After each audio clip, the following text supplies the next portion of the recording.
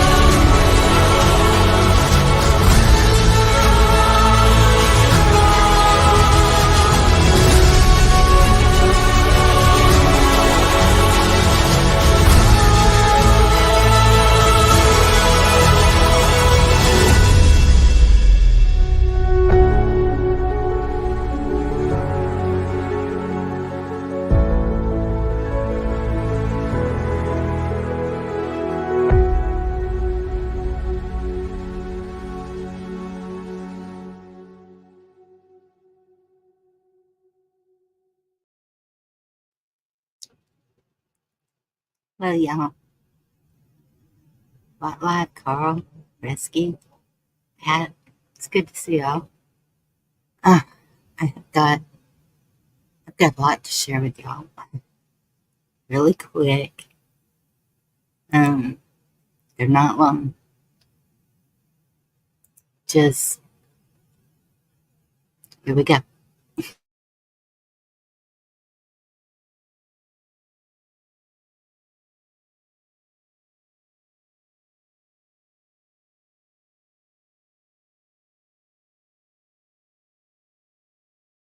I ain't got a pot to piss in, but I'm from Cadiz, Kentucky. Down there on the tip where the water is, and this hurricane situation going on just brings the memories of the stories my grandparents told me about Golden Pond, Kentucky. My family lived there. They were pushed out of there. JFK signed a bill and land grabbed Golden Pond. They wanted the land. So they pushed all the people out. More people didn't have anywhere to go. So they had to stay home. My grandparents told me that when the water had went down a little bit, it was just like Helene. The flooding, and it was just like Helene. Kentucky, on the hill I was raised on, there are still gullies so big that you got to cross. We used to play in the gullies. But the water come at such a force, it split the land. Split it. It's the craziest shit I've ever seen. And they said that after that water went down, they were able to go down there a little bit. And they saw people starve to death and dead on their roofs. They were pulling the bodies from the roofs because people had nowhere to go, and they had to get up on that roof to save themselves, and they starved to death. Back home, we do graveyard cleanings. It's your family, they get all of them get together and they have dinner and all that stuff. And There was an unmarked grave. I was a little baby, not a little baby, but I was younger. And it was unmarked, and I didn't understand why it wasn't marked. So I had went to my mama, Lola Lane, and I asked her about that unmarked gravestone. And she said when they flooded them out, a mama had given birth during the stuff, and it put her newborn baby in a mason jar. And that baby washed up on that beach right there at the graveyard. And they found the baby there in a mason jar, and they buried her. I want to say now they've given her a name and put some stuff on a tombstone for her, but years ago it was just unmarked. But that story about that baby in that mason jar did something to my soul when I was a little kid. And I've always been in the Golden Pond, just wanting to know about it, wanting to hear stories about it. I was so mesmerized at how a president could do that to human beings. Whenever they flooded that water and they made the Kentucky Dam, it split that land. The water did, split it. And that land in between is Katie's, Kentucky. Hopkinsville's around it. And they call it the land between the lakes. There are like campgrounds. You got Prizer Point Marina, LBL, the lodge. People go and stay. They go fishing. It's a big building. They keep animals. They have like a little animal center inside the lodge. You can have dinner and you can eat over the water. It's the most beautiful thing you'll ever see. The lodge, they have like a place where you can go swim and play tennis, and the the the woods, the mountains. It's the most beautiful thing you'll ever see. And they have the animal place. That's closer to Aurora, but you can go and see all the animals. It's a beautiful, the wildlife center. Oh, it is so beautiful. And this has just made me think about that.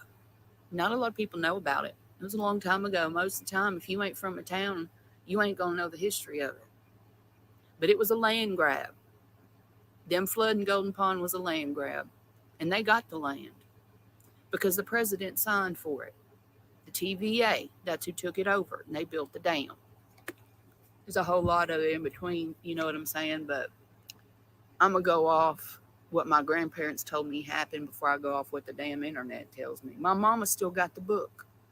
They made a book, A History of Golden Pond, and my mama still got it. She takes real good care of it. She treats that thing almost like the Bible. But it just seeing sometimes when you're from places you don't think that there's anywhere else in the world could be as pretty as where you're raised. I was raised on top of Siloam Hill my whole life. My family still owns it. My grandparents saw them loggers come in and they said, mm-mm. And they bought all of it. And I never thought there could be somewhere as pretty until this happened. And watching them mules and them horses walking through them trees. I even messaged my mom. I said, Mom, I never thought there'd be anywhere pretty as where we're from until I saw them mules walking through them hills. And to think that these some bitches wanted their land and just drowned them out. A lot of people don't understand the weather, and y'all think that hurricane came in and did all that. The dam broke. That's what happened. That's why them people were eating dinner. Sorry. That's why them people was eating dinner and a wall of water and trees come and took them out. That wall, that big wall of water and debris was because the dam broke. Because the hurricane had hit it and, that water coming, the dam couldn't handle it. But y'all ain't going to tell me that if y'all go look at that dam and investigate, y'all won't see stuff left behind because of somebody tampering with it. Ain't a damn soul. Because the second dam that it went through, she held up like a sumbitch. She held up like a sumbitch. She held that water back. She had a little bit of access on the side around, but She held up. Y'all need to be down there investigating. Y'all need to get on your four-wheelers and your horses. You need to go to that dam and you need to investigate it now.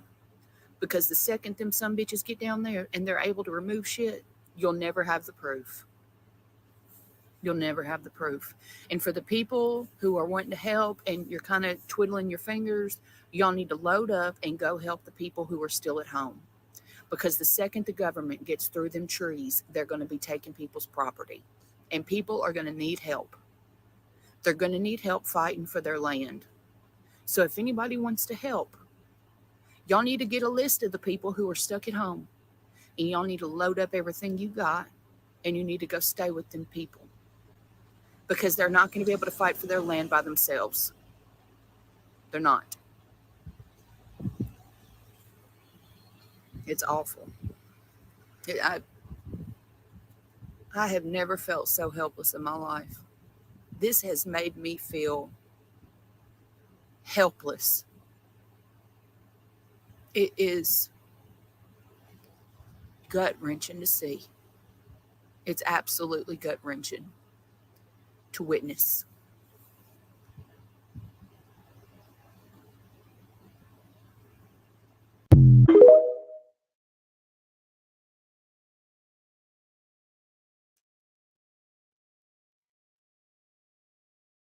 Horrible, isn't it? Kay Cabner. Am I saying that right? Pat. It's Benjamin. Jeannie. 12,000.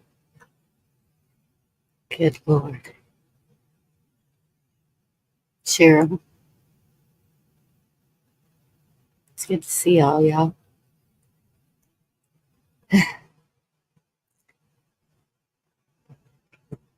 Okay, that was one. I don't think the others are so gloomy. Well, there's a song about it. This one. This is A Man in Georgia. KK Abner. Okay. I'll try to remember that one. Hey, Be Charming, good to see you. So this is a man in Georgia, and this is what he reported.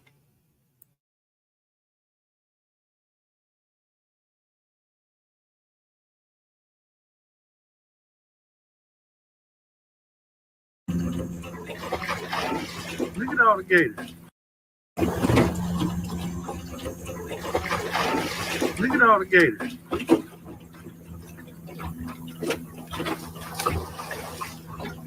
What the world?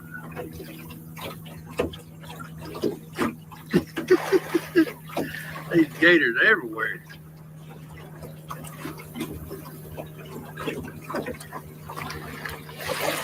They're laying on the banks.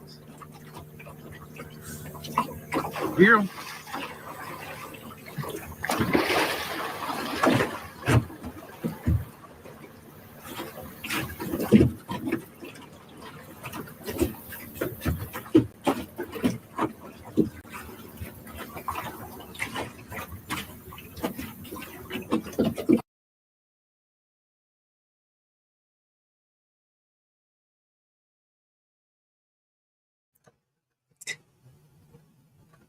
It's like, heck no, they could turn that boat over.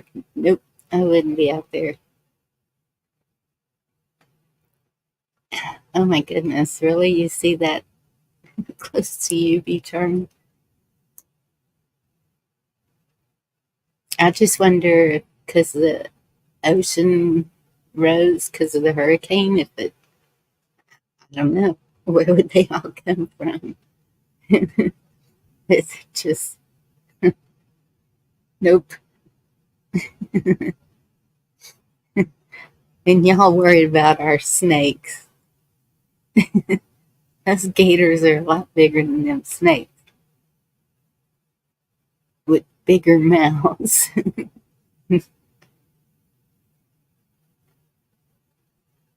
Okay. Meeting time. Goodness. Let's see. So this is what give snakes to.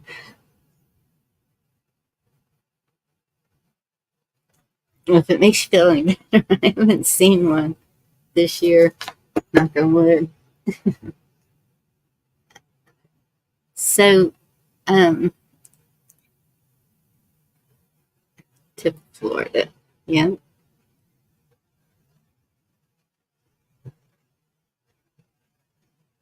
Oh, goodness. Okay, I hope not. Hey, John Denning, good to see you. So, what I was going to do this about tonight is the how we carry on for our ancestors. Marshmallow Man, good to see you. That we keep going for our future generations. And this video popped up. And I didn't even say nothing to YouTube or my phone or anything about it. But so I'll share this. This is pretty interesting. I knew it's been my belief that memories could be passed down between generations without even telling the stories. Some memories, but this is kind of wild. So here we go.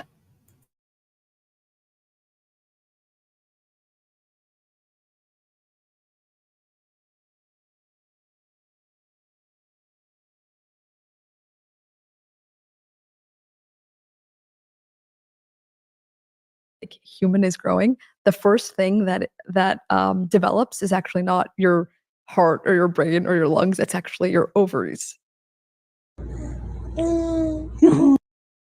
When an embryo or like human is growing, the first thing that develops is actually not your heart or your brain or your lungs. It's actually your ovaries, like the embryo's ovaries and eggs, right? I remember hearing this. Technically, the egg that made you existed inside your grandmother's body. Yes. Your grandmother was growing your mother inside of her. Your mother's eggs, Yes. then the one that turned into you were developing as the first thing. That's nuts. Yeah. So I just think that's, I don't know, super mind blowing.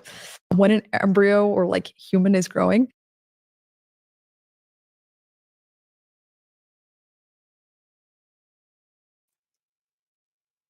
Hey, Anne.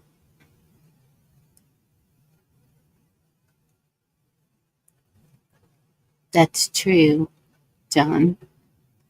Hey, Gigi, Chuck. Yeah, the Facebook app. Your phone hears everything around you. Yeah. And maybe the video popped up on my phone. I don't know. But yeah. So, hey, Eric, good to see you. So,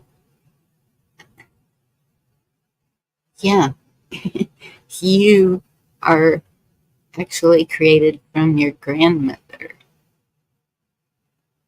before your mother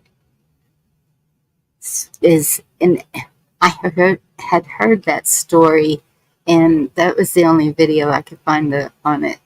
So yeah, I guess I was searching for it, and I thought that was pretty interesting. I'm gonna drop the link if any of y'all want to come up and tell me what has got into you. You're crazy. I have a ton of songs. If not, it's either way. Chuck, we haven't heard from you in a while. That would freak you out? Really? I don't mind it. My grandmother was an awesome person. She's actually the one that raised me. Now, you were talking about the crocodiles, weren't you? Okay, Gigi, stay in Canada. So,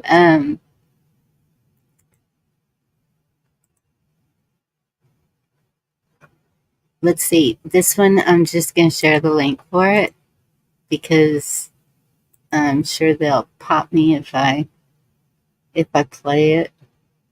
And this is from an attorney. Um,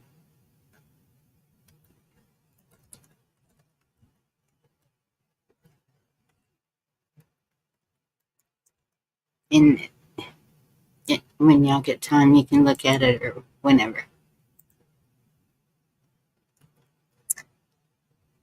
It's about ATF and stuff like that. -2 last night. Oh my goodness, Ann. You know what?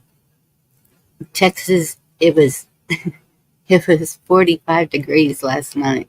And I was like, okay, it's kind of soon for it to be that cold. Yes, Pat. I saw that it was pretty bright last night. But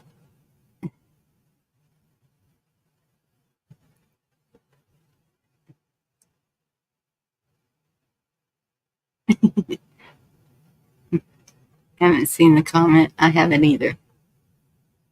I haven't seen it yet. Kiss off. Good to see you. Ian, did I say hello to you, Ian? Good to see you.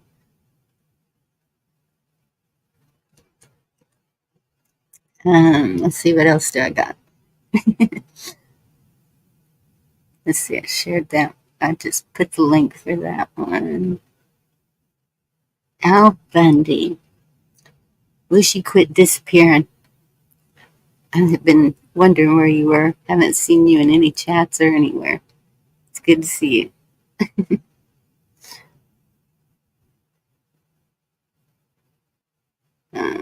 That's a song.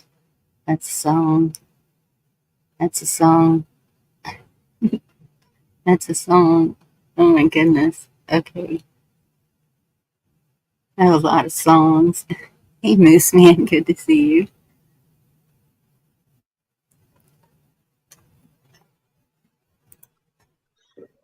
Hey, Carl. Hey, Bonnie, what are you doing? I was just looking for stuff to share. Right on.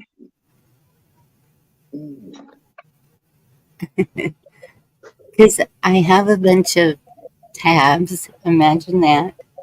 And so I thought maybe I ought to start sharing some of this and get rid of it. Oh, Yeah, I do that sometimes too. I've got some videos I need to put on my page so I can get them off my phone and make room for new ones. What's up, Moose Man? Al Bundy. morning. My goodness. Oh, boy, they got all the good ones are rolling up in here now. So this one, it's, I'll go ahead and just share the link of it because it's probably another one. It's really interesting. How do I sound, Bonnie? You sound fine. All right. I'm finally back in my truck. It's not all together, but it's getting there. The sound feels different in here now. He's hiding from Peggy. He's always hiding from Peggy. This is Howdy, called Jamie. this is called The Return of the Gods, but it's not what you would think. It's Well, they put a plural on it. That'd probably already tell me there's something wrong. okay, negative Nancy. It's not There's only wrong. one God though. I mean, I'm not saying it's right. I'm just saying Oh, you talk about mythology. I get it. Mythology. That's cool. it's a possibility because he talks about the spiritual warfare that is going on right now. we all know it's a spiritual warfare. It's good against evil right now. And we're in the middle of it. And so, Well, what's it? I mean, which gods are they talking about? Because it kind of sounds like a Marvel movie. oh my goodness. I'm just picking, buddy. I mean, come on.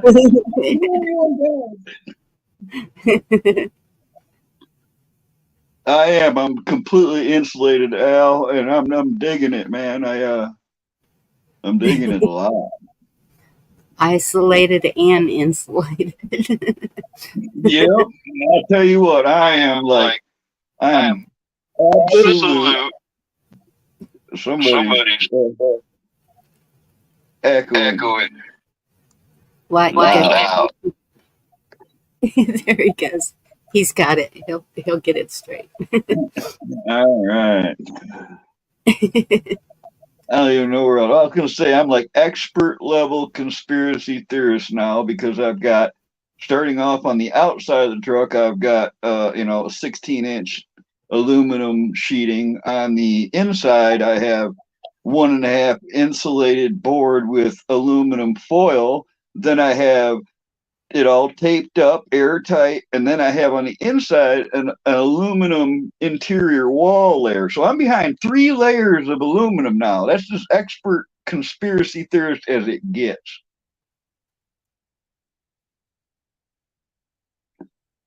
And you got your tinfoil hat. I don't have one of those right now. I used up all my tinfoil. I got to stuff it in around my wood stove pipe. I could probably make one out of some of the spare board, but I actually don't have much of the insulation board left over. It was like the exact amount I needed is what I got. Are you with us, White Life? How's that sound? A lot better. All right. How are you doing? Oh, I'm doing well. I can't complain none. Good. I could complain, Watt, but it never does any good. Oh yeah, I definitely could. Well, since you mentioned it, I got a few things I need to get off my chest. Number one, I was just go for it. What's your problem? You don't want to get me started on the rant. I knew you were bullshitting from the first word.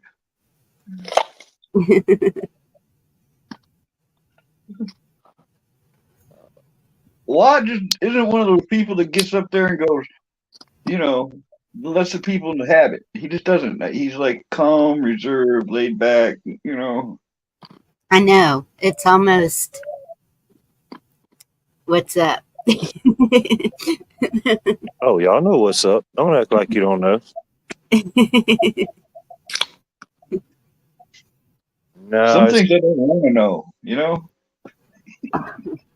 As much curiosity and thirst for knowledge as I have, I'm perfectly okay not knowing some things. Yes.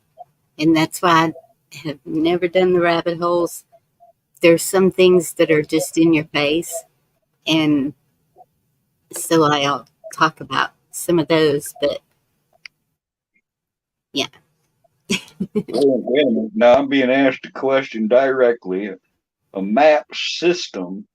My system of maps, I've been collecting them for about 50 years now. And they're all, I don't have no gizmo. I don't have no map quest or nothing like that. I've got paper maps, but I've collected every map of every county of my state and a couple other states. I've got a map of every state, and I've got a map of every country. I got a map of the solar systems. I got maps of the ocean bottom. I got maps. I got probably 25 pounds in paper maps or something. Is Kiss Off still here? Because here comes the train. She's been asking for this. It's a little more muffled now. Yeah. The train's not as loud when I'm in this insulated box now. You tell me. John, I totally understand that. Yep, there's.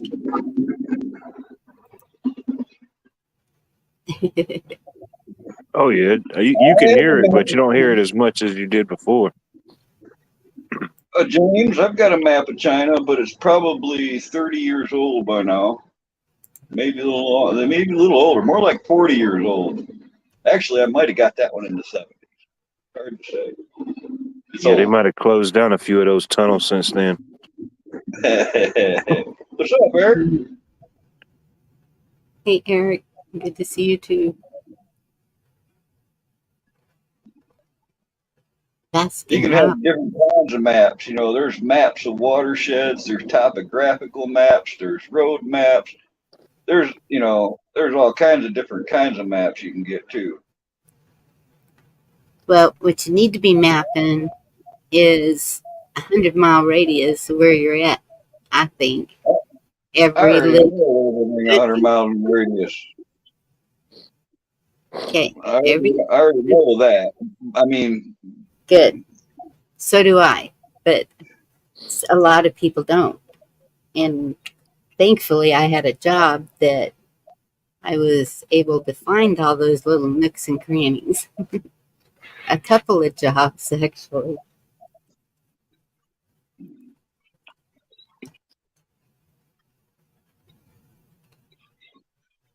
I do Huh. not afford Chapman ice cream.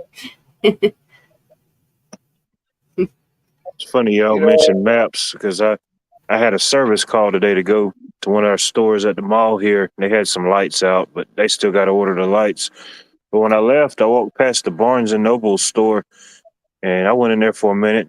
I was actually looking through their maps, and I was wondering how many people still actually come in here and buy this type of stuff, or how long this stuff sits on the shelf before somebody actually buys it. Right? Hey, y'all. Hey, Chuck. what's up, Chuck? Hey, Abner, if I was you, if you're like new to buying maps, go out and get one of them atlases of the United States. They've got an atlas just like a compilation of all the states all together, and those are updated and pretty nice. Yes. I have a giant one somewhere, unless the kids threw it away, but it's big. But it's got what you just said. Every state shows it a lot more detail than Well, they're not that detailed. If you were to take an atlas and compare it to a county map that you would get locally in yeah, your county, yes. the count. I'm sorry. Oh, this one's got some power to it. Anyways, Pass that thing over here, man. here, why? Don't lip it. Don't lip it. How are you doing, Chuck? I'm all right. I just noticed something. I need to change my icon. You see what that says? No, because I'm watching chat. Now you got to tell me. I think Oh, it's just fine. Asshole survival guide. that fits in with maps. You're all right with it, Bonnie. I'll leave it. I'm I fine don't with know it. why, but I got on a kick of making my own maps when I was a kid. I started drawing maps when I was real young, and I drew maps of swamps and watersheds, and then I started following all the watersheds that I could find. I mean, from the head of the river to the end, and I Yes. made maps of that. And I'm pretty good with, direction. One of my things I like to do is try to get lost. I will not use the map.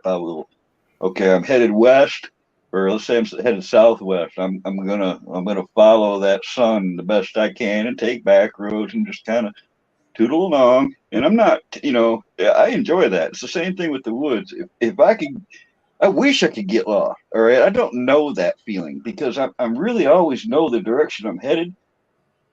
Yeah. And I The think people that's that what get lost are the people that panic. You know what I mean? It's like I've been with people that panicked and thought they were lost, yes. and they were just freaking 500 feet away from where they were going. It's Hey, Hawk. so like, what's up, Hawk?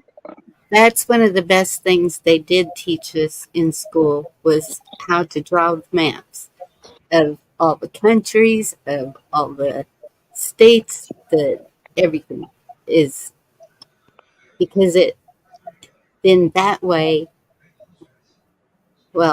then you know how to draw a map for your kids to follow. You know what I Well, mean? it's kind of amazing if you think about it. Like Lewis and Clark or whoever went off and they went out and explored a region, and they were able to draw precise maps of where they were, and from talking to the natives or whatever, get an idea what was over in that direction. That's still kind of amazing to me that people, can do that. Speaking of what Eric just put up there, by the way, Eric, Vicky, I told Vicky the other day I was going to vote blue, and she said, I want a fucking divorce. Oh, that's a good one. All Springs using divining rods from stick. When I first got high speed internet service years and years ago, I got on Google Earth.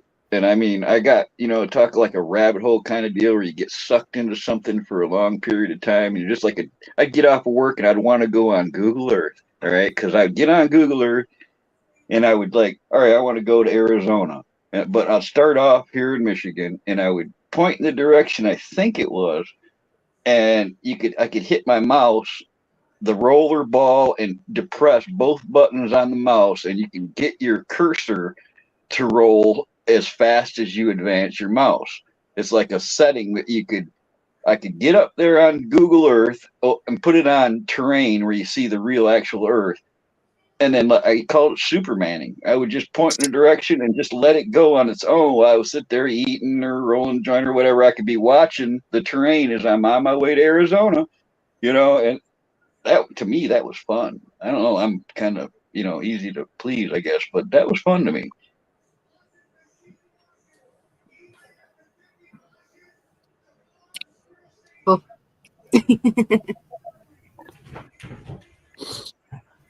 Well, I'm reading the chat being silly here.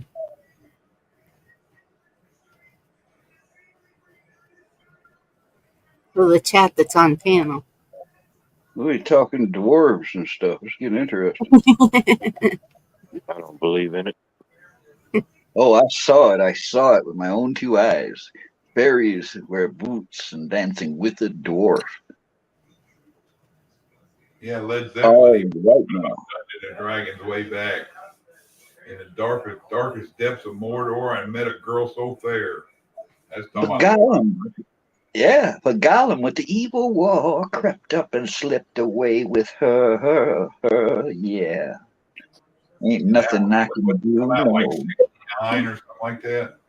Yeah, I guess I'll just keep on rambling. Okay, y'all Yeah, lost. that's a Led Zeppelin song. There's two of them that reference Lord of the Rings and Ramble The on. Hobbit. I forget what the other one is now. Oh, yeah. Misty Mountain House. Yep.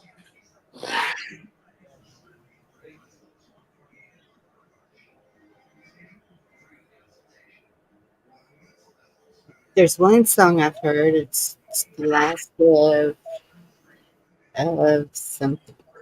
I had to look your title up. It was a Frozen song and something about Panic at the Disco. I don't even know who those people are. Panic at the Disco. You'd trip out to see the ones that I've gamed with through the years. You'd think it'd be a bunch of little short, dorky, skinny, nerdy guys. And every game I've ever been in, it's been a bunch of dudes that look like they just left a biker rally, crazy potheads. And my daughter just went for her first time. And she said, Mom, next time you're going with me no matter what. I said, okay, because I knew they had asked her to perform Friday and Saturday night. And so she came back with all kinds of cool stuff, freebies. They were giving her money. She was like, okay, I did see some weird things. And I said, I know you did. Just as long as you don't do that, we're okay. Because they like to go around with no clothes on and stuff like that. You know how the flashbacks of the 70s. Well, yeah, there's few people like that. There's Gma. Good for you.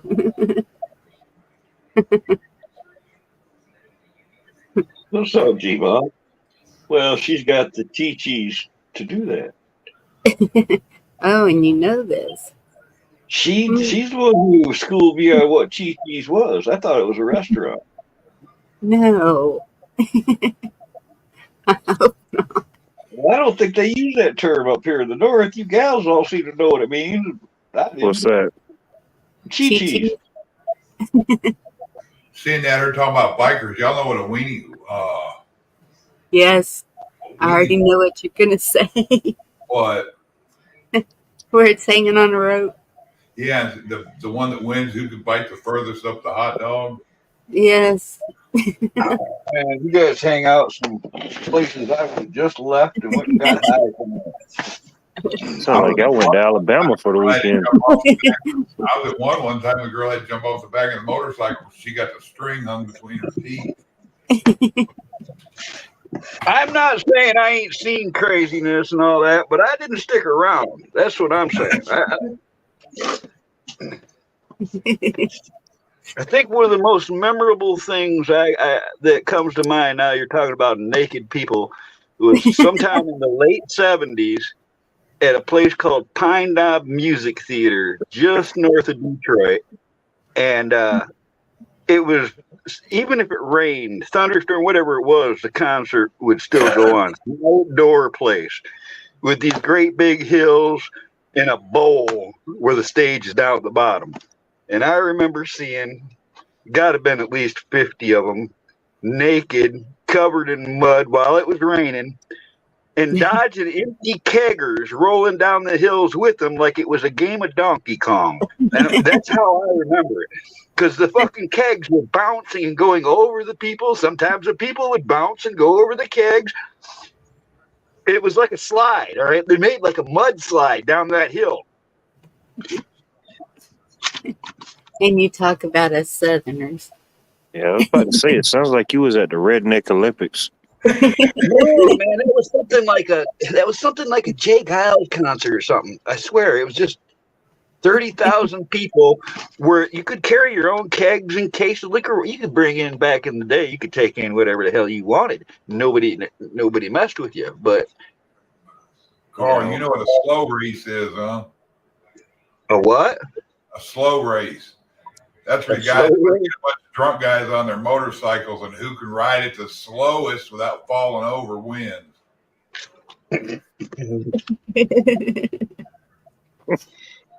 From Billy Wedding.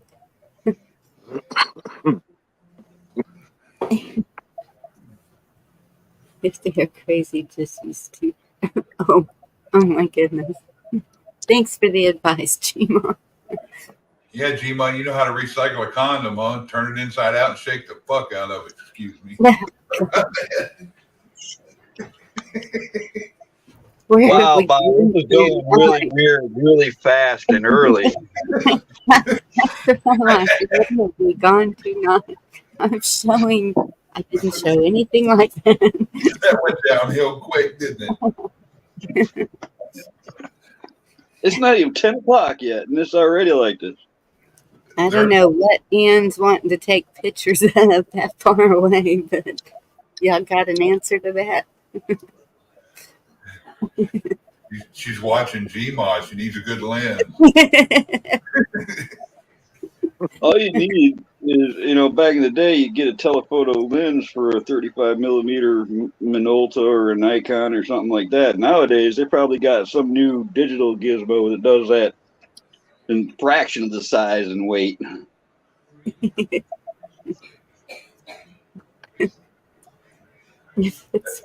made me think of some of them conversations we had back in the day with Shane and how it'd go way out of bounds quick. I know. There goes Al. Oh my goodness. Well, if it gets weird enough, Virginia Roots will show up, remember? Yeah. Been a long time since rock and roll.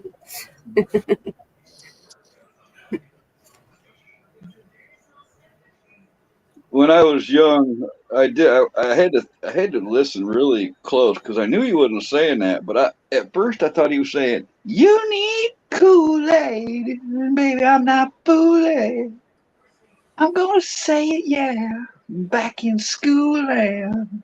You know, I thought he said Kool-Aid. I really did. Do you remember how we didn't know the words and we just wing it, saying some random shit that sounded like it? Yeah, I do remember some of that, but it made me think, man. I had to go, and it was a bitch, Chuck, because we didn't have Google and we didn't have no A to Z lyrics page and all that stuff. We had to guess. All right, it wasn't always on the album. You know, you weren't gonna like just call somebody and get the lyrics. You had to have a book on that shit, and they didn't have books for Led Zeppelin lyrics in the 70s. I'm here to tell you. Hey, kids, This man's trying to call up Virginia Roots.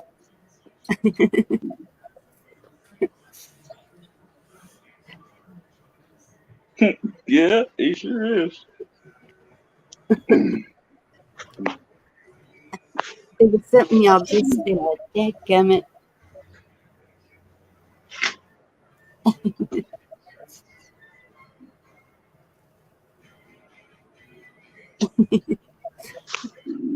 Yeah, did you say? Oh, yeah. The songs. So, you know the one, She's a Brick House?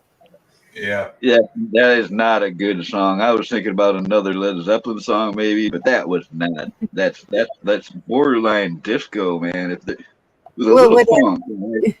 It was. She's a brick house. And so my She's naughty, friend, naughty. Let it all hang out. my friend's husband Yeah. told me that that's not what they were saying. And he was so convinced that they were saying, I don't even remember what the world he thought they were saying, but I was like, no, it's Brick House. And he goes, why would anyone want a woman built like a brick house? And I said, oh my goodness, here we go. Some guys are into that. I mean, it's usually some little skinny guy with glasses. I think they just like the abuse. Well, he was tall and skinny with glasses. Close, wasn't I? 2 out of 3 ain't bad. Okay, there you go, Ronan. Brick. Gee. More bounce to the house. Do you know which Led Zeppelin song was written about their dog? Mood y'all are in tonight. Do what? I was asking Chuck if he knew which Led Zeppelin song was written about a dog, a real good dog. I don't remember. Oh my gosh, I don't know. Everybody's going to go automatically to Black Dog, and that ain't it. Yeah, that's the first thing popped in, and I know it's not it, but I can't remember which one it is. A real good dog. The way you said that. Yeah, a blue-eyed Merle. Oh, I caught you smiling at me. Is that the way it should be? Like a leaf is to a tree so fine. All the good times we had. I sung a song so sad. Always smiling, never sad, so fine. In the wind within a dream, and Mother Nature, you and me. What life are you as lost as me? I'm still contemplating a few things, but I'm tracking. I'm trying to process it all. Excuse me. I know you like Dr. Hook. And I don't, it's a good band. I don't know why they weren't on my radar more in the 70s, but when anybody did play a Dr. Hook album for me, it was always a girl. I noticed that. I mean, girls like Dr. Hook a lot in the 70s. It's the name. It's Dr. Hook. Is that what it was? Feel good. There you go. It was actually Dr. Hook in the Medicine Show, I think, is what it was in the 70s. Yeah, Dr. Hook sounds better. Dr. Hook and the Fab Five coming at you. It sounds like you've done that before. Probably have. Maybe in Everybody another knows life. the one song that they're famous for. You probably know it too, Bonnie. You know it? Gigi, that's what I was going to say. Wolfman Jack. Do you know Dr. Hook's #1 hit, Bonnie?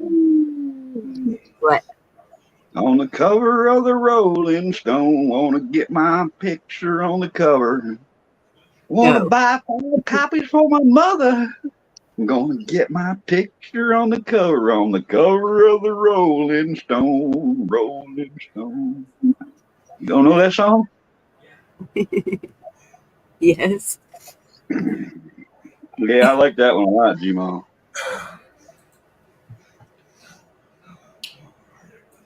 I got stoned and then I missed it. It's good. Bonnie KK ain't gonna play none of this. She don't want to hear none of that.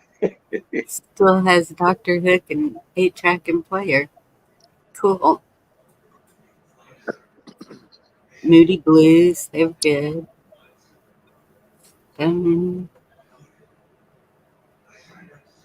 If you don't know that song, get out. I think I read that Dr. Hook was from Minnesota. Not sure. Sharon, What's up, Sharon? why is that funny? Hey, is it this weekend, the big playoff? Or wait, no, that didn't get canceled. Oh no, it. You can't cancel something as epic as that. It's going down. Georgia's coming to Texas. Are we doing a bet? Something this big, I don't know. I don't know if you could put a bet on it. Echo just comes in the chat, taking care of business every day. Every day, taking care of business. Actually, my favorite song by them is called Not Fragile. Do you know that one? I'll be back in a minute. All right. You got to figure most of the songs you're naming came out before I was born. I probably heard a lot of them, just don't know it, to recall it that easy. I forget that I have T-shirts older than you. That is true. I will believe that. Well, unless you're, I've got a 77 Ted Nugent shirt. I got a 77 Aerosmith shirt. Are you older than 77? I was born in 88. Yeah, see, you got T-shirt's got a few years on you. Exactly, Al. My truck's older than you. When I'm in the kitchen, I'm dancing around the kitchen. It didn't happen unless we were video. All right. Oh my goodness. That's the rules. I don't make them up. I just follow them. I just let people know what the rules are. Right. And, well, I'm going to do video sometime whenever I'm live and I know that I'm going to see my daughter or one of them so they can take it home to the family.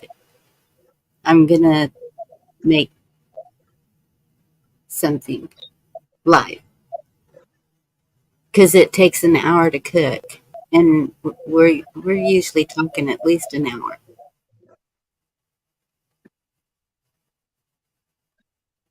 Stood on a ridge and shunned religion, thinking the world was mine. I made my break in a big mistake, stealing when I should have been by. All that fighting, killing, whining those women gonna put me to an early grave. Running, hiding, losing, nothing left to say but my life. Awesome. Kiss off. What am I going to cook? I am going to cook porcupine balls, mashed potatoes, and gravy, and probably green beans. Hey, when's all this happening? Soon. Watt has already got his map out. It's getting cooler, so now I won't mind kicking the oven on, so it'll be soon. Um, Today I was able to wear jeans to work. I was like in tennis shoes. It was nice. It only got up to about 72 today. It is a beautiful day. That's about how it was here today. It was a lot cooler than it's been. How cold did it get last night? Oh, it got pretty cool. I had to bust out a hoodie this morning. I couldn't believe it. Yes, it got down to 45, 28 degrees last night. 28. I had to bust out the big guns. I had to bust out the hoodie. There's a 1/4 inch of frost on everything in the morning. If it was, we're close to snow up here.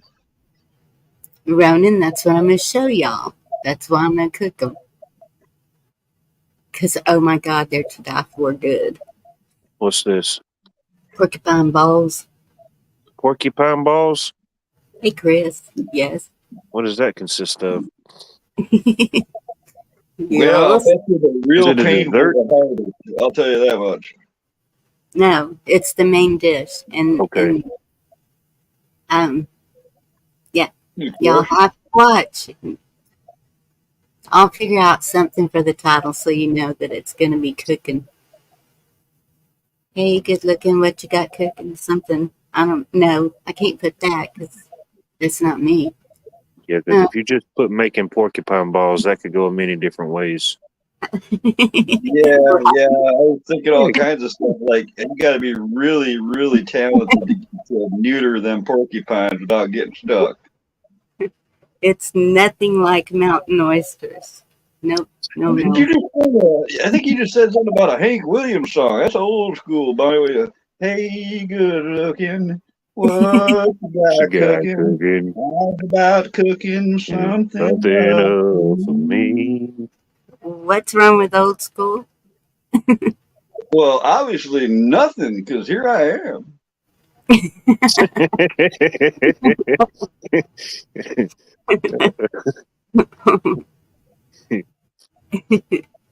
Turkey balls. It's a candy. Turkey balls is a candy? But I never guessed it. Huh. I think they're just making shit up now. What they got Buckeyes in Ohio and stuff, and I don't know. I like the Buckeye candies. My mom makes them sometimes for Christmas. Rocky Mountain oysters. There's all kinds of things they got all over this country that I'm not even gonna try that. Anybody sticks that in front of me and teases me, they're gonna wish they hadn't. Chef's chocolate salty balls. Oh, sweaty balls. You ever seen those? You got sweaty balls too.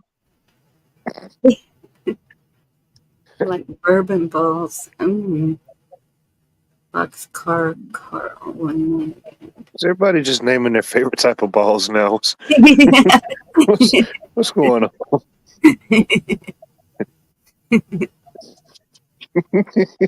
New guitar, cool. High grade gentleman's dub club. Is that a song or is Chima having fun?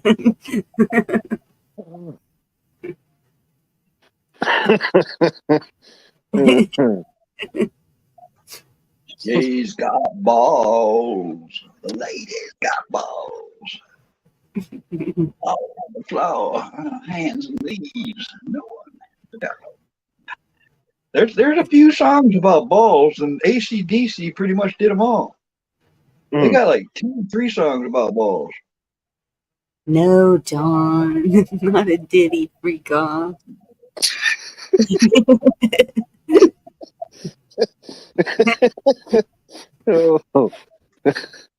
Last night at Creek Squads, Mamsie sang the song, and he was just, I can't remember what the song was, but it was. Speaking of balls, I had a memory come up today. It said it was from 2019 on this day. I made a post on my, other page that said, He's got the biggest balls in the world. He walks into North Korea alone and then goes to Dallas. He's got the biggest balls of them all right there. That's a song. My son sings it at karaoke.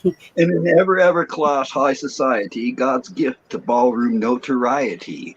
And I Yeah. always fill my ballrooms. The event is never small. The social pages say I've got the biggest balls of all. Carl, you need to start a band called Crazy Carls and the Juke Junkies. No, I'm going to do this on YouTube panels. I don't want to take it any farther. That's good enough, huh? That's good enough. I thought it was Michael. Oh, she says, all right, music. I got to get up here. Hey, Gigi. You just have way too much fun, man. It was the balls, wasn't it? Well, I'm a squirrel. I like the nuts, you know. You know, chestnuts are good. Hazelnuts are good. They're round. Almond nuts, I guess, is you guys when you get older. Everybody's in there comes a certain time in a guy's life where you have to sit down a little more carefully, because you sit on them sons of bitches, and that ain't no fun to have. Don't scare Watt Life yet. He's not ready for that. Never made me think of that old joke, Carl. Haven't heard. Good to see you. I'm no longer taking notes. It's okay.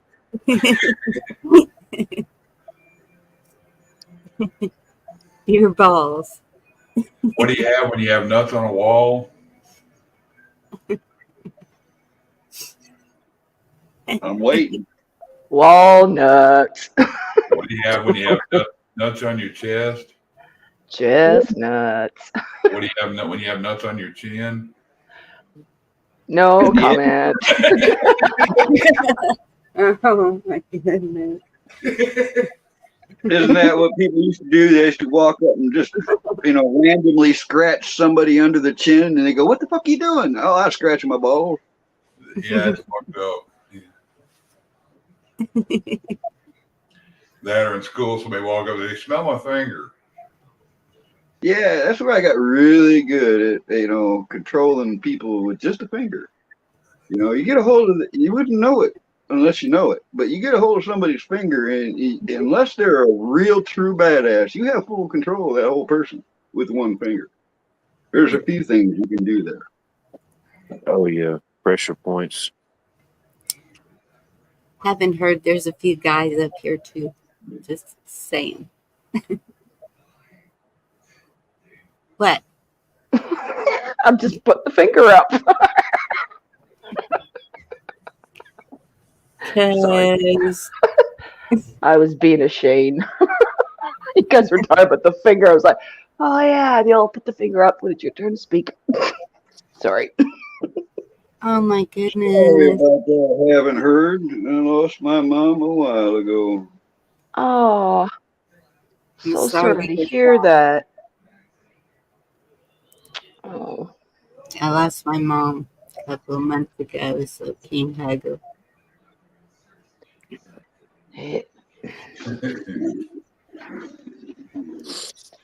Oh my goodness, John Dunning. Y'all can read that. I saw this meme. It was just way wrong, John. You'd love it. It was like an artist rendition of Kermit and Miss Piggy and their two children on the floor, all deformed, half frog, half pig, looking all gnarly and stuff. Sorry, Herd.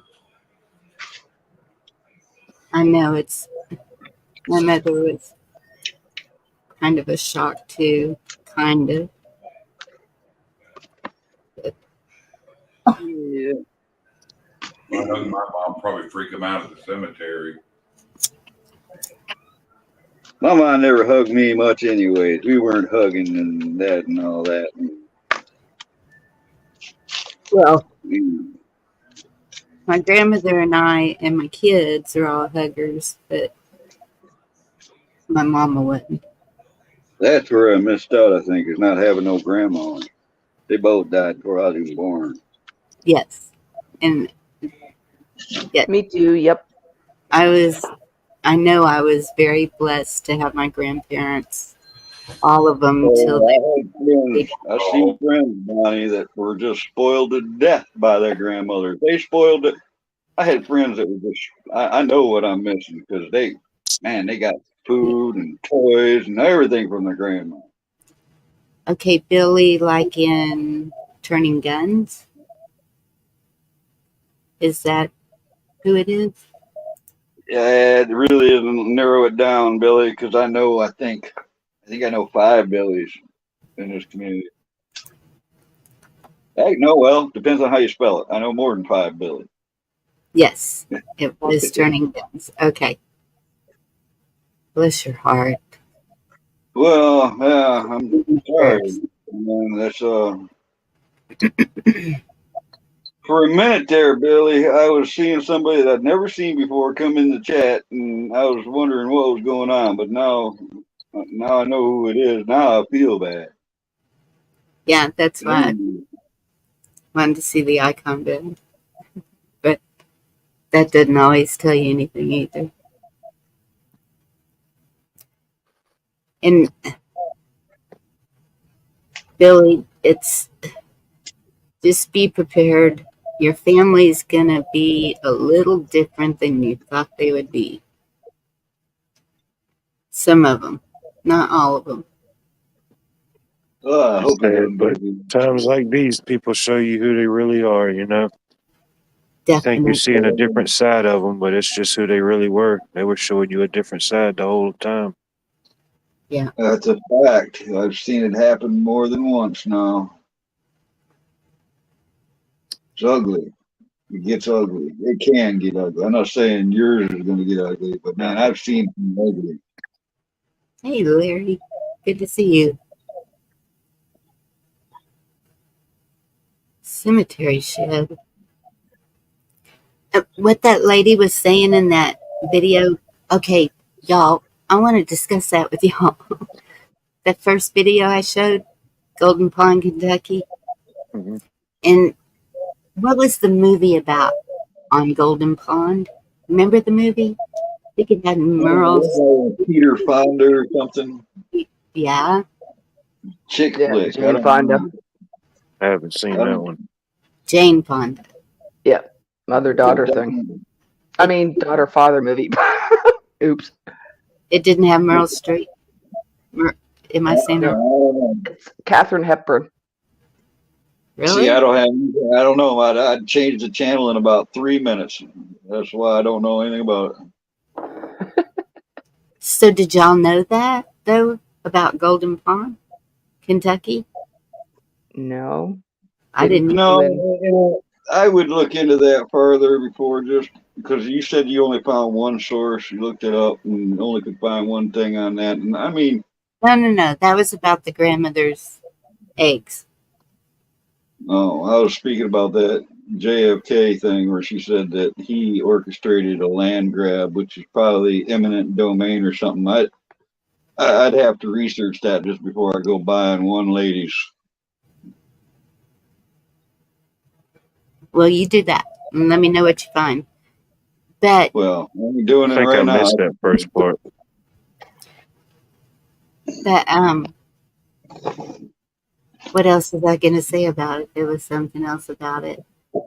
The stories, getting that from her grandparents and all the people that lived around there for 100 years talking about it. What was that one, Aaron Brockovich or something? Yeah, Aaron Brockovich. That was I based on a know true story. I know that administrations do things while, if something happens while a president is in office and the government does it, it's like everybody automatically assumes it's his fault or whatever. I would want to know what was going on, because I've seen clearly now that being a president, you can be undermined, you could be surrounded by the wrong advice. No telling why or how it happened. Yeah, Well, we never know the truth of anything, really. I don't Only what they know tell us. what. We only know what they tell us, huh? Yeah, and what we pay attention to depends where your view. Are you looking at something in your country, outside the country? Are you like outside enjoying life and not listening Are to you any of this? experiencing it firsthand? That's the thing, is are you experiencing it firsthand, or are you reading about it, or Yeah. watching videos, which you can't even trust half the videos you see no more. But at the It's same getting time, I don't think there's been one president that has been completely, totally perfect. And so, do I believe that that's possible? Yes, I do. I don't care who it is. well, I believe that whatever the shoot, yeah, I believe that it's possible. I just need to know more before I assume it is. That's where I'm at now. It's like that discernment thing. It just haunts you at this point. I think it's possible. If you take away the title as a president and it's still a person. We're people. We've been in situations. We've had to make tough choices. You know, Exactly. Exactly. um, we don't have we might not have Boy, a million or $1 billion in the bank account, but it's still real. The real life stuff that really matters is, people experience it. It's just on different levels. Yes. what Ronan But, said. but exactly. But if okay, what she was saying at the end of it, though, to go stand with those people in North Carolina because that's what's going on. We've heard that all the way across the board. So, is it possible? Oh, it's definitely possible, in my Well, I asked opinion. you at the beginning, why didn't people get a warning about that dam? All right, that's the thing. It's all this high tech, you know, there's high tech gizmos of all kind. Why wasn't there a warning system in place if that area was so vulnerable? That's the disgusting part to me.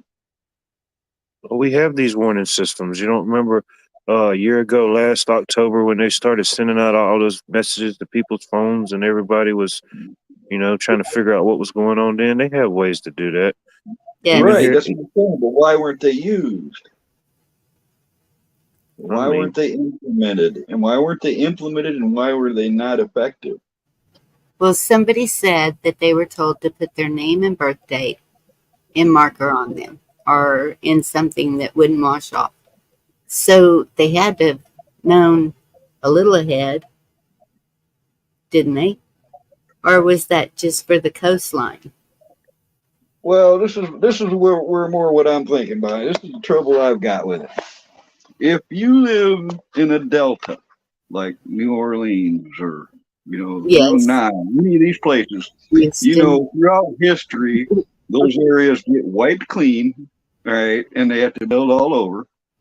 But Yes, you're in a danger zone. Well, if you're living under a dam, everybody who has a residence or property below that dam should be well aware of it. All right. They should know that they have billions of gallons of liquid that could kill them at any moment. That's where I'm at a loss for, why don't they know they're in the danger zone? well, they do. I mean, that's the the biggest dam that I know of, and it would flood a whole lot of Austin. Like, and so no, I would not even build. I wouldn't even think about living in the valley under a dam because they And can. I feel the same way about parts of Florida. I mean, why build giant skyscrapers where hurricane season hits? I mean, it's a cool place to be throughout most of the year. Make it a vacation spot, but Well, don't be there when the hurricanes get there. even knowing that the sand can shift, just like whenever you build a house anywhere, it's going to shift because it's going to settle, right? Yeah, I mean, they a lot of places. I'm sure Watt knows they gotta replace their stilts under their houses all the time. You know, Yes. it just I don't know. You would think that you don't mess with Mother Nature. She'll kill you, all right? And if you know there's a storm coming or a dam that's weak or something, get the hell out of there. I don't know. I mean, but I would love to live on the beach. It's, but you, Well, staying there would be cool if you had a bunker, that floated or something. I mean, I don't know. yeah, I But don't know if I'd want to go down in a bunker if a hurricane's coming because it can I flood. think migration. I think the natives had it pretty down pat, where they would migrate where their food was and opportunity was. Y'all see the full moon tonight? I You get did. that, sweetie. What's up, Chrissy Cat? Sorry to hear you've been sick. Hey, Or HCC. it's the flexi chick. Said it's the brightest super moon of the year tonight. And that's what my mother and grandmother did on a rocky hill. I love the beaches too. I would just like to. I should have just stayed in the Bahamas and screw the plane ride back. You still be there, man. You could have been there the last 45 years.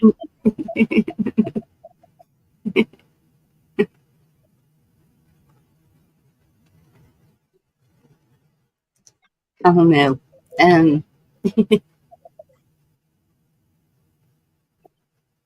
What? She's sick? You know what? I had heard over 6,000, but that 12,000 that just hit me. Just it just hit me. I'm sorry. We were What's that? having Well, that's something I did notice when it comes to news coverage. Back in the day, when a hurricane or some event happened, they would give you a daily death toll update. I mean, literally, there would be a number on the screen where they would, the number might go up while you're watching. They kept track of that. But this is weird the way they handled the whole thing. All right, it's like they were, oh, there's 100 people dead, but then there's people saying no, it's in the thousands. But none of the mainstream, or it's not all over the place like it used to be. All right, it's almost like they're suppressing the real numbers here, which makes me suspicious. Which I'm already suspicious about everything, anyways. But you know what I mean. they gave I, them a week notice, she said. I know it's even happened here locally. We got hit pretty bad, and I've been hearing about things that's happened, but I hadn't heard about them here locally on the news. If it hadn't been word of mouth or somebody telling me, I wouldn't even have known about it. Exactly. And so that's why I'm looking at these people who live there and are on the ground there and know what's going on. Not some news source. I don't even think the news is even talking about it anymore. Yeah, Oh, Katrina. That one, that hurricane right there should have taught everybody everything they needed to know about what's going to happen in any kind of natural disaster or disaster period. Right there. it's funny because in the midst of all this, one of the calls that we got to check out the electrical service was from a local news lady, like one of the top ladies in the local news. She's been with them heck as long as I can remember, and Oh, she even said herself without saying the exact thing, but yeah, they're not really doing a lot of coverage on those things like that. yeah. They've got their general station. Like ABC has a general story they'll push on all the locals, and CBS and NBC. They have their corporate generalized thing they talk about, but that's about it. Mm, yeah. They tell what they're allowed to or told to. Hope you feel better soon, Chrissy.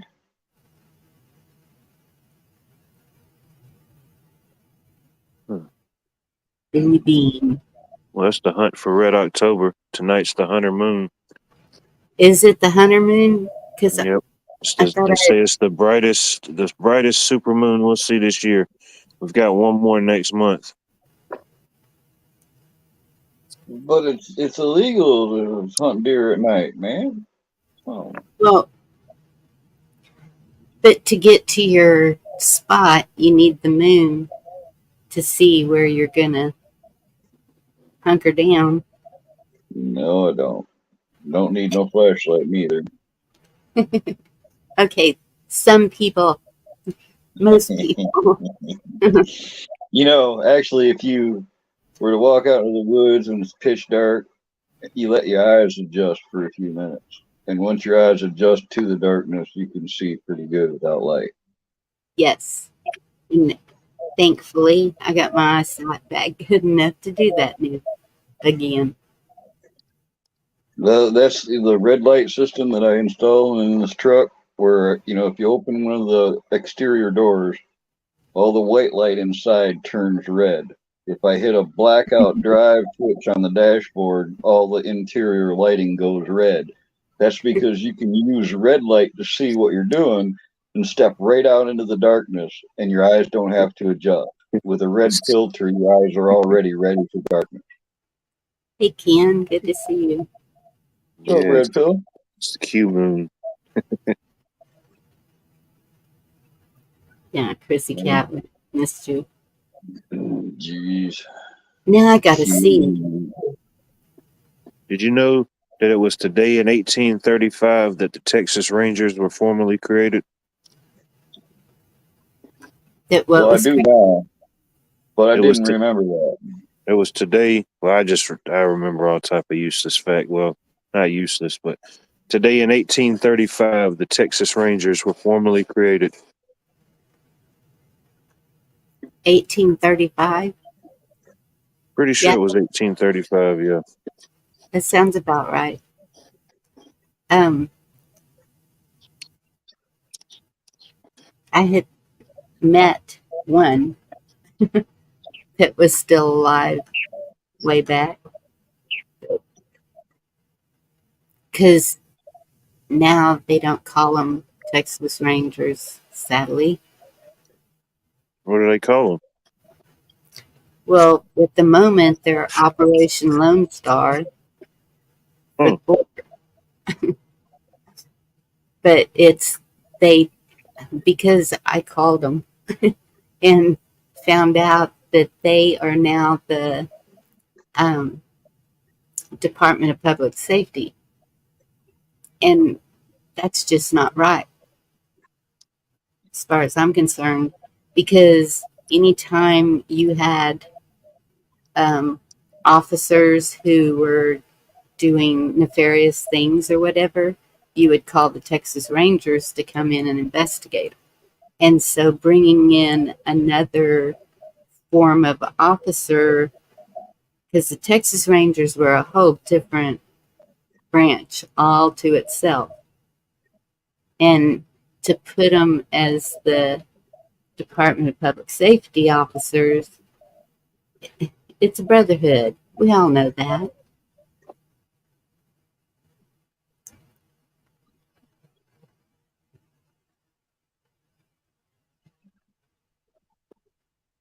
All I can think about is Chuck Norris now. In the eyes of a ranger, the unsuspected stranger. Yeah, and I wonder if that's why they changed it, because of that. I don't know, because it was around that time. Seems like. Where's Tom? Hey, what's up, Tom? Hey, Tom. It's weird, man. Sometimes you see somebody say hello to people that for some reason had already scrolled by. I did not even see them. Because that's where a ranger's going to be.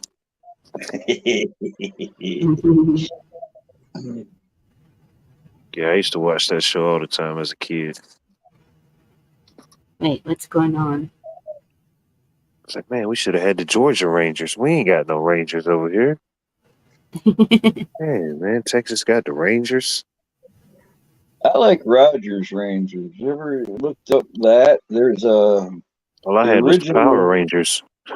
No, these were from the 1700s. They predated the army. They were Oh yeah. Rogers Rangers was Goodness. our first guerrilla, guerrilla fighters. Really, look up the rules of ranging. Rogers Rangers rules of engagement and 21 rules of ranging. Everything he said in the 1700s still applies today. Oh Simple yeah. things. Yeah. Like never walk in a straight line together because one musket ball can go through more than one person. Or things like never come back the same way that you came somewhere because then you're get ambushed that way. They know which way you're going. There's a bunch of these rules that he came up with on how to survive. Pretty much shit hits the fan stuff that still applies till today. I posted that on my page a couple of years ago on my community page, but Oh good yeah. stuff. Still Really applies. good. Yeah. No matter what. Last mother. Ken is having surgery. Getting all y'all down there. Keep your hatchet scoured and your powder dry and be ready to march on a moment's notice.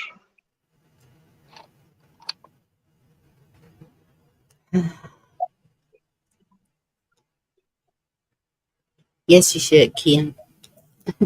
Everybody should move to Texas. Not everybody. Let a lot of these go back somewhere. The good people down here. I don't think I can handle the heat. I'm like, it's gotten chilly up here, and I love it. I sleep better at night and in the cold weather and stuff. I think I'd roast down there in Texas. I mean, I've been down there a lot, but I was young then, and it's different now. If you can't handle the heat, better stay out of the kitchen. Yeah, I know, man. 100 and something degree weather every day. Like I told Bonnie a long time ago, I'd be digging a hole. All right, I'd be living underground when it got that hot. That's why we have fans. Yeah, Yeah, thank but God it's for like fans. 54. Yeah, but it's 54 degrees after you get like 50 inches down there. So it's a big, I'd be underground for sure. I know it would be. Good luck finding that. I'd When be you digging say a hole. You're going to when hit you rock. say sorry, when you say fans, you are talking about air conditioning, right? No. Ceiling. Oh my Ballpoints. God, all you have is a fan at 100 degrees? No, but they help. Oh my God, I would die if I didn't have air conditioning. So pass out. I'd be done. But a fan can keep you from Well, overheating. yeah, it'd be nice to have the breeze, but I think still the sweat would be just rolling off my head. Hey, Garrett. Well, Gigi, Yeah, choo choo, chugga chugga chugga chugga. Sorry, I had to. yep, AC fans and open the windows. And right now is the perfect time to open the windows because Yeah. it's perfect weather. I never grew up with air conditioning. My only first experience of having air conditioning was probably like cheapers. I don't know, say late 90s, kind of, sort of. Like when we bought our house, like, oh my God, I got air conditioning. Yay. I got to Don't carry even you like back. air conditioning. Air conditioning, and I don't know, there's something about it, especially in a car. I just don't like the air. I'd rather deal with the heat than to deal with the I artificial feeling I get from an air conditioner. Yeah, I get you on that kind of thing. Like I just like it to cool the house off a bit, where the other half would like to have to like 68 degrees. It's like, no, I don't need to freeze my ass from coming outside because it's just for one, it's too much of a shock if it's 90. Wait But a minute. yeah, fresh air is great. I thought And you were. Eric, I gotta answer Eric. All I can say is Bertha, butt. I thought you were the survivalist, Carl. I'm still alive. You're supposed to withstand extreme heat and extreme cold. Well, I can handle any cold. It's just, I don't like the heat like I used to. I don't think I ever really did like it, but I did endure it. You're vacuuming, sending you in. Oh, good Lord, she's got one of those robot things. That's funny. That's what I did today. I vacuumed my whole house, and I usually don't do it all at once, but I just kind of got on a roll. Hey, oops. What's up, dude? She and he was invented for a reason. All right, y'all Texans come up here and spend the winter with me. Bonnie, you've seen the ice on the tent and truck and Yes, I've seen that. Heck no. 40 below 0 or so. I don't claim to be able to survive in anything and everything. Well, come on now. I survived Texas and it surely tried to kill me. Yes.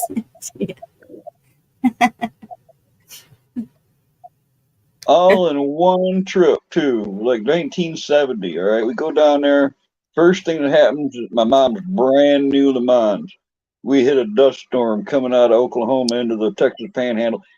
Brand new car, completely sandblasted down to bare metal. One half of the car. We pull into the grandpa's. I didn't even know, but we pulled into my grandpa's driveway. Get out, and half the car's paint's gone, and it was already starting to surface rust a little.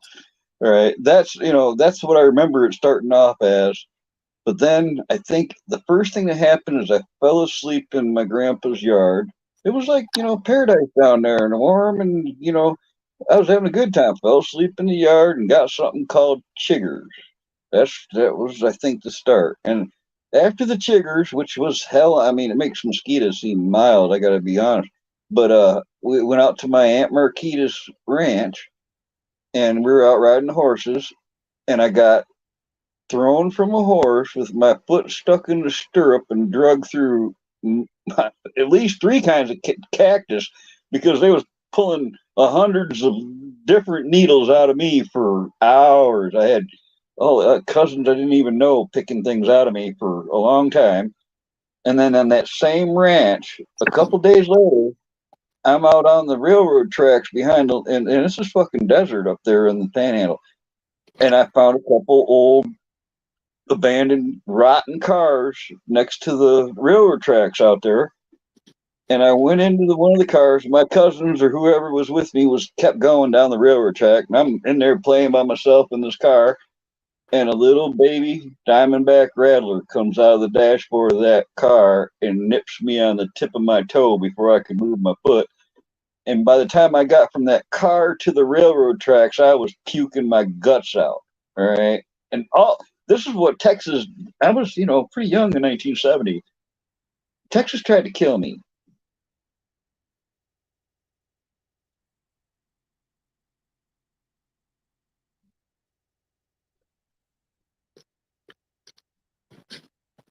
Did y'all see the moon I'm trying to show you? Yeah, I saw it. Talking away about Texas, and it's how it's like Australia, where everything's trying to kill you. Only Carl. I haven't had. Okay, I've had chiggers, mosquitoes, and fleas and ticks and spiders, but you. Oh no, try bed bugs. That's your worst frickin' nightmare. No, never had bed bugs. Don't want bed bugs. You can't get rid Never of thought bed I bugs. would either, and we kind of figure out how he brought it from one of the schools that he was working Did at or those things something, bite whatever, you? from the city. It's gross. Oh my god, gross. Excuse my French, but what a mind fuck. For months and Do the months bed and bugs months, you bite wait to see if you, they're gone. do they get in your skin or do they bite you? They bite you. Because them chiggers get in your skin. Yeah, no, these, well, they bite you and they take blood out of you, and that's what makes them swell up. And then, I had no idea. And I Hey, left the corner to take the sheets off my bed, and there was oh my God, I got on the phone with my husband going, get home now, now. He gets home, I'm like, see this? Yeah, out the front door it went. Mm, Yeah, But I've still, seen that didn't, we're still in the house. We had um, to fumigate twice. that's Brutal. I've weird. seen where they show you how to see what bed bugs, are into things. Like if you go into a hotel or something, you look at the seams, the edges of the seams, or Yep, where the welt is on the side. yep, Because if there's anything discolored, don't yep. even just In the dark, yeah, because they don't come out till nighttime. They smell you.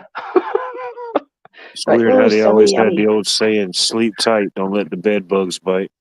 oh my Exactly. goodness. Yeah. Because literally, we thought we were all good, and about 6 months later, out of nowhere, I'm sitting there watching TV. One comes crawling over the arm rail, whatever the couch I was sitting on. Oh, freak me out! Just Mm, one. That was it. 6 months later, and then nothing again. I was like, oh man, stop with this mind. Brutal. Chrissy After Cat, that, I've never packed anything in a cardboard box and all that too. Everything is nicely sealed and whatever. Chrissy Cat, a Goes through chigger is everything. on tall grass or, um, I don't know. Is it, I've noticed it more in the tall grass. You keep your grass cut and you keep 7 dust poured, but it's a little red bug and it gets into your skin and it likes to get in the creases Is that the same thing as where it's scabies? warm or whatever. I don't know what it is, but and they itch to death for at least 2 weeks. Is that the same thing as scabies or no? No, Okay. no, I was like, maybe a different term or so. I was like, I don't know. no, no, No, you no. live down in the grass in Amarillo, Texas, in the summertime, and I'll bet you get chiggers. Yeah, I'll pass on that. Thanks. Yes, all we got to do is walk around at my mama's. They're just like because it's in the middle of the boonies. Yeah, and my daughter gets so mad when the kids get chiggers, but kids are gonna play in the grass. They remind me of snow fleas, but snow fleas don't bite at all. They're totally harmless, and you can see them a little easier. Up here and way up north here, they've at the right time, like in the spring, when the snow's almost all melted away out in the woods, you'll find a snowdrift that's just black. I mean, covered in black. And if you look at it close, it looks like oh, I don't know what's that stuff called, graphite. It looks like graphite when you first look at it, but if you look close, it's moving, and they're itty bitty little tiny black specks called snow fleas, but they don't bite. Them fucking chiggers, those are different. Interesting. I've never heard of snow fleas. Interesting. um, Yeah, that's why I mentioned it because I've noticed that even people here in Michigan, very few know what it is or have experienced that. You got to catch it at just the right moment to see them all. Larry, it's not just boys. I hate to tell you. Oh goodness, Chris a cat. Yeah. Yep.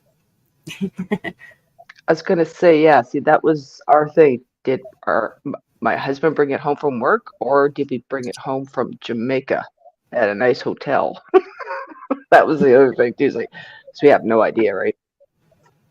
And Al, you're I don't know, you're right. I have never been divorced, whatever that means. Either it means I was smart enough not to get there or whatever, but maybe I just dodged a bullet. No, I admit, all right, I just been a tramp all my life, but I've been a lucky tramp because I ain't never had no crabs. I ain't never had no STD. I don't want none of that shit. Boy, I don't even want. I'm a born again virgin now. I don't want nothing to do with nothing. Just right where I'm at. I'm good to go. That's what I've said. You will be tested for everything before you go.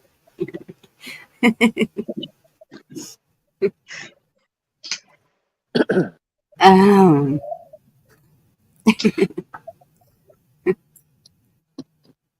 heebie-jeebies. Pretty sure this life is trying to kill us. UT's gonna win. Letting you know, Garrett. Oh, I don't Who? believe it. That's definitely fake news. We need to get our fact We're checkers just talking got on that one. sports. Hook 'em horns. Which teams and what are they? Texas is playing Georgia. The team formerly known as the Texans Longhorns. Formerly. It's not football, is it? Against the Georgia Bulldogs. It's going to be a good one. Longhorns. Do they got cheerleaders? Oh, they got cheerleaders. Well, then I'd probably watch a little bit of it. Where is there a game, Bonnie, where there's male cheerleaders? Just saying. No. They got them. They got them. They throw the women up and they flip them. No, we don't. You don't want no male cheerleader. They're like, no. Well, not that they want to do what the girls are doing exactly, but guys have the girls to, while they're watching their sports. We should have a sport. You ever seen The Longest Yard? The what? Have you ever seen the movie The Longest Yard? Yes. They have male cheerleaders in there. Yeah, that's true. That's that movie from the 70s when Jaws holds his arm out and he says, "I think I broke your fucking neck." Yeah. Burt Reynolds was the quarterback. They made a remake. It's the uniforms. It's the. We need to talk later. Yeah, Chippendales. They're pretty good. I've seen them. They come to our city. Sure, why not? Well, actually, I don't know if it was actually Chippendales or was it another version of it. But anyways, yeah, I actually took my mother. That's going back a couple of decades. My mom had a blast. It was hilarious. Less clothes does not always mean looking better. Just saying. I was talking hot and cold, Al. One time, I went from 160-degree sauna to like 25 or 30 below zero, directly out of a sauna, backwards, nothing but shorts on, into a snowbank once. But I was only like 14 when I did it. That's hot and cold. Garrett, I'm going to be at a game December 6th. Kind of excited. I'm totally lost, guys. To a hockey game since I know my age that doesn't know anything about sports. I never wanted to. I never played. I ain't never played a game of baseball, basketball, or football in my life. Really? Goodness. I was doing that from the time I could. It just never interested me. I was not interested in chasing any balls. We played ball, bowling, every putt, basketball, football in the middle of the street. Now, I mean, I was fishing and hunting and trapping and all that stuff. Oh, I already answered. Going, yeah. I think they're playing Pittsburgh. I'm not sure. I gotta save that content for my Lonely Fans account. Oh, Chris Cat, I've seen those firefighters. Not around here, but I've seen them. You know, it's funny. I never realized this till now. You know, got the Chippendales and whatever. I'm like, and I kind of realized where the name came from. I'm like, well, that's my favorite cartoon. So You get think this there'd be little a market for older guys? You know, old beefcake. You think there'd be a market for that? Sure, why not? If you're an older lady and you haven't had it for a while, why not? Age doesn't matter. I was kind of shy when I was young, but that shit's out the window now. I don't give a shit. Oh, there's a market for it. There's a market for Well, it. Wait, there's a market for what? I missed that. I was reading. Whatever. Oh. Oh, Lord. Okay. Chippendales, Chip and Diana's, whatever, So when I was 18, only a couple of months away from being 19, when my mom took me to Florida for a week vacation, and we went to Walt Disney World, and we only stayed or went to the little Epcot site or something at one point. So, you want souvenirs, whatever. So mom let me pick something out, and I picked out one of I don't know if it was Chip or it was Chip, the one with the tooth, because I broke my front tooth when I was a kid. So that was my reason. So we get on the bus, we got to go back to the hotel, whatever. And I'm sitting there and I'm like, okay, I'm running for it. I got to go and get Dale. I cannot just Chip without Dale. That's just so wrong. Made the bus driver. I'm like, thank you for waiting. And I'm just shaking her head because she didn't want to buy me too. I'm like, fine, you gave me so much spending money, I'll buy it myself. Chip and Dale, Rescue Rangers. At the same time, that August, people were asking me if I was going home to ski. And I'm like, no, I'm going to go home and carry on my tan. What? Like, oh boy. Of course, we are talking way back now. I would hope you guys know better than that now.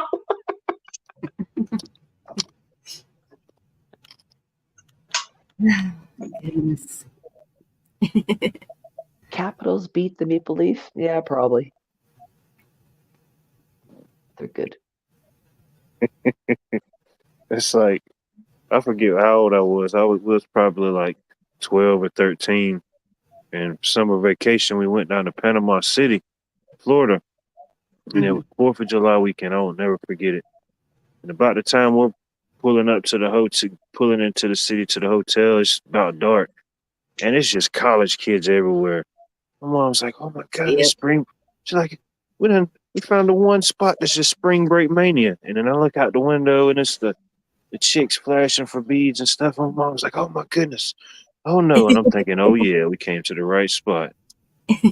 But I don't know. I guess they didn't know nothing about it when they was planning the whole trip. But yeah, it was just pretty much, it was college spring break mania. Summer break mania. You get to be this age, what? You've seen a lot of boobs. Concerts, especially. I mean, girls just used to throw them out there at concerts all the time. Nope. Never did.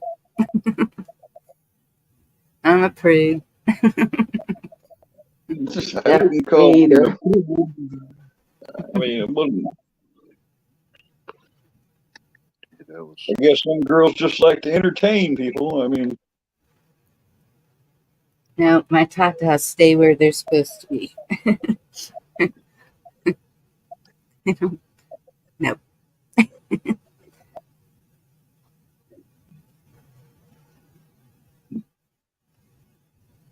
Have to be very darn special to see them. See, and that's what.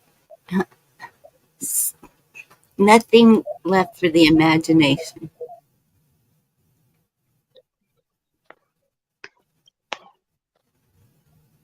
well, no, I'll have to agree with that. Like,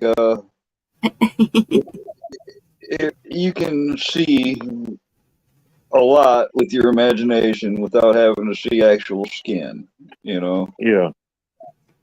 Yes. In fact, you know, if a gal's all dressed up and stuff, I can pretty much imagine what she'd look like without the clothes on. I can. Pretty good at that. I prefer it that way, really.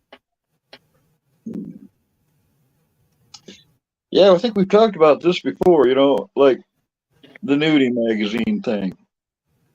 Those things, they actually kind of grossed me out, man. I mean, I love women and all. I love women's porn.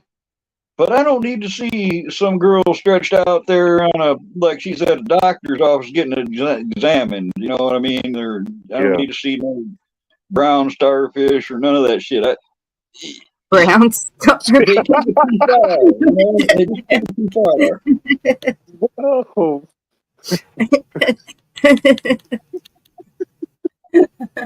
Oh man, that was funny. I'm sorry.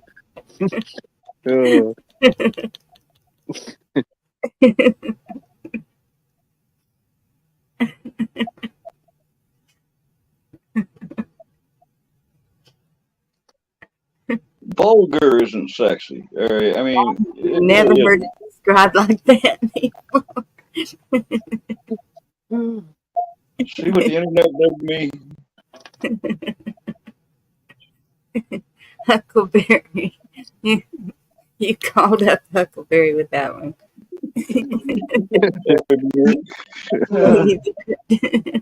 Oh man, that was a cool one.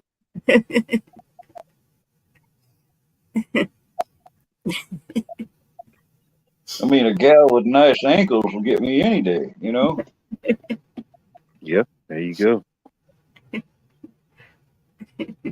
That's why they used to couldn't show their ankles either. Yeah. Because you men are just naughty. I told you I was old school. You see the ankles on that girl? No, I really am a grand man. It's always, the legs have always been the first thing I'd notice about a gal. You know, I like asses and I like boobs and all, but them legs, that right there, has always been the driving force in my life. You know, my weakness.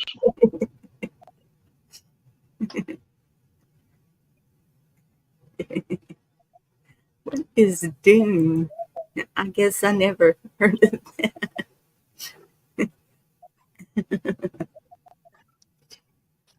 I saw the old movie. I haven't bothered with the new one.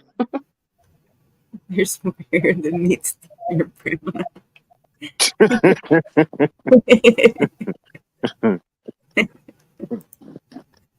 Oh, you're welcome, Chrissy. I hope it made you smile. I hope you feel better. Excuse me.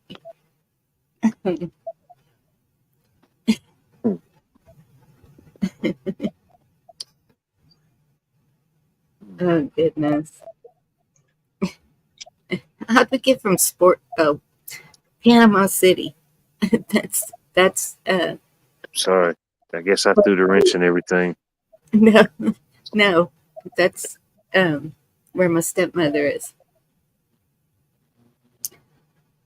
That's where I'm could try to get to, I think. Hey, Navy.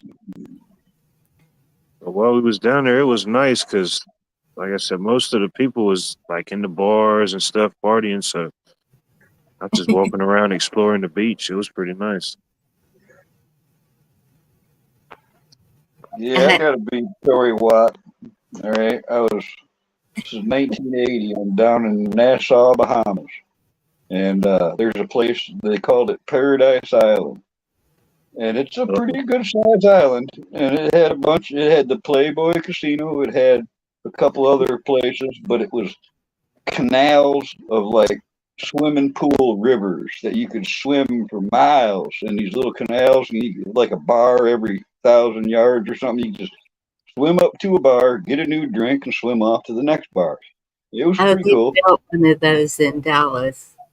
Yeah. And well, you know, I encompassed the entire big island of Nassau on a scooter bike.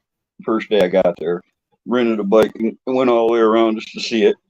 And well, I was going to walk around Paradise Island, and I started at the docks and started off from the, gosh, it's hard to even tell what direction when you're down there. It would be like the northern side of the island by the Prince George Wharf. I started on that, and I went all the way around to the back and all the way down the long side of the island.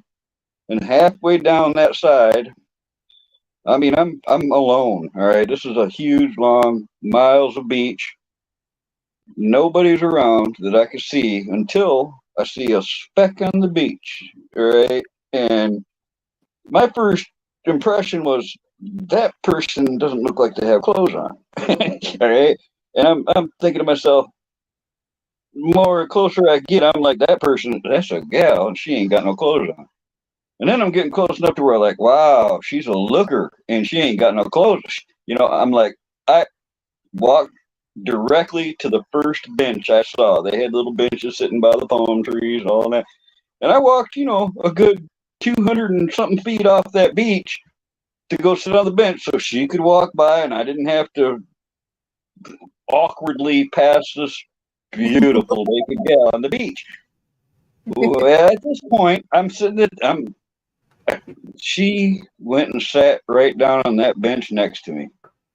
I shit you not. This, a Playboy.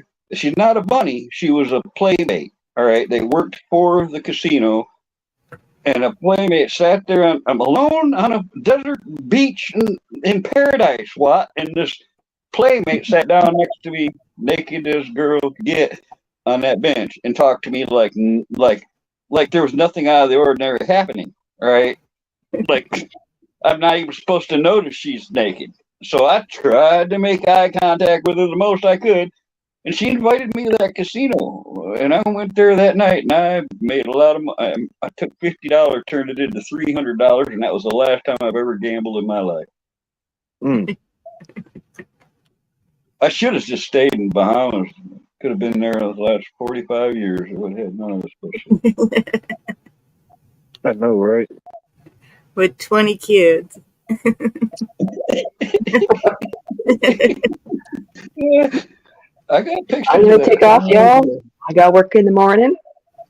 This was fun. Everybody take care. And we shall talk soon. Love you all. Good night. Take care, G. Good night. Night. Gino, they were everywhere. I mean, there was guys out there on sailboards with transparent sails, sailing around all over the place, naked in the jammies. That would have been funny. I think I would have been kind of laughing too at the same I time. got pictures of all of this. I got a whole stack. I had a nice camera. Gigi, did you see that in Jamaica? No, not really. It's not really a thing unless you see a real elderly couple.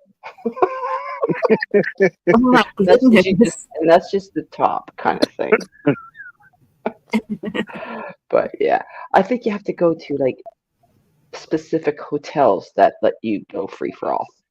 I recommend Then you get a natural tan. All right, guys, have a good one. You too. Isn't that sweet? Chrissy, I let her leave first. Of course. Yeah, how'd you hide that? Oh, no, I didn't ask that. Never. Don't want to know. Oh, Gina's been there. She knows that place.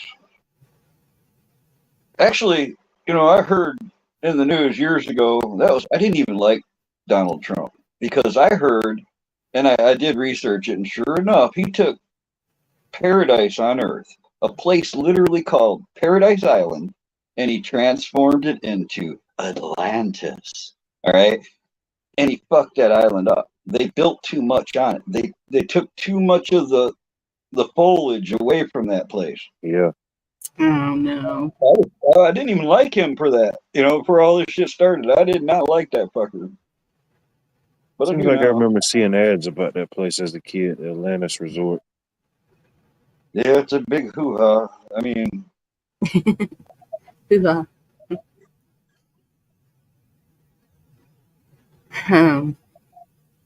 Places like that should just be left alone. Yes, that's the I mean, problem. go in, take a look around, take your garbage with you. Florida is overdone, I think.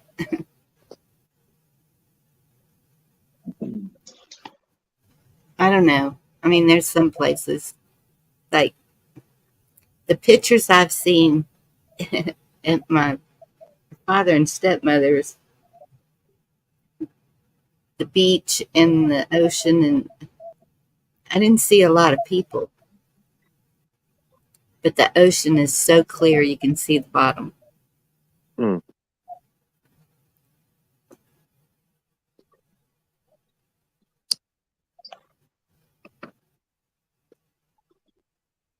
What is Yeah, it's Like kind of starting to Heroin wind down Island. in a lot of that tourism. People to go to the beach. Are you talking about Paradise Island, Gmo? They call it Heroin Island because of drug. I mean, like piney crack. Mm.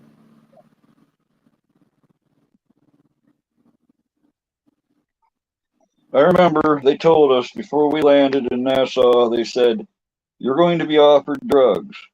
And by no means are you to buy any drugs. If you buy any drugs, you will be caught. They will turn you in. The drug seller will turn you in. The police will give them a reward, give them their drugs back. You go to jail, and now your government has to come together with their government to get you out of jail. And it was a tourist trap for real. And sure as shit, I get off the plane as soon as I get away from any of the what do you call them, where they help you with the luggage or anything. As soon as you get away from everybody, that was like, Reaper, cocaine, free sample. You buy, you rich American, you buy Reaper, cocaine. I shit you not, man. I heard that like 100 times. Reaper, cocaine. You want? Hell no, I don't want. That's the way it is. 6th Street, Austin used to be. It's been a few years since I've been there, but yep, every corner you'd walk by, they would be. That place was a trip, Bonnie. You walk down the streets, out of nowhere, somebody come out of an alcove. It'll be like a 80-year-old black woman, weighs 400 pounds, and she'll throw a necklace on your neck before you could even see it coming. And she'll go, free necklace for a small donation. And then she'll hold her hands out. I mean, they'll throw shit on you and then ask for money. That place was a trip. And that they do that in New Orleans too. That's my daughter. Whenever she went down there, they this man threw a snake on her neck, a big old yellow, whatever they're called. A python. Yes. Oh boy. And yeah. then he wanted her to pay him $20. And she said, I didn't ask for this thing to be thrown on my neck. She's just standing there like, get this off of me. And then she was like, he done did it. So then she started taking pictures with small donation. For small donation. Yeah. And he like practically chased her down trying to get that money from her. And yeah, that's when she called me and I was like, you need to take care of that and get out of there. Throw the snake back at him and get out of there. Now you pull out your jackknife, you go, thanks, I was hungry. And they'll take their snake back real quick. Oh my goodness. Bunch of friends went to Jamaica and all kind of hepatitis. Dang.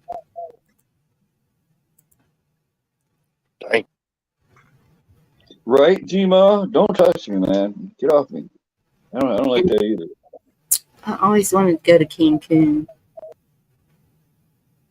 Well, not anymore, but used to. Cool. Went to Cancun a couple months ago. I don't have no desire to leave the States neither, man. It's like anymore. I don't even want to go to Canada. Nobody likes us anymore. You know, you're ground. You're gonna be a target. Oh, you're American. They're gonna either want your money or your kidney or something. Wildlife, you said you went to Cancun a couple of months ago? No, I said a coworker of mine. He went to Oh, Cancun a few months ago. Matter of fact, it was. You remember that Friday when they had that big Microsoft outage and it affected a lot of things? mm-hmm. He just got back to the States a week before that, and he said, "Man, I'm glad I flew when I did because if he'd have been stuck down there probably for another couple of days." Yeah. Did y'all hear anything about the national grid going down? I mean, I hadn't heard any new things about it. I mean, they're We always wouldn't be telling you, talking. stock up. Even some go to your local power provider, go to their websites and stuff. Read some of the wordage and stuff they're putting out on their sites. It was an article, headline, National Grid just went down. And I was like, I don't think so. I'd be hearing it from some of Well, we y'all, wouldn't be talking. We wouldn't be talking right now. right? And what type of grid, And Right. that's what I'm thinking too. And because there's two main ones, right? One on the East Coast and one on the West Coast, right? You know, in the last 4 years, I've seen so many headlines like, "Oh, nuclear war and World War III, and this contagion and that contagion." I've seen so many warnings about it. I thought if something really happens, I'm just not even going to believe it for at least a couple days. Don't forget the aliens and the Right? giants and the Zombie, whatever it is. zombies. Yes, we got everything attacking us. Nah, there's one mastermind about all of this, I'm sure. I mean, I didn't get none of that medicine. I didn't wear no mask. I didn't keep a foot. Shouldn't I be dead by now?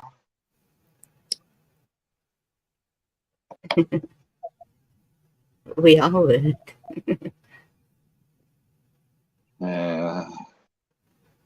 Oops, that What do was, you believe? yeah. Well, where did I see that they were battling over having to do paper ballots? And I was like, that's the way it should be done. Quit battling. Just do it. Yeah. And hand counting. Is that Georgia that's doing that? Yeah. I believe that's here. They've been Right.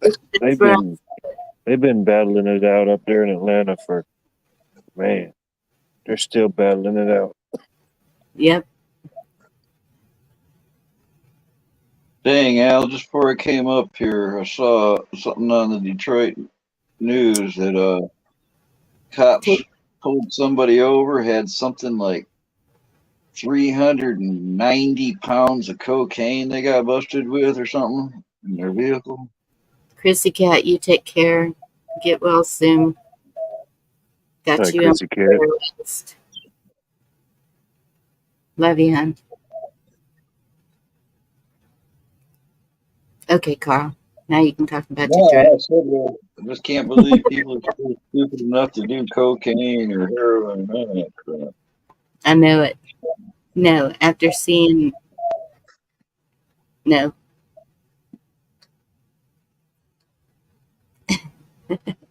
When. Oh. No. Yeah. I see what it did to other people. I had never had any interest in any of that type of stuff. That's. Yes.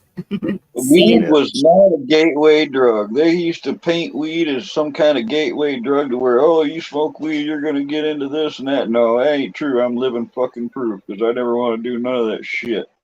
I still want to smoke weed. They used to say the same thing about cigarettes.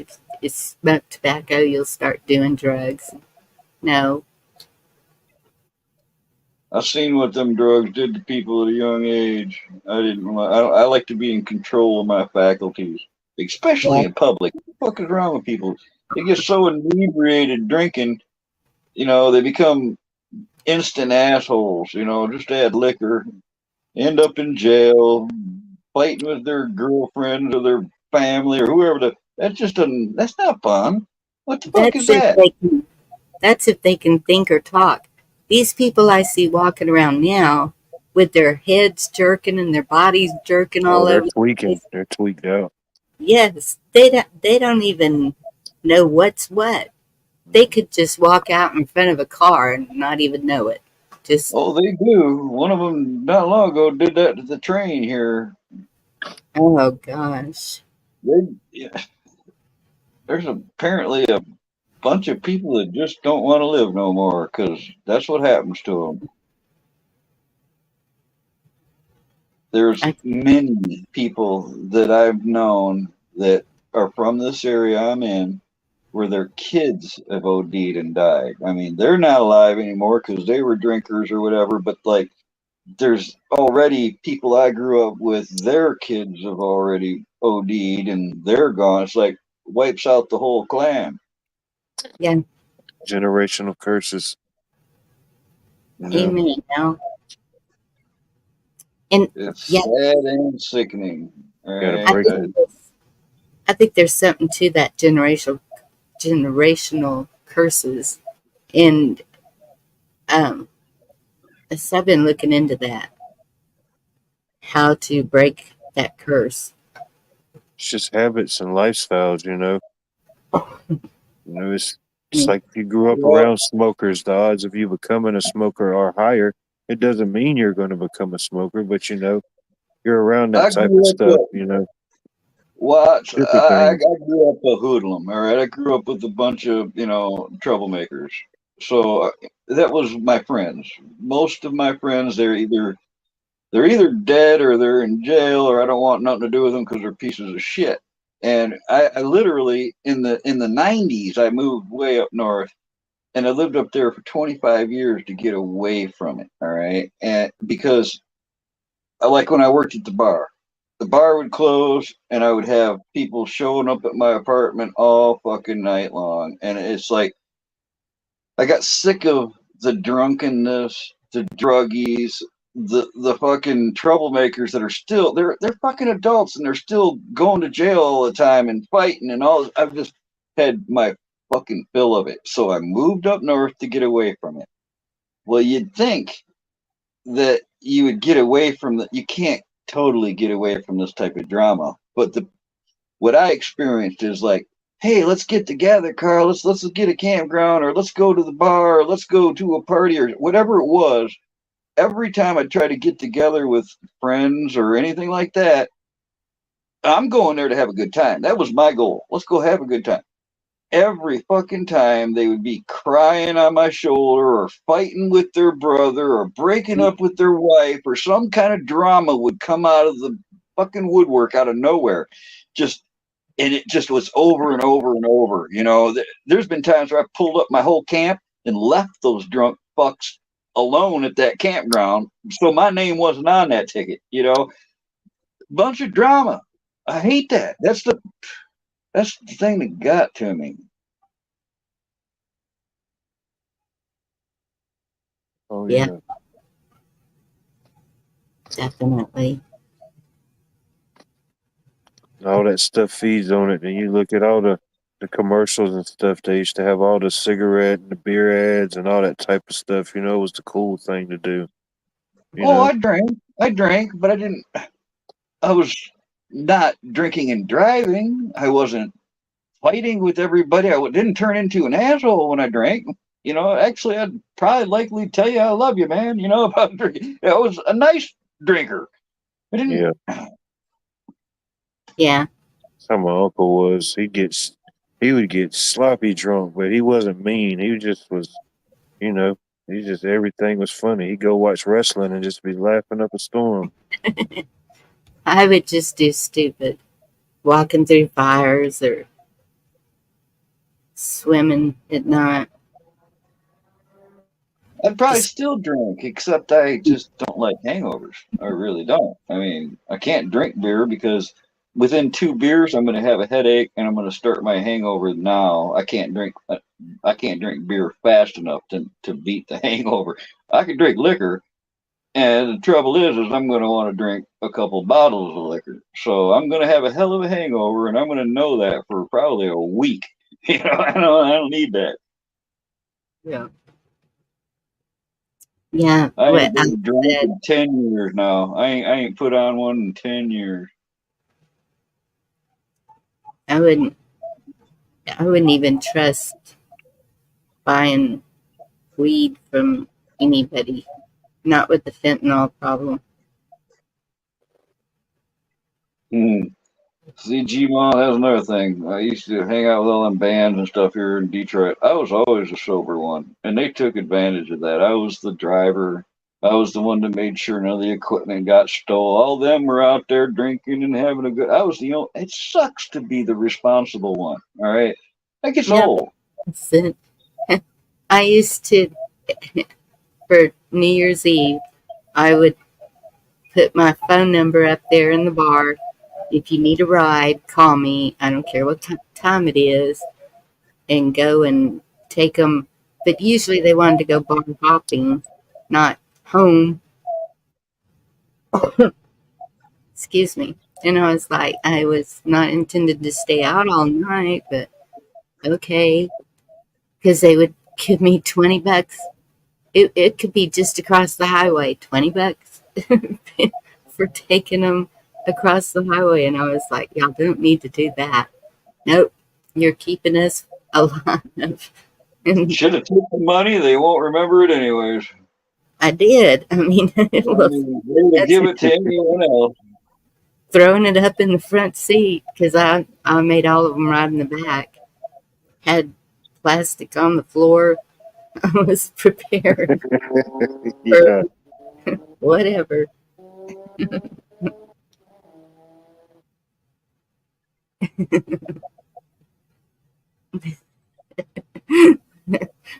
Huckleberry.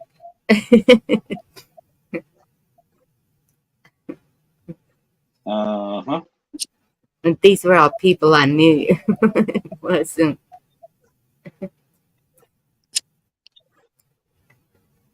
Went through that before. Jealous boyfriend. Yeah, no. I worked at 3 bars in my life. In all 3 bars, I was supposed to be a cook. I don't know how the fuck it was I got to do all this other crap. I mean, I should have been. I was a cook. Why am I the bouncer? Why am I the doorman? Why am I driving this guy over here? All right, I don't know. I'm a cook. Let me cook. As you would. Ask Carl, he'll do it. Ask Carl. He's not drinking. That's what it was. Did Chuck fall asleep? Chuck, are you coming back? I think he's meditating.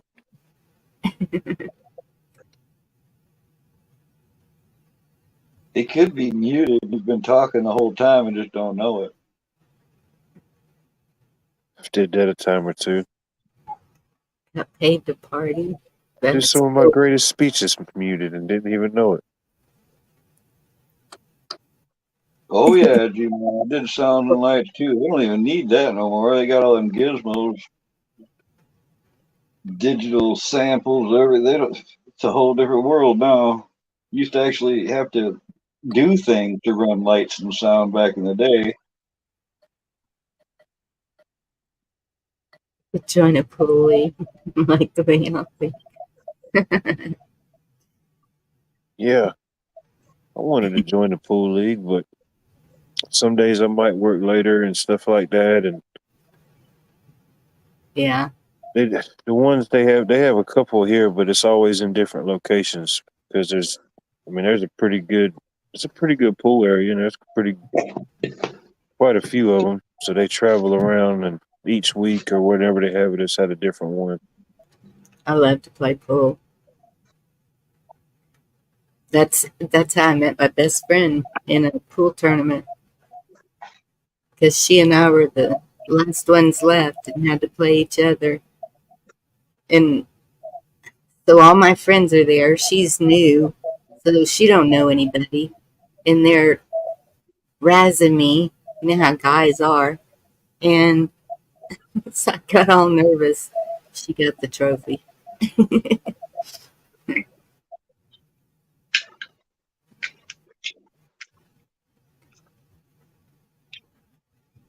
Chuck was raptured.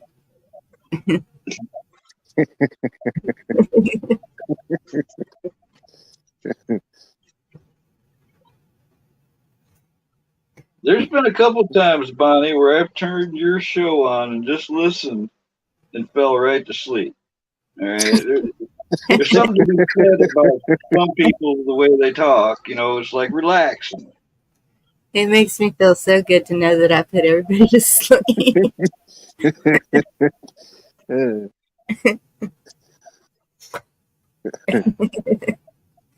don't put them to sleep, you relax them. That's a good thing. Well, yes, that's good, because everyone needs to de-stress and relax these days for sure. Happy little clouds. Happy little clouds. Yeah.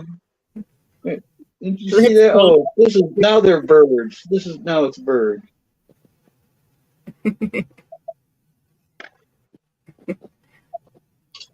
You're welcome to come up and snore.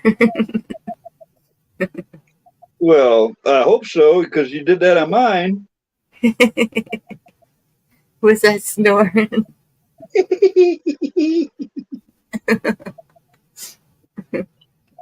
Hey, I was in a I've heard you snort a couple times, but that was it. snort. Well, you know, like make a noise like you're breathing. I knew you were still alive.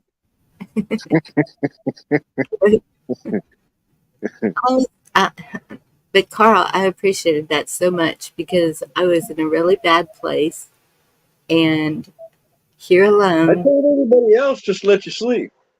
just hearing familiar voices, that's all There I it need is. Boom. to be able to go to sleep, because I was not sleeping during that time. Well, even still sometimes. Thank goodness for the West Coast people that I know.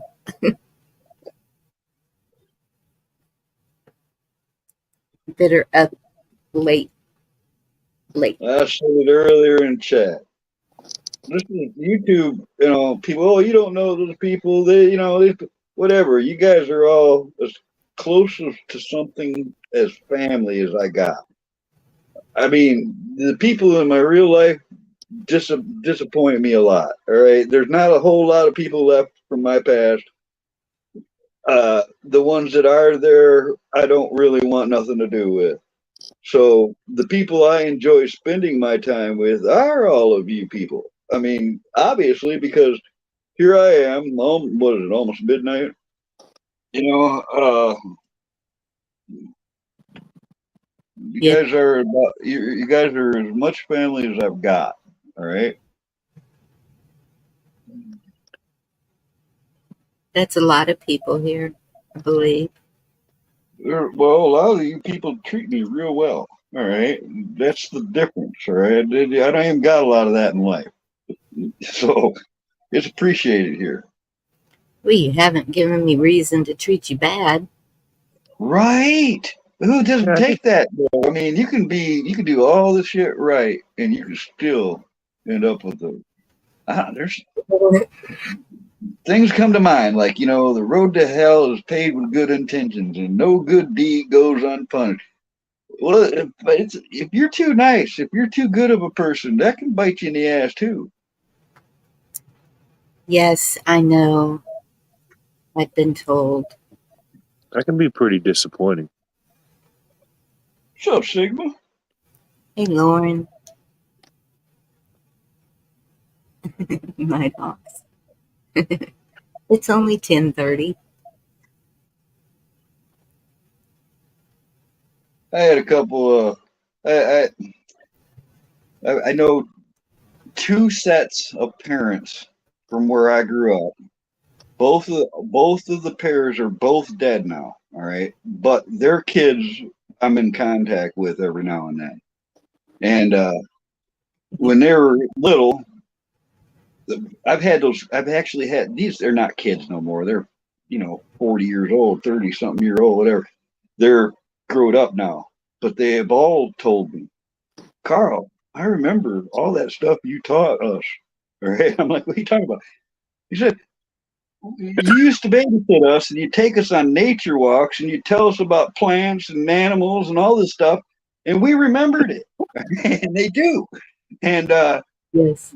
just the other day, Bonnie, a girl, the daughter of one of my passed away friends, just out of the blue, messaged me and goes, Carl, are we going to war? I'm like, Oh, you know, I told her just get some extra food, get some extra water, get some extra ammo, and be ready to protect your family. Get out of the city if you have to. She says, I'm working on getting out of the city. I'm trying to get out of the city. And she's like, I remember all that stuff you taught us. I want to get out into the woods and I want to get away from this. The younger generation is seeing this shit now. yes, they are. They're very aware. I've seen so many TikTok, even with my kids and grandkids. They're on TikTok. They're talking about everything that we're talking about. They're they're not unaware. The And other family's daughter said to me once, she says, Carl, you're the only one I don't remember being fucked up at my house when I was a kid. How come you were the only one that was always had your shit? How come you never? I don't remember you being an asshole. Everybody else was an asshole, Carl. Why were you not an asshole? And I'm like, really? She says, oh, really? Now this is coming from a girl. There was 4 siblings, 3 brothers and 1 sister. And their father I've known since the early 70s, all right? And their mother I met in the late 70s when he married her, got out of the Navy, married her, and they had kids. Well, this fucker used to be able to drink a case of beer and walk around town no problem. In the 70s, even in the 80s, he could drink and hold a shit. By the 90s, this fucker pickled his brain, all right, because I knew I had to leave 2 or 3 beers in by the time it got bad because he just turned into an asshole, and my presence near his family would cause him to take it out on them. And it just sickened me. And I distanced myself from that. All right. And that fucker back in like 2000, year 2000, right down the block from me now, right down the street, this guy, while all 4 of his kids were home, and they each had a sleepover friend that night at the house, he took his 12 gauge shotgun, blew his wife's head off while she was sleeping on the couch, sat on her dead body, and blew his head off on the couch while all those kids were at home. All right. Because he was a drunken fucking asshole that I'm never going to forgive. All right. And that's like one story out of several I have like this, Bonnie. It just sickens me. yeah, Left them kids scarred, all of them. I've talked to them. A couple of them are drinkers. They're fucked up. They're vagabonds. They got it all wrong. Their priorities are all wrong. But the other 2, they got families, and jobs, and got their shit together. You know. so do you think it was just alcohol? I mean, It was obviously there's it something. was years of alcohol. I swear it pickled his brain. I've seen it do it to other people, but this was the worst one. Yeah. I said pickled brain to one of my friends, and she was like, what are you talking about? People who drink too much. And she said, I have never heard it called that. And I was like, Well, he could drink most people under the. He was a little guy, but he could drink. And as the years went by, he could drink less. He would get drunker faster, and seriously, I couldn't be around it no more. I'm looking at when you're standing next to your friend and you can see yourself fucking punching them as hard as you can in the face. It's time to leave.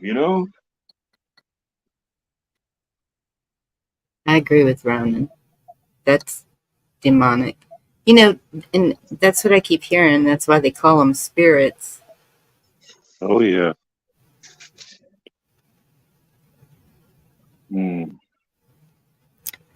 I don't know why I attract that shit. I feel like I attract that shit. It's been around me way too much. I don't know if it's because of the way I grew up, with the people I grew up, or whatever, but regardless, I've seen too much of that shit. Definitely happens. Ronan, man, that dude, 15 years before he did that, he would just out of the blue bring me that shotgun, that same shotgun, bring it to my apartment, wherever I was, say, Carl, hang on to this for me. I don't want the kids to get a hold of it. All right. That 12 gauge spent years in my possession because he kept it with me to keep it away from his kids. And now I look back at that and I think, was that really what he was doing? Was he fighting them demons then? But it gets worse because we grew up in Oxford, all right, and that's like 15 miles south. Well, this town is where it happened, right a block from where I'm working now. But after it happened, I knew the guys that owned the house. I knew the guys that cleaned up the mess. I knew guys that told me they saw a couch at the landfill that was just ungodly. All right. I heard another friend said, "Hey, Carl, man, there's some kittens that need rescue." I went over this and it was that fucking house. It keeps coming back to me. I've had connections to that house and that event, like a dozen of them. It's crazy. I know a lot of people that were like involved afterwards too. Weird shit. Right over the house. I did that with one of mine. It was a rent house. And while I was there, we just kept getting sick. But you could feel a presence. And I only lived there for about a year, and they sold it out from under me, which was a blessing. At the time, I didn't think so, but it was. And the next people that moved in there, a lady had bought it. I think she might have lived there by herself. She committed suicide. And then the next family that moved there, the son committed suicide. But they still live in that house. But Wow.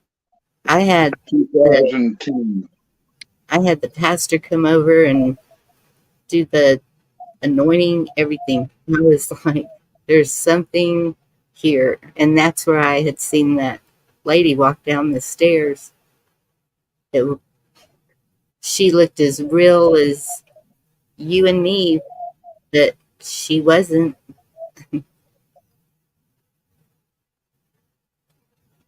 Start looking back in public records and see who owned the house, maybe possibly what happened.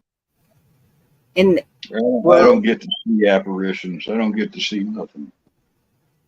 I can go back to about 100 years, and I know the family that owned it. And there's some things that have been said, that rumors and stuff, but something definitely happened up on that third floor. Like,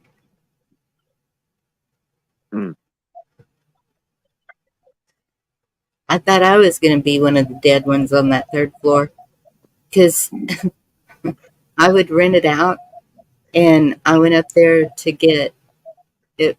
It was my husband's best friend that was renting it. I went up there to get his laundry to take it down to wash, And it was right before church. All of us were dressed for church. I went to grab his laundry to put it in the washer before we went to church. And I was talking to the kids and not even paying attention, and just walked straight off of those stairs all the way down. Tore my leg up. I couldn't even hardly walk. You walked off the wrong end of a staircase? Yeah, that was like, oh my goodness. And I think that was And the you last only time I bruised yourself? do what? You only bruised yourself? You didn't break nothing? I don't think anything was broke. It took me a while to be able to get up and walk. And then we didn't have a phone. So I went to a payphone, called my grandmother. I think I might have hurt something. I'm not going to church. You got lucky, girl. I tell you, when I was 11, I me know. and this guy, Jason, we went into a house they were building in the middle of the night. We were sneaking in there to see what they were doing. And he walked off the wrong end of a staircase that was unfinished. No railings or nothing. He walked off the fucking wrong end, down into an unfinished basement, and went through 2 stairs on the bottom that were, Yeah, it was like construction stairs that they built, temporary staircase. He went yeah. right through that. And I had to pull him out of that basement. We're over 2 miles away from his house. And I pulled him out of that basement in the middle of the night by myself, got him up that staircase, and he was broken all over the place, Bonnie. He had 12 compound fractures. He had bones sticking out of his flesh all over the place. I carried that fucker through fields and woods. His bones were sticking me and shit in my back as I was carrying him all the way back to his house, laid him down in his backyard, and said, "This is the story. We were running back here in your yard, and you fell in a hole and broke your leg." And he stuck to the story. We never got in trouble for what happened, but he was in a cast. He was in a cast all the way up to his back. Both of his legs were in cast. He was immobilized for like a good several months. He was like that. Goodness. I know. I know it could have. I thought it was bad because it hurt. But there's been a lot of those times.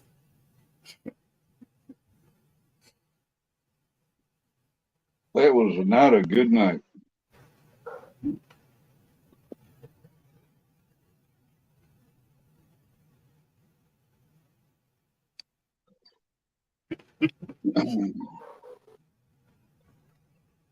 Yeah, that's the last time I went up on the 3rd floor.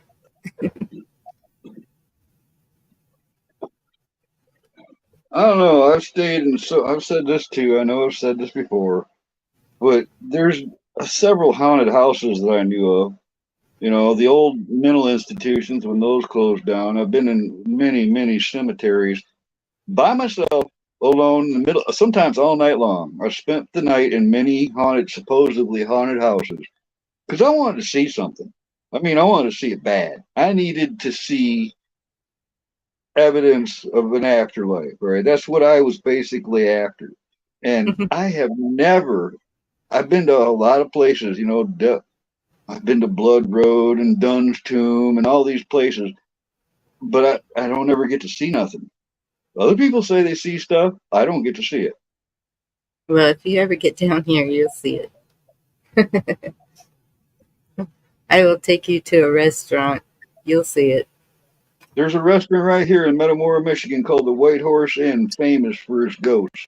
The place I worked at, Rob's Bar in Oxford, the basement was famous for ghosts. I worked at those places. I never got to see them.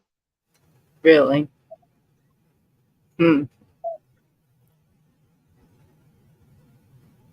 I tried. Maybe that's somebody told, a couple people told me maybe I was trying too hard. You know. Yeah. I have never seen one in a graveyard.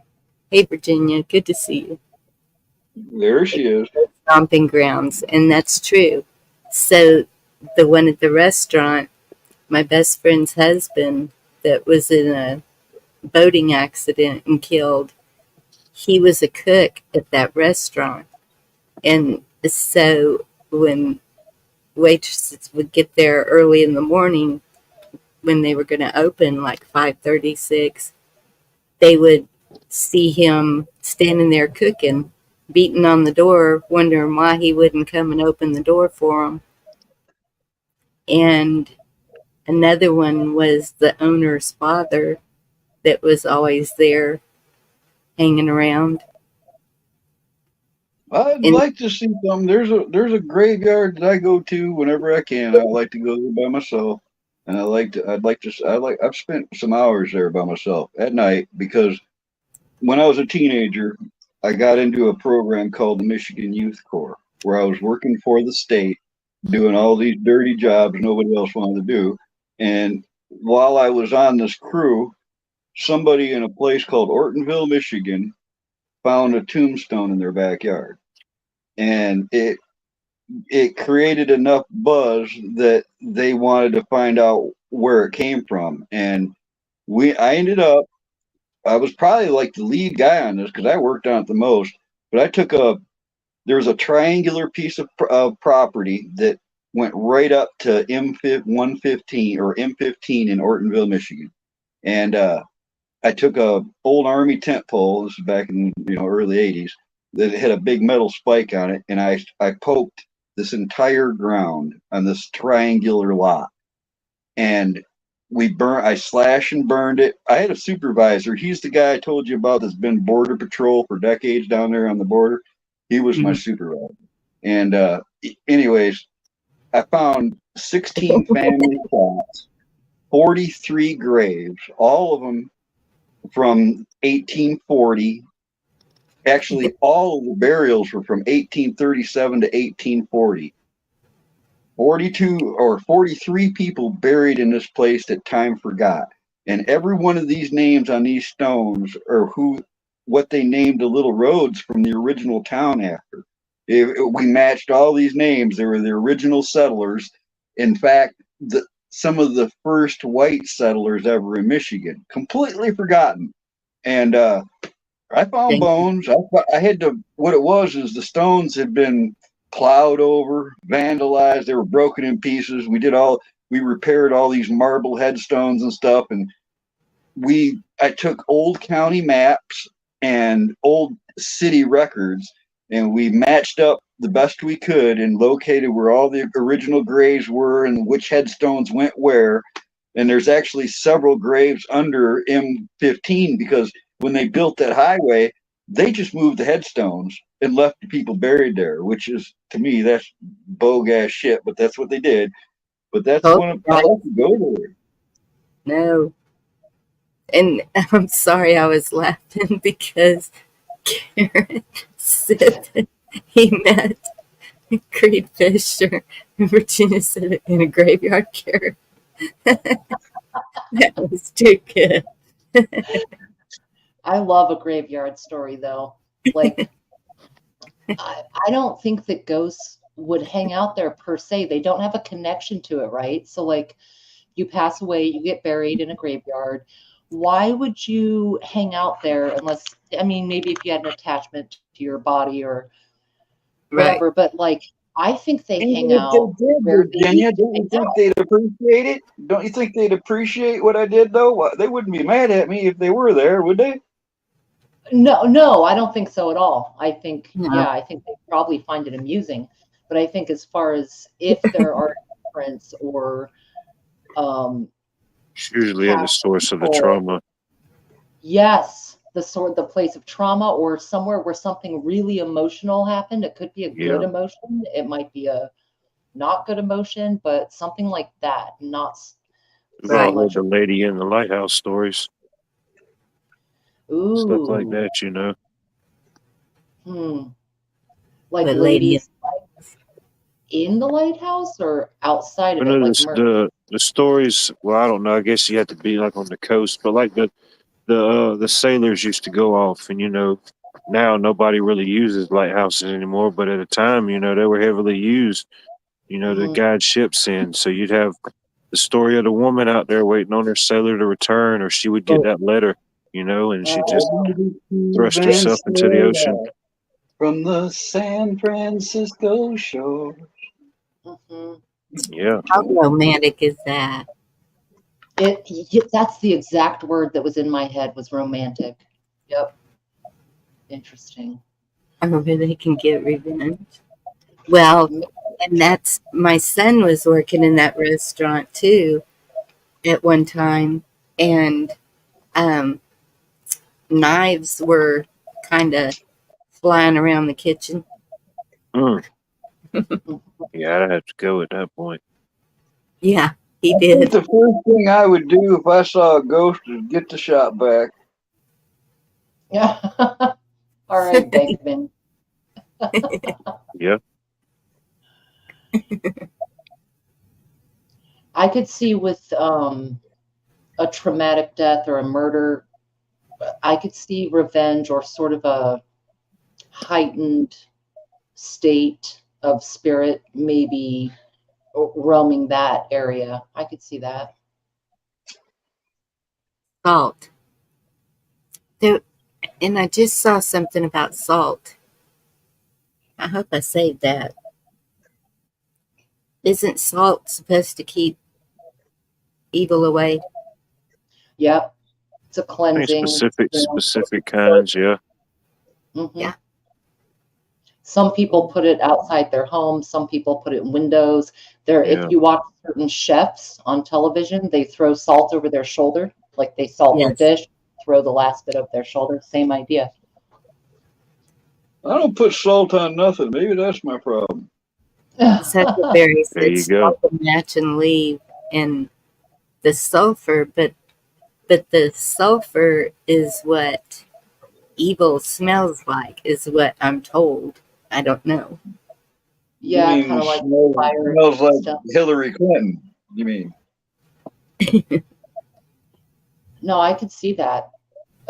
There's been several people that say that Hillary Clinton and others smell like sulfur. Huh. Interesting. They look like they would Yeah, have a smell. Alex Jones even did a song about it. Hmm.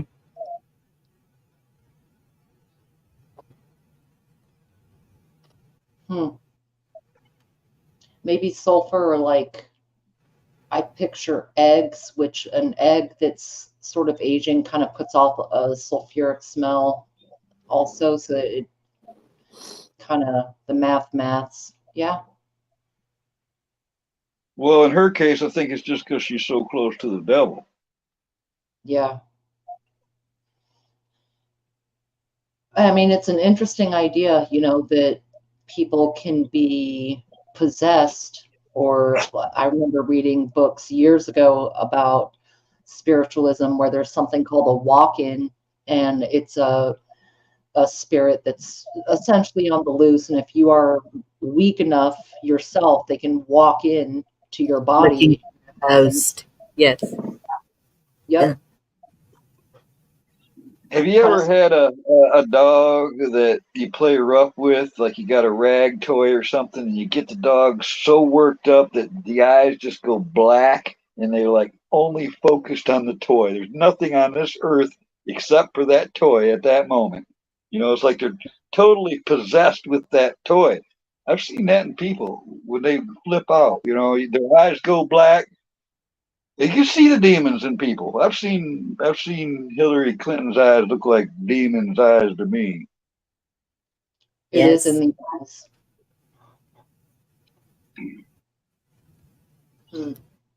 Wonder if We talked about this already too. What haven't we talked about? That's a challenge. I wonder if that's why, like, Yeah, right. when a pack of dogs gets together and starts attacking everything, if it's something,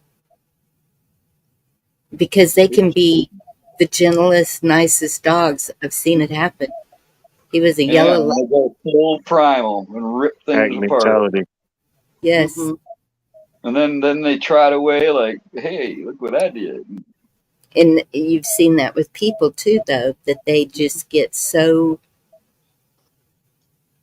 and they group up like that.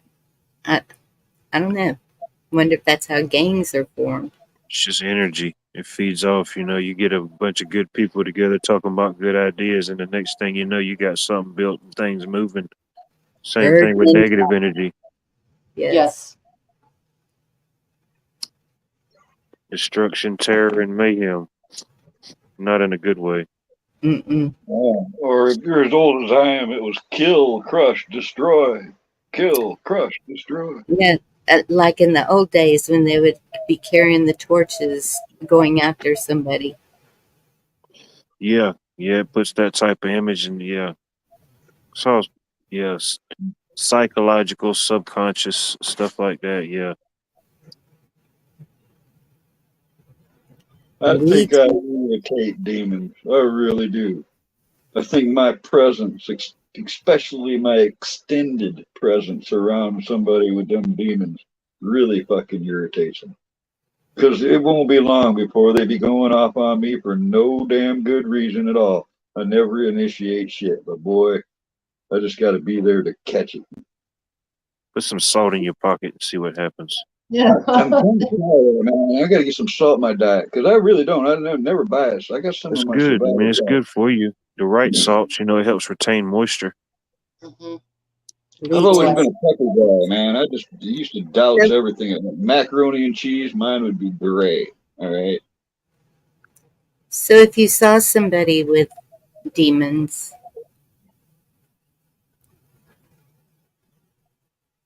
would you pray hands on or That's the first thing just I do now is in Jesus' name, you're be gone. You're not welcome here. You have no with power here. hands That's what on or from a distance? I'll say it right to their face if I think that's what I'm seeing. I got no fear about that. I mean, I know that's power, and I know they can't do shit with it. And I think it's helped me in the past. In fact, Depends on the Yeah. interaction. It That is like saying to them and even trying to figure it out. They'll reveal themselves. But one of the worst I ever encountered was about 20 years ago. And I could see on his face this physical change. Like not only would his eyes change, but his holy shit, I energy know what you're out talking about. change. Right? And I called him out one day and I was, this is what I see. This is what I think is going on. And it actually took away his power. He all of a sudden became afraid of me because I could see his true state. You called them Ma- out, man. I've the seen that. mask was It off. works. It Yeah, works. You called them out. it does work. It does work. 100%. They have to kind of hide or be hidden. That's part of the power. And I tell you what, dude, the look on his face, I will never forget. I will what I said and the look on his face. They know. They know when you know, you know? Oh maybe yeah, for that sure. maybe that's when it takes two or more. Right. Right. Oh 'Cause yeah, helps build your energies up, strengthen up. Care yes, Bear stare. You see something I wouldn't see, vice versa. Mm-hmm. I Yeah. think that you have to maintain yourself. I think you have to. It's like a maintenance to me. I have to. I have to make myself pure. I guess. I don't know how else to say it. I refuse to hurt somebody. I refuse to be mean to somebody. You got to fuck away before I snap. You know, I I don't want to be a bad person, and that alone, I think, becomes a challenge to people. It sucks trying to be nice. It can really suck trying to be the nice guy.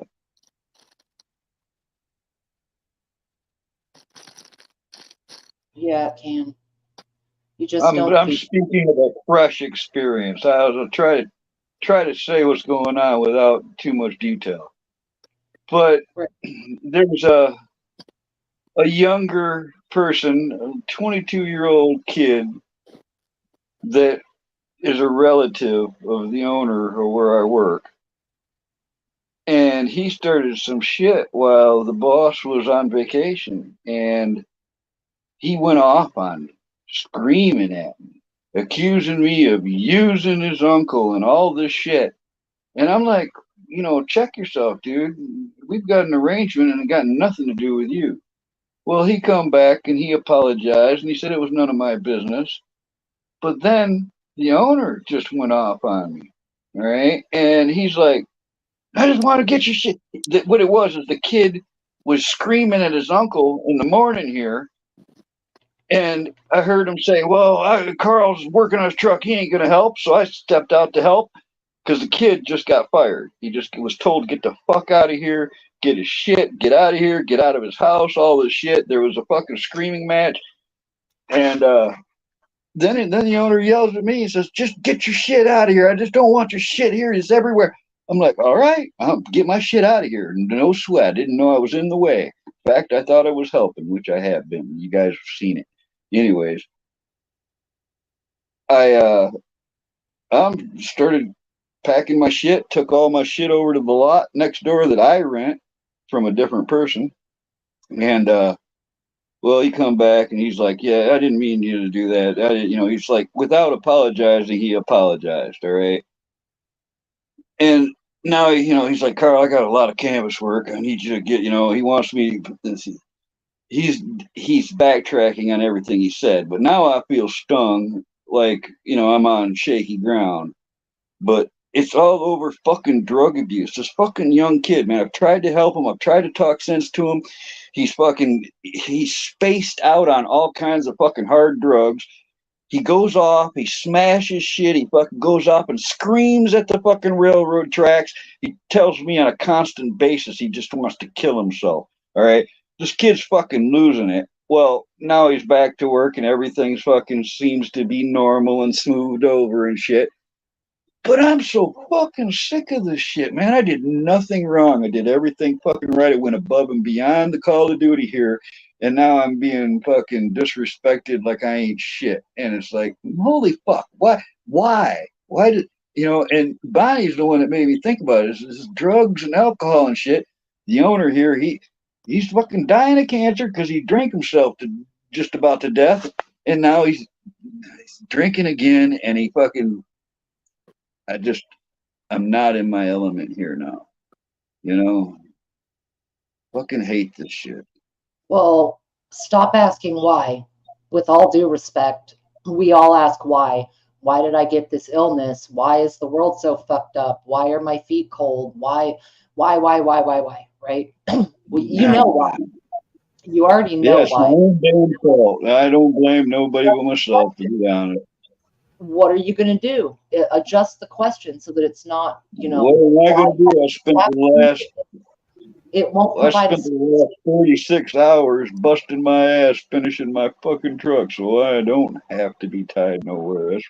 That's what I'm going to do. I'm going to get where I can pull the fuck out of here when I want to. That's where I need to be. Why is a trap? It's just upsetting, man. I actually was just starting to feel like, hey, man, I'm part of something, and then shit like that has to happen. Uh-huh. I understand. And this is the second time I've tore this truck apart to restore it, and halfway into it, I have to move it. Which now he says I don't have to move it, but I'm still going to move it. I've got it almost back together where I don't need the shop no more. I can finish it over in my yard. Quit tearing your truck apart. No, it's done now. This is a wrap. All right, this is done this time. That's good. Next time you think about tearing your truck down, give it 2 weeks and see how it pans out. Yeah, I did that here. It was I don't know, man. It just sucks. It's just when you think you're getting somewhere, it really sucked because I was saving up money to get my tires. All right, I had to put more money into this restoration than I thought I did, but I was managing to save some money. And then out of the blue, without worrying, the boss says he's taking a 10-day vacation and takes off across the states. So now I got 10 days of no work, and then this bullshit to where now I've been working on my truck. I haven't made. I got a couple $100 left to my name, but I certainly can't afford tires now. All right, it's a fucking setback. It's just it's a drag.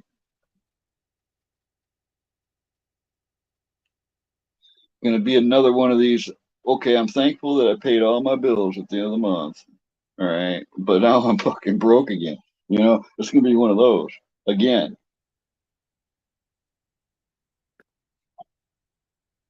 Well, You'll find your way, Carl. You will. oh yeah. Oh, I'll survive it. I know I Some want some to get through it. come to you and you don't even know what it is. But why has it got to be like this? Why has it got to be so difficult? I was just talking to the oldest of all of these brothers. One of them's dead. The other one won't talk to each other because now they hell hate each other and shit. And I talked to the oldest one. I said, you know what? If you fuckers wouldn't have done this, you guys would have been the biggest fucking thing around here. You guys would have stuck together, and without all the dramas and all this crap, you guys would have been the biggest fucking organization this town had ever seen. All right, you'd been statewide known upholsterers. You wouldn't just be city known, you know. But no, they can't fucking get along. You know, and I've seen this shit for 35 years now, where they all were working together at one time, but now none of them leave talk to each other. Ever since it was like a linchpin when their mother died. You know.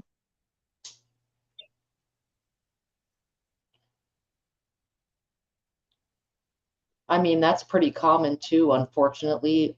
A lot of siblings, when the mother or parent or main guardian or whatever glue kept them together, when that person passes away, people get really down and dirty. And uh, Petty frankly, too. it's not their fight. This is Yeah. their family fight. Just, hey, do what you can do, move on. Like they're gonna do this forever. It's really sad that it really is. Yep. Yeah. I lost my brother when I lost my mother. Well, the oldest one quit drinking, and he doesn't do any drugs, you know, anything. But he can't be around them people because they're all drinkers and they all start dramas, and it's just ain't no fun at all. And how much fighting was there, Bonnie? Not fighting. I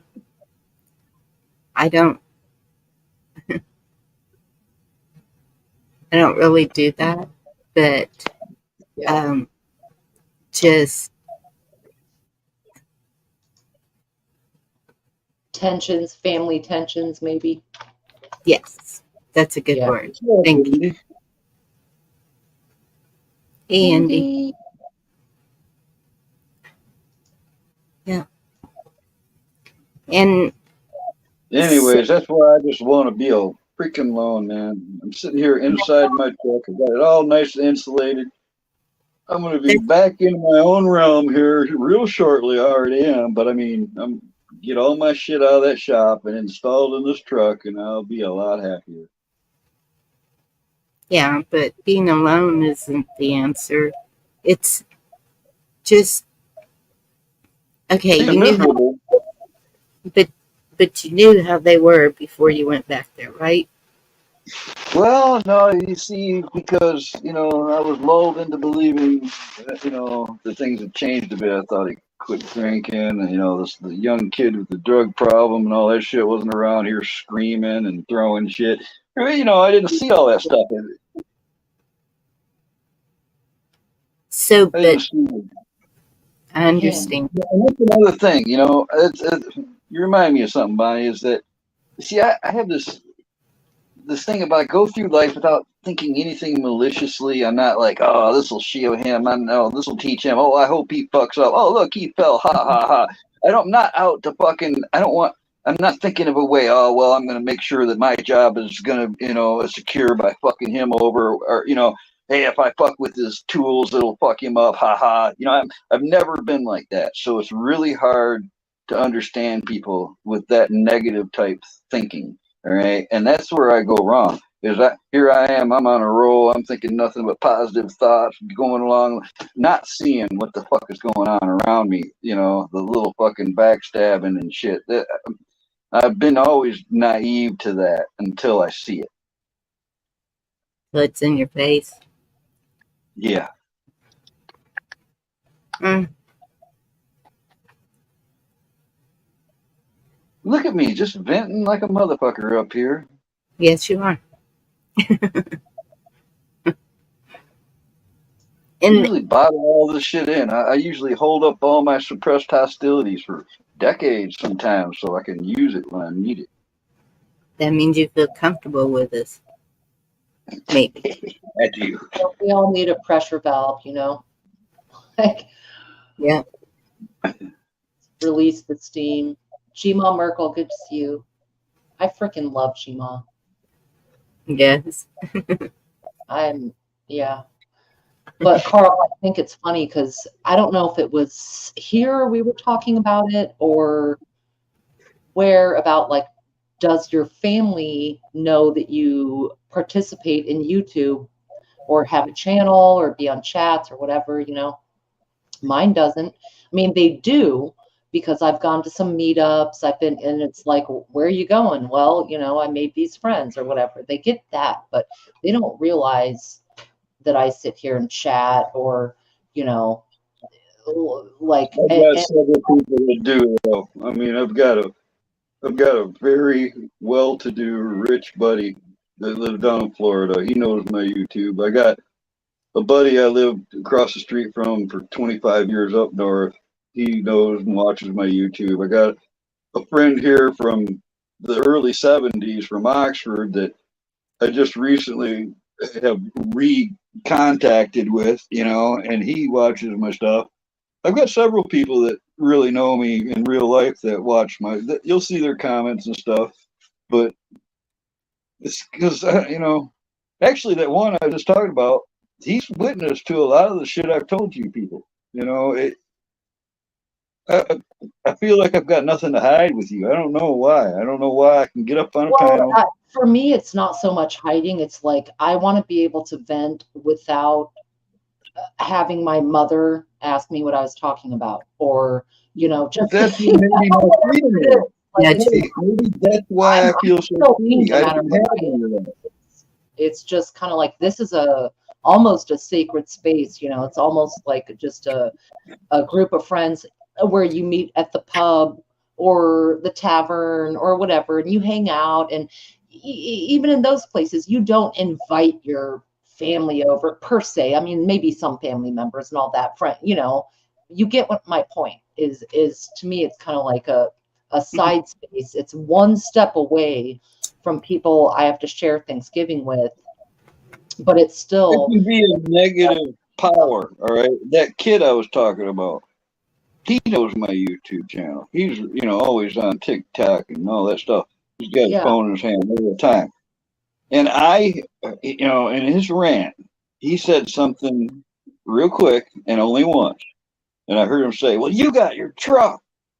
All right. Well, that right there showed me something that he's got some jealousy, which whoever the fuck is jealous of me is an idiot. All right. Straight up. You know, it wouldn't want to be me. Nobody would want to be me.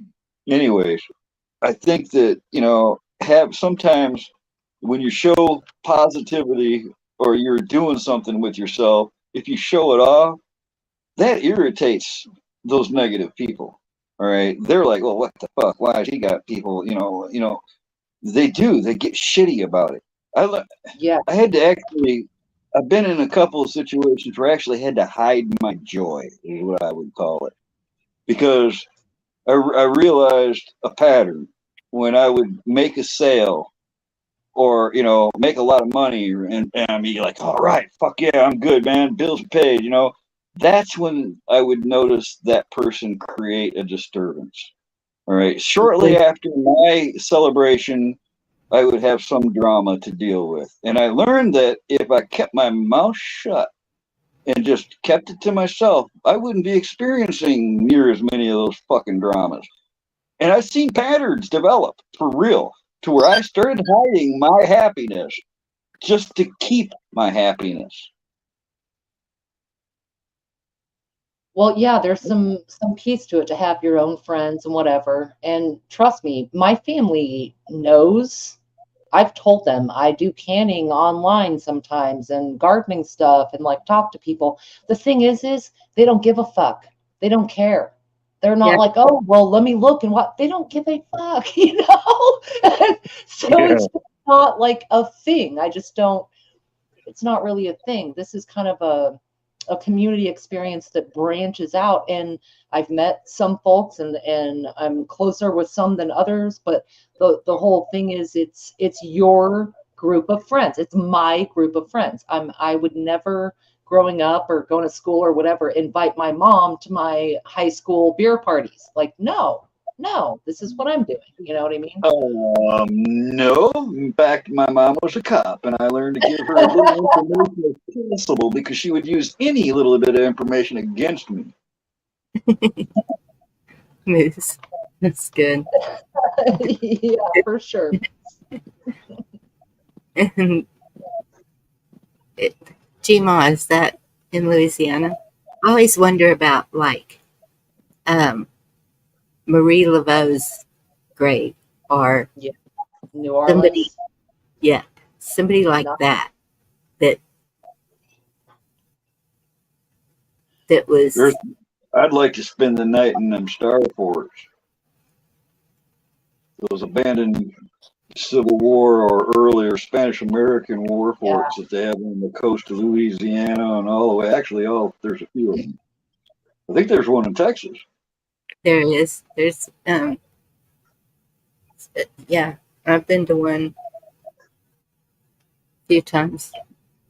There's one in Louisiana I watched a documentary on that's not maintained. Nobody goes there. Nobody hangs out there. That's the one I'd want to spend a few nights there. I told Craig he's not far from it. One day I'll spend a night there. There's one up by Abilene that like there's not a living tree. There's a lake, but none of the trees are alive. They're all dead. They're just like You talking standing. about North Carolina? Right. There's a place they call the Witches Circle in North Carolina where nothing has grown for hundreds since the settlers have. Even the Indians said nothing will grow there.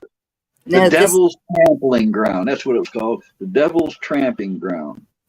This is an old fort that a battle had been fought there, and it's just everything is not living. The trees, nothing. It's really a spooky place. I think they call it Phantom Lake, actually. That's one I've never heard of. I have to look that up. I love that. There's some magical places in Oregon, Gma. Oregon is my home. And I don't know if y'all have heard of that park. Maybe Gma, you know the name of it, where a bottle will roll backwards. It'll be like on an inclined thing. Oh yeah. There's two of them here in Michigan. They call it Gravity Hill. Yeah, something like that. Hey, Cheryl. And oh yeah, it's kind of like a vortex spot, and I really believe the Pacific Northwest, including Northern California, the redwoods. If you've ever been there, it's remarkable. Like you feel like you're on another dimension.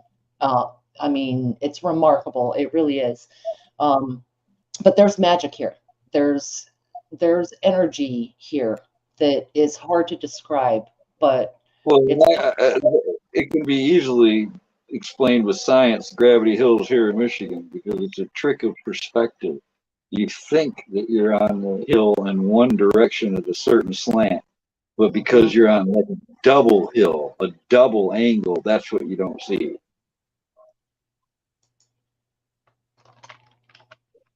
Yeah, I think there's alien shit, to be honest.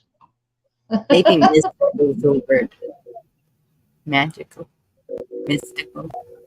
animal. It is mystical. It's the land of Bigfoot and Twilight and werewolves and a lot of UFO activity, a lot of, like in Predator, where it's like an invisible field that manifests into something. It's a Yeah, thing. Hmm. the veil. The House of Mystery. Thank you. That's what it's called. The House of Mystery. Thank you, girl. I knew you would know. Yep. Really cool. Yep. Different anomalies occur there. It's just this small little area, little park in Oregon. True, Al. I just saw today some whistleblower or something on Redacted saying, warning, there's going to be a fake alien event perpetrated by our government any day now. I've Oh, been I'm sure of it. Yeah. Huh. War of the Worlds 2.0. Boy, how long have we all talked about that? Dude, it wouldn't surprise me at all wouldn't surprise me at all. I don't know if I believe it. I don't want it, but it wouldn't surprise me either. Well, I won't believe it's aliens, but it could be something. And I believe it when I hijack their ship. All right, because that's what I'm planning. The minute I could see you doing that. You would probably be one of the few that could do that successfully. That is the plan. I'm gonna get in that motherfucker, and I'm taking a joyride. Yeah. Everyone's saying the same thing. But you just think about when was it? 1930s when they did War of the Worlds on the radio, and supposedly how many people was freaking out then. Imagine if you add that plus the visuals. You know what I mean? Yeah. People could lose their minds, literally. You know what's funny is that book and that radio broadcast came out pre-1940. What was the first major UFO thing, like 47-ish? They did it in decades. The 40s, like the 20s with like the War of the Worlds, something like in the late 1800s. They had something. Remember the Battle of LA? Have you ever heard of that story? Oh yeah. Foo Fighters, you know what those are? What's up, Lady Smith?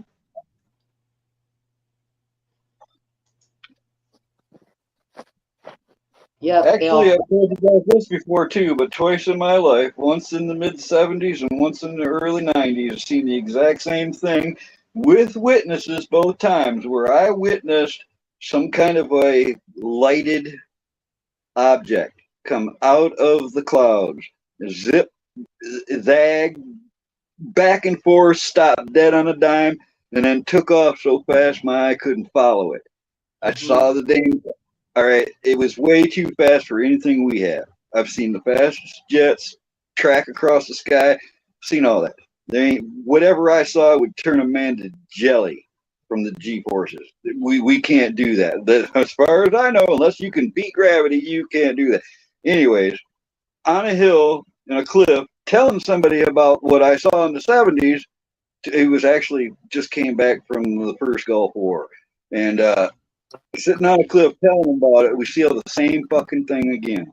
I'm not saying I saw little green men. I didn't see none of that. I saw something travel across that sky, can stop on a dead stop, not a sound. All right. So that's what I meant. Is who said that? How could I not? Okay, Anne. I'm not saying aliens are fake. I'm just saying if they wanted to attack us, they would have done it a long time ago. This seems more like what Lauren is saying right here. That's what Lauren said, but personally, I would think demons. If I thought something like that came out of the sky, and if I thought it was real, it wasn't a government blue beam project or something, first thing I'd wonder is if it was demons, all right, or angels, because that's what the Bible tells us is they come from the sky. So that's the first thought that I would have. Like I've told people, if I see a creature, I'm gonna say, in Jesus' name, you're not welcome here if you're a demon. You know, If that doesn't work and lead don't work, then you're in trouble. Yeah, It's like they've the already infiltrated. If they are real and their technology is so advanced, they've already interbred, they're already here. We are being run by lizard people. Now, Ann Garvey, I'm not saying I don't believe in them. I think it's possible for sure. But Truly a spiritual war. Do you think those kinds of things would become more common? we're already seeing them. And a lot of it comes down to secret operations and aircraft. But if they try to pull something, to me, it kind of depends on the timing for one thing, but also really use your discernment for real, because we have cloaking technology. They already have aircraft that look like a cloud in the sky. They already do that predator thing where it's just pixelated out. You don't see. How many times in the Bible it talks about astronomical events? You know, like the morning star or anything like. I wonder how many references there are to that, because you all see the comet in the sky that's out there right There's now. innumerable references, and yes, there is something flying around for sure. All the events we've been seeing, all the weird skies and all the northern lights in places nobody's ever seen it before. There's a lot of weird shit going on, guys. There is. No, you're okay, Chuck. Thank you. Hey, welcome back. No, there's definitely weird shit, Carl, and that's kind of why I don't trust it. I think they're here. If aliens are real, they've already been here for quite a long time. They don't need to make a grand entrance. And what I always go to in my head is Werner von Braun, or Brown, or however you want to pronounce it. He said in one of his final interviews, the last great deception will be from the sky. They're going to trick people with an alien agenda. And this is the dude who was a Nazi that made his way to NASA and was best friends with Disney. And he told all of us decades ago, the last great deception is going to be an invasion, like looking like that, like something like Blue Beam or whatever. All right. And I buy that. I think that's a very interesting tidbit. Outside of any religion. That's a space station. Yeah, I totally see it. Look at how they panicked, like Watt was saying, in what 1936 or 7, when the War of the World radio show happened, people died. Right? People really thought that was real. If they could elaborately, the media's got too much control. If suddenly the media came out and said, "Oh my God, they're killing everyone," and oh my, how many people would fucking flip out? Still emergency broadcast. The aliens have arrived on everybody's phones. Just that alone would cause just mass hysteria. I mean, there's gonna be people like us that go, "Yeah, show me. All right, I'm gonna see if I can walk through this light." All right, I'd be checking things right off the bat. There'll be people like that, but the mass majorities of the people that would be going, "Oh my God, we're all gonna die." Oh, I'm going live. We don't know what form they will come. John Dunning even saying right there, what do we have coming across the border? Illegal aliens. What do we call anything foreign is alien. That's the dictionary. They're transitioning this, and there's widespread belief in these beings. And I'll be totally real. I believe if they are real, they are here already and have been, and I don't discount that as an option. So like Ann Garvey, I feel you, dude. They could be. But if they were, and they are so much more advanced, they've already been here for a hot minute. The trouble is there's too much deception and fake bullshit. The first time I ever got on YouTube was looking for UFO footage. And back when it first started, there were some pure searches. I could go on there and find some interesting stuff. But I watched it happen over the years. You'd take one UFO sighting that was legit, right? That it got a lot of views, a lot of attention. Next thing you know, there'd be 50 other videos with that same title. Most of them, some of them would be like somebody playing with their Legos or some shit. It would start off like it's a real video, and then it would, people intentionally fooling you, people trying to fake things to make people believe it was real. It got watered down really bad, and I wonder if it was intentional because there's things like that 2013, Dome of the Rock UFO. That one reminds me of what I actually saw, But if you try to look that video up, there's 100 fucking videos of bullshit out there you have to weed through to get to the real ones. Oh yeah. Like a lot of the shuttle missions back in the day on YouTube, many of the shuttle missions were on YouTube, and there are several. I think one of them was Shuttle Mission 125 or something, but it shows the same objects I've seen in the atmosphere reacting together to different anomalies, and meaning that if a light flashed on one side of the earth, all of them would react to it all over the globe, even the ones on the other side of the hemisphere clearly seen by the shuttle pilots. So these things, they were changing direction. They would shoot off into space suddenly, and some of them would just slowly orbit the earth, maybe changing their patterns a little bit. And they're not fucking satellites, all right? This is something different. I love a Hulu.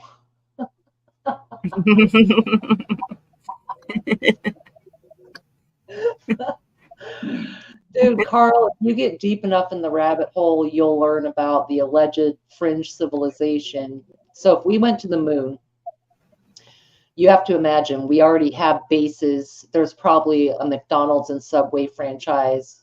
That's why that shit lasts forever, so they can get it out there, And I, in some rabbit holes a dozen years ago, came across some documents that claim to inventory what we sent these explorers with, like what types of food, what types of supplies, where they were going. It was project something or other, and it was about building this base, this installation on the moon. If that document was true, then we've had a fringe civilization and a fringe government, and maybe we're just now titling it with Space Force. I don't know. Just telling you what the rabbit hole contains. Hey, you can't shock me with theories. I've seen even theories where they say the moon is hollow, or it was a spacecraft that got us. Oh yeah, it rings like a bell.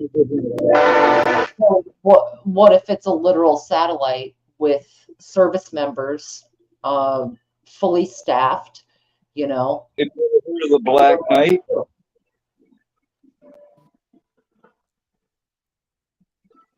You ever heard of the Black Knight satellite, Virginia?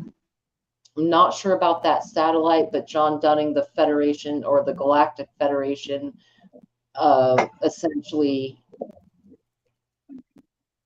describes this. It's very interesting. It was conceived around the same time as like MJ12 and all of that, and shit, I can't rule it out.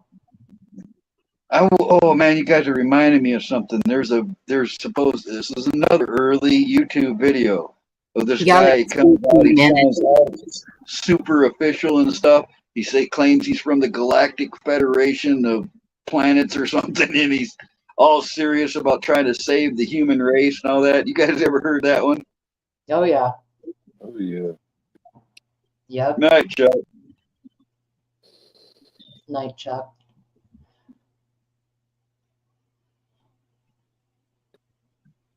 Even a lot of the images they use with the Space Force and stuff.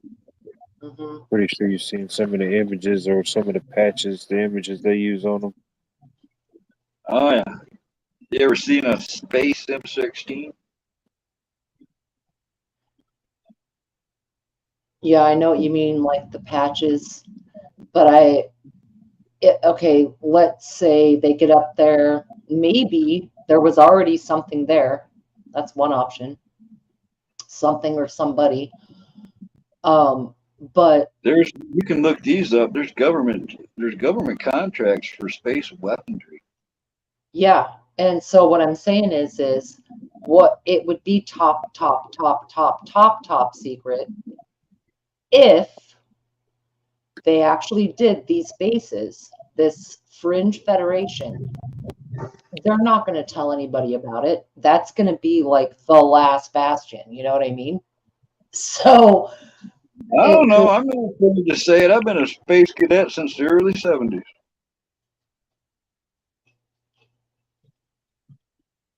Well, I hope Rescue's not listening, but I still don't think we land on the moon. It's funny. I was thinking about Rescue too. I'm just saying there's this alternate theory. If we did, I believe we already have secret space bases operating there, period. If we didn't, we didn't. Yeah. I'm just at this point that you just got to show me. All right. They're either all in or there's nothing at all. Exactly. I found another one of my old posts. It's like, all right, the government's been saying this shit is real. Show me.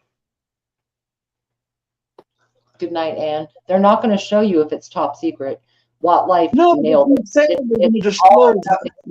They were saying they were going to disclose proof of aliens. They said that. Yeah, they say a lot of things. We can't. I ain't seen shit since they said that. It's been a couple of years since they said that, and I still ain't seen nothing but a bunch of fake bullshit. They're also basically admitting that octopi are aliens. So now that's probably the real aliens right there. If anything, that's what I would expect aliens to look like. It's in the water because space is water. Everybody knows that.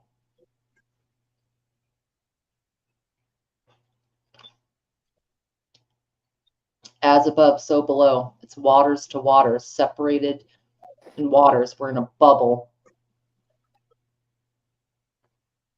Certain things. As long as the bubble's around, because I think the bubble's round. Could be a square bubble. Yeah, it doesn't really matter. It's the shape of it ultimately doesn't really matter.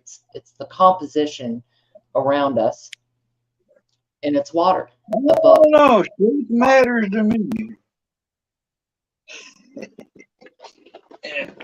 Shape matters.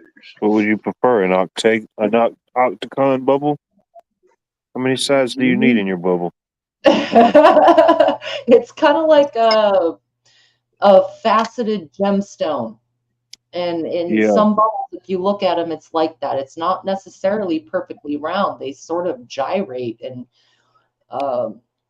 they have a dynamic. I like gyrating bubbles. I do like gyrating bubbles. Yeah, you all do. I concur. Humans on the other side of the ice wall, you know, if you break down the word, hue is color. Man would be us in this Homo sapien. So we're like color monkeys, kind of. But my point is the pure energy, hue, man, that being that the operative word is hue or color. Now listen, I ain't no monkey. I can't climb no trees. No silly little motherfucker gonna make no monkey out of me. No monkey. Sure can't climb no tree. We are color. Some of that original energy was sound and color and breath. Our senses, if basically you will. Energy and projection, the projection that you have, you know, as a man, as a woman. Yep. Like an aura, you know, like you say, you can feel bad energy, you know, that type of stuff radiates. An aura is real, dude. Auras are real. Actually, I do believe in auras. Yep, I do believe in that. I've even seen, plant life. Pure energy or pure spirituality, whatever you want to call it. Yep. That's what's up, Watt. Thank you.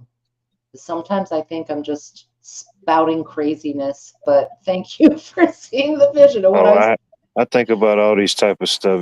You'd be surprised. It's the stuff I think about. Yeah, and I go down rabbit holes, and you know, And I try to be more open minded. That way, if something happens, I'm more prepared for it. Okay, all right, this was Plan 33. Okay, we went over this already. We're good. Right. That might be what this is all about, man. You might be onto something. Or like, preparing ourselves by thinking of the craziest shit out there, so nothing's gonna surprise us.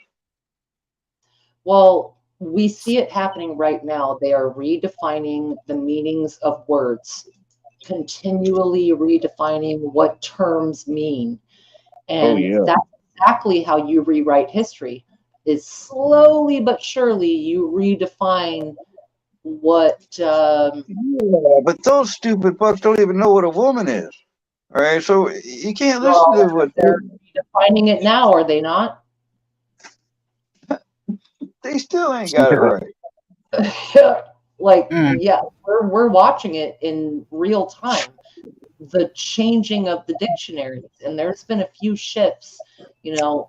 I would say probably every 2.5 to 3 generations, so roughly 60 to 70 years, major shifts in the interpretation and understanding and definition of basic words and terms. And is that not also a prophetic? They will have a universal language in some sense. Well, that's kind of what the internet provides, and memes are a universal language. Emojis are a universal language. The symbol. Virginia. So somebody said one day somebody will dig up all our stuff and they'll be like, "What are these symbols and stuff?" And the emojis are our hieroglyphics. Right there. This is universal sign language. Yes, it is. Hey, Lele. Yeah. Even the aliens know what that means.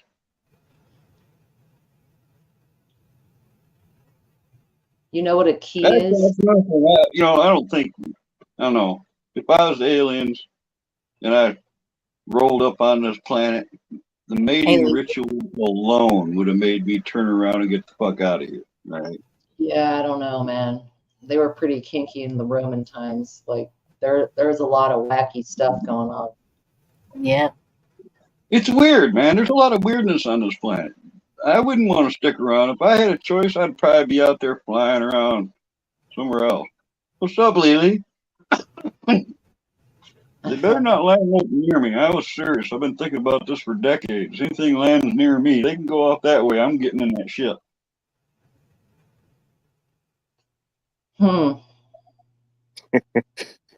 You'd be like that guy in Independence Day.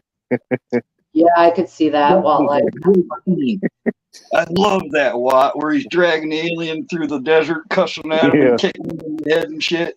I love that. No, Eric, I'm wearing a shirt and a hoodie. Get your head out of the gutter.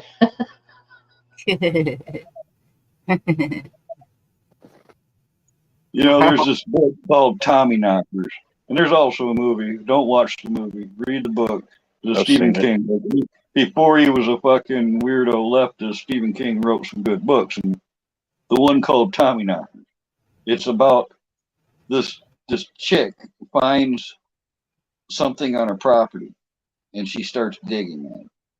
And anybody that helps her and her, they start losing their teeth and their hair falls out and start getting real sick the longer they're digging. She gets a backhoe in there and digs it out. It's a fucking UFO. And when she finally gets inside, the guys, I think in the book, gets inside the UFO and he feels this hate in this ship. And he sees giant dead aliens all around that have murdered each other thousands of years ago. And what it was is the UFO was malfunctioning, and it was like putting off radiation that made them all go crazy, like space sickness, and they murdered each other and crashed on Earth. Well, just as they were digging it out, his teeth are all falling out. Like I said, he's in terrible shape. He gets the thing started, just as like all the authorities are showing up and stuff. And he in the book he flies off into space, knowing that the ship is going to blow up, but it's going to save everybody else. But the one part of the book that just kind of grabbed my attention was as he's leaving the atmosphere in the ship, this alien ship that he's somehow piloting, everything in the ship goes transparent. So he has the sensation of just his own body flying through space at the speed of light. But everything around him is transparent. So he's experiencing it all. But then the ship blows up and see the book. And they fucked up that ending bad in the movies. That's why I don't even waste your time with the movie.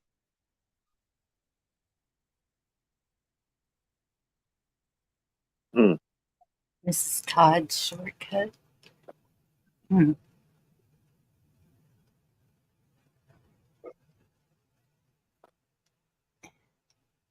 I like the Gunslinger series, Dark Tower, and all that. I read all those. I think Cujo was a good movie, and so was Pet Cemetery. But the books were really good, or at least I used to think they were good. I don't like Stephen King at all anymore. You ever hear him spouting off lately? He's an idiot. Yeah, it's kind of disappointing. I've read Stephen King books for, oh man, over 30 years. The first one was Pet Cemetery, and then you get into the classics like Carrie and It and Needful Things are really long books, but they are awesome. And then lately I've seen some of the stupid shit that he spouts off, and I'm like, God, how can you not know better? How do you not know better? I know. I get that. I totally feel it. Kind of understands human nature, but no, it's so cringe. It's hate. It's pure hate. I don't know what it is. Even Howard Stern. I loved Howard Stern's radio show in the 90s. I worked at certain times. I had it on the radio station, and he would do interviews, and I even read one of his books. It's where he's like standing with just a cloth covering his loin region. I can't remember what it's called. Might have been something body parts. Might have been something like that. Anyway, it was a good book. You know, he worked really hard to get to work up in radio and do all this stuff. And then I see what he says now, and I'm like, seriously, all the unjabbed should be unalived? Really? That's how you see it? Or I don't know, just other examples, but I don't know. I don't know what to think, man. I read The Stand, Andy, but that's another one where they had a series called The Stand. That wasn't anything like the book. I mean, if you're going to redo something, at least make it better. Firestarter was gangster, and The Eye of the Dragon is also gangster. Yeah, but what about Langoliers? Dude. Langoliers. Yeah, the movie was cheesy, but Yeah. But the story itself, yeah, it was good. Yes, Eric, Private Parts. That's exactly what it was called. It was actually a really good book. He had a first wife, and like his life was very different before he became famous. The things he did and the way he worked up, and I had respect for his to take that risk and make something of himself. I'm going to tell everyone, if you know, tell me what creatures would say "dada chuck, dada chum, dada chuck, dada chum." I don't know.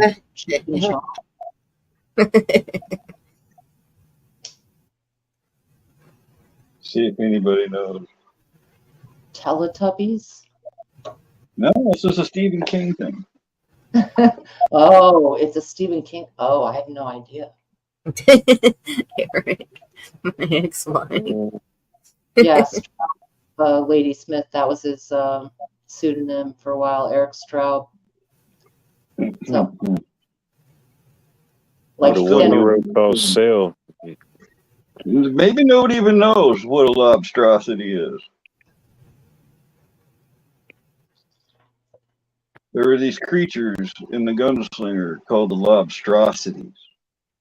And they were giant, like lobster creatures with human-like heads. And they would approach him and da-da-chuck, da-da-chung, da-da-chuck, da-da-chung.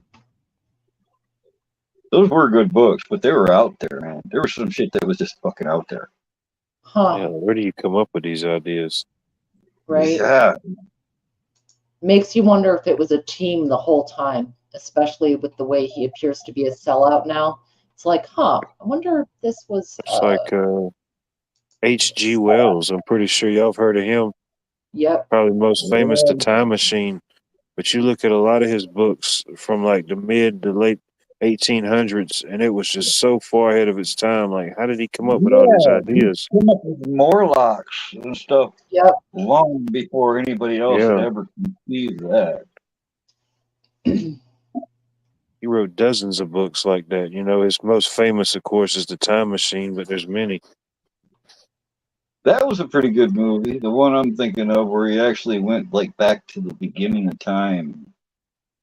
He watched everything in fast action around him change throughout tens of thousands of years of change. Yeah. The Elox and the what was it, the Morlocks and the Eloys. Yeah. Wow. We're old.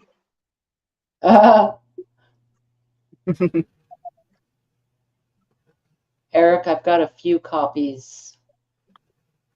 I've got the complete work, pretty sure. The book is several inches deep, and it's a lot to go through. I haven't read the whole thing back to back, but I've.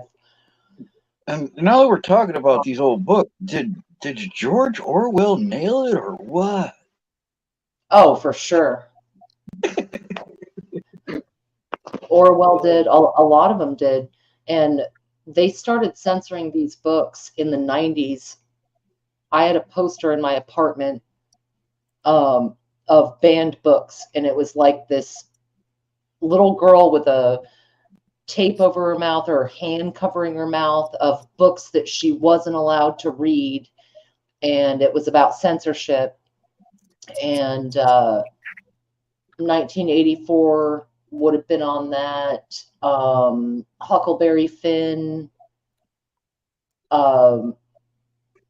Shit, they didn't get to Little House on the Prairie yet, but some of the dystopian books, or some of the books that had like some actual history or insight, especially Little House on the Prairie, it's a damn shame, because kids now, I've seen some of the stuff they put out for youth, and it's like incestuous weird shit as That's opposed just trash. to. Are you talking about royalty? I'm talking about censored books versus what's allowed now.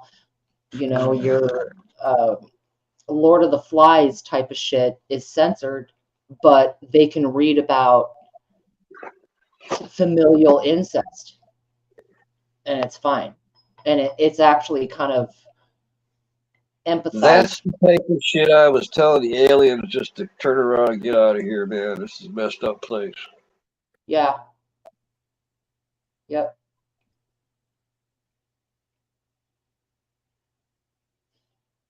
Mm. 8 inches thick. Goodness. Indie cloves. Like, yeah, clove oil would be better. Of course, washing it out with warm salt water would be the number one thing. Vigorously wash it with, because most times it could be just a little speck of, it could be a speck of salt or pepper on your nerve, causing the pain. Yeah, wash it first, and then if that doesn't work, then the cloves don't work. Letting some whiskey sit on it will help a lot for a lot of people. It's not always the same for everyone, but if it's really bad and it keeps persisting, there's this stuff called Oragel, but get the Oragel PM because it comes in a paste and it sticks to your tooth longer, and it works pretty good in a pinch. My favorite thing is a half and half combo of hydrogen peroxide and original Listerine, like the yellow Listerine. Hydrogen peroxide, if you read the bottle, it says right on there, a dentifrice, it will handle any kind of acute infection in Minecraft for entertainment purposes only. If your character, just to make clear, I am not a doctor, and even though I may have played one a couple times in the bedroom, I am not certified in anything. Metaversally speaking. yeah, we're philosophers. Okay. But yeah, peroxide, Eric is backing me up on that. Hydrogen peroxide, it tastes like hell. If you have a little bit of OG Listerine, something like that, it kind of mitigates the flavor. Let it stay in there till it gets all foamy. You know how peroxide will get foamy on if you skin your knee, put it on there. Good, killing shit. Let it stay in your mouth till it's like your mouth is just full of foamy. It sucks. Yeah, it's pulling Borderline out rabid. infection. Yep. Warm salt water does great though. Yes, that too. Well, I'll tell you what. I took an X-Acto knife and took my own wisdom teeth out of my head. All right, and I don't know if anybody here would ever know what that would be like, but Don't ever do that in a video game ever again.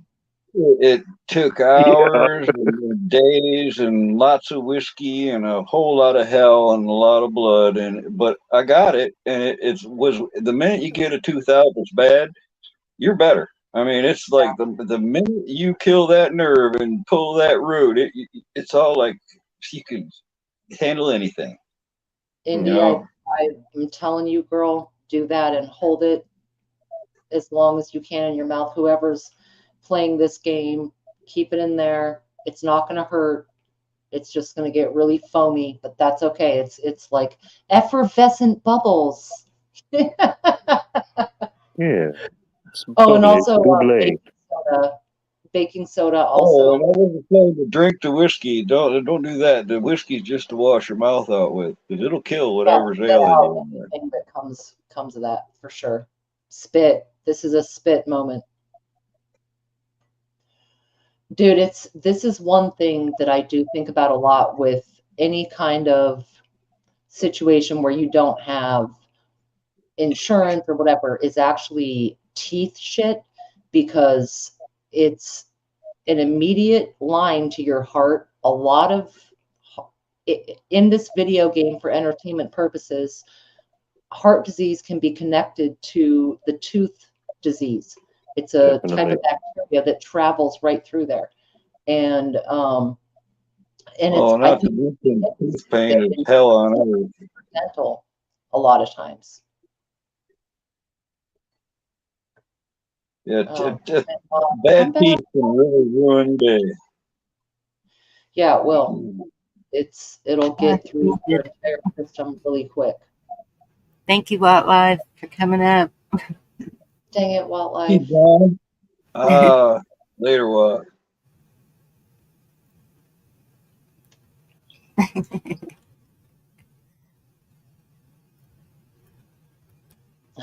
Very want a channel. One mouthful of foaming. Yeah, for real. It becomes almost like it's not even liquid anymore. It just gets really foamy, and it doesn't matter if there's anything wrong or not. That's just when you put peroxide on anything, it just foams up like magic. Yeah.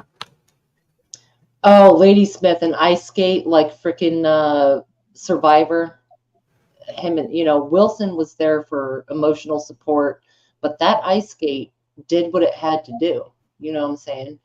She's talking about the movie Survivor, where the Tom Hanks, he had an infected tooth and he had like an ice skate in one of the packages, and he positioned it to knock that tooth out, the bad tooth. Wilson. That's the one where people, I know what movie you're talking about. That's the one where the ball's supposed to represent something else. Yeah, there was I think it's a volleyball. It's a white ball, and he gets a bloody handprint on it and then like draws a face on it and it becomes his friend. And the ball, the name is Wilson, is the brand, the sports brand. So he names him Wilson. It's Castaway, yeah. And yeah, he's Right. on. But that's also supposed to represent frazzled. Yeah, what's that called? You know what I'm talking about. Yep. Had to connect. It's like a pet rock.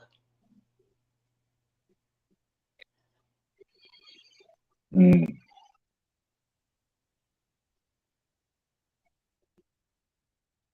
I mean, what would you do? He worked for FedEx and the plane crashed and he was the only survivor. If the story's true, on that island for, I think, 4, 5, 6 years, 4, 5 years, something like that. And came out and wrote this book about it, I guess. But I mean, Chuck, some things I just don't want to know. Chuck, some things I just don't want to know. why did Wilson have a hole? Man, Wilson wasn't deflated, so the hole wasn't that big. You know what I mean? I'm not touching. That's why I don't want to touch anybody's balls. All right, you never know where they've been. Yeah, I don't like them. True. Back to balls. We were on balls earlier before you got here. I'm surprised you haven't broken out into song yet. I've I got already did. balls. Well, my already goodness, sang it. I hope you don't want to touch anybody's balls. Is that what I just heard? Exactly. I'm never into them sports. We're back to balls. That's what happens. See, this Hey, remote. Yeah, but team keeps coming back. What's up, remote?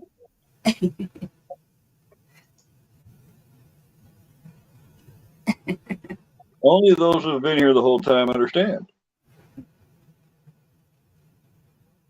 You're talking about in my ever class high society, God's gift to ballroom notoriety.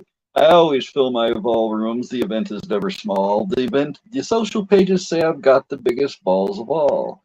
Well, I've got big balls and he's got big balls. She's got big balls and he's got. But I've got the biggest balls of them all. That one? La la la la la la. Yeah, that one.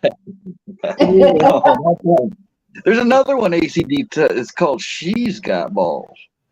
My lady's got balls. She's got balls. Hey, well, let me tell you. There's a thing about singing about balls.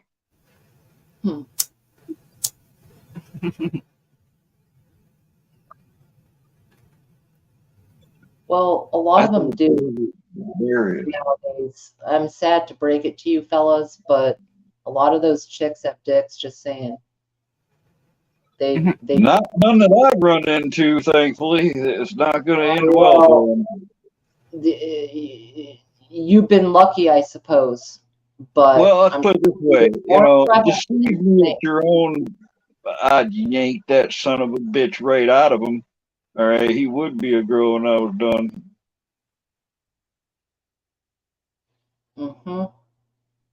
I ripped that son of a bitch right out there, boy. That would piss me off so much. Somebody try it. I mean, these are sets you will never get within hand's reach of. I'm talking supermodels. I'm talking certain athletes. I'm talking certain actors. I'm talking. Yeah, but I'm talking about the lower thing, all right? Like where, Crocodile Dundee, how he had to go around checking people because that's just wrong. So, you know, if you're gay, go after gay people. You try to seduce a straight guy, you could get yourself hurt.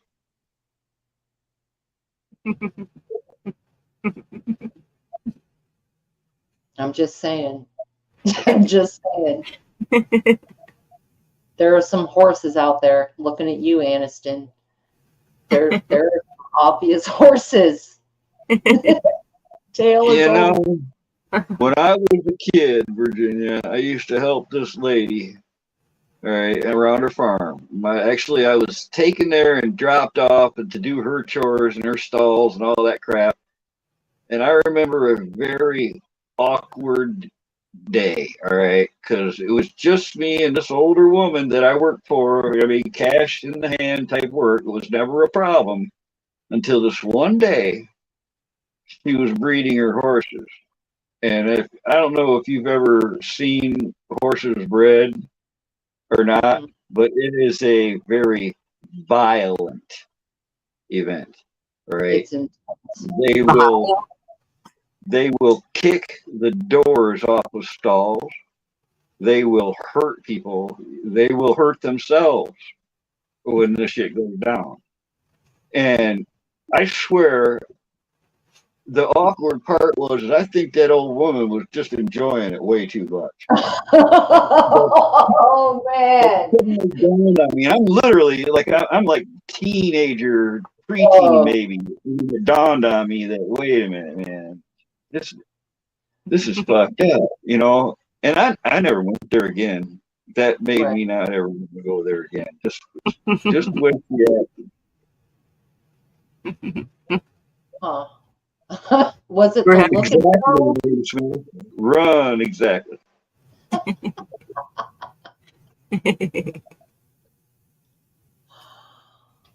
Oh man. Yeah. I remember the name. I'm just not gonna say it. I remember the address and the name, and I remember that whole fucking day. Huh. Some people are weird. Like I said, the mating rituals on this planet are all screwed up. It's good to see you, Richmond. Hey, Wayne. I don't know, Carl. I think it's kind of cool. Like nature videos back in the day when they were legit and they weren't overseen by some narrator with an accent of any kind. Omaha's Wild Kingdom. Yeah, wild. Like what was it called? Wild something, and it would just be animals. And sometimes you got Mr. Beast, I gotta say it now, but it says so right in the Bible now. He who lays down with the beast will be removed from the tree of life. I really I don't mean man with a beast. No, but I want to put that out there now because that is one thing I'll never understand. It irks me. You know, it'd be like sickening. You know, you hear about these entertainments that you can see in Mexico with the donkeys and stuff. I don't want to see none of that shit. What are you? What's wrong with you? You know what I mean? I know you don't, but yeah, that stuff's weird to me. Yes, the Wild Kingdom, Ladysmith and Remote both. Yes. It was just like kind of like watching National Geographic, just legit animals doing their thing. And I think I enjoyed it. I enjoyed it. Well, it wasn't just about like those scenes. It was just like watching them stalk their prey, or in fact the DVD yeah. We're not talking about the mating part. Okay.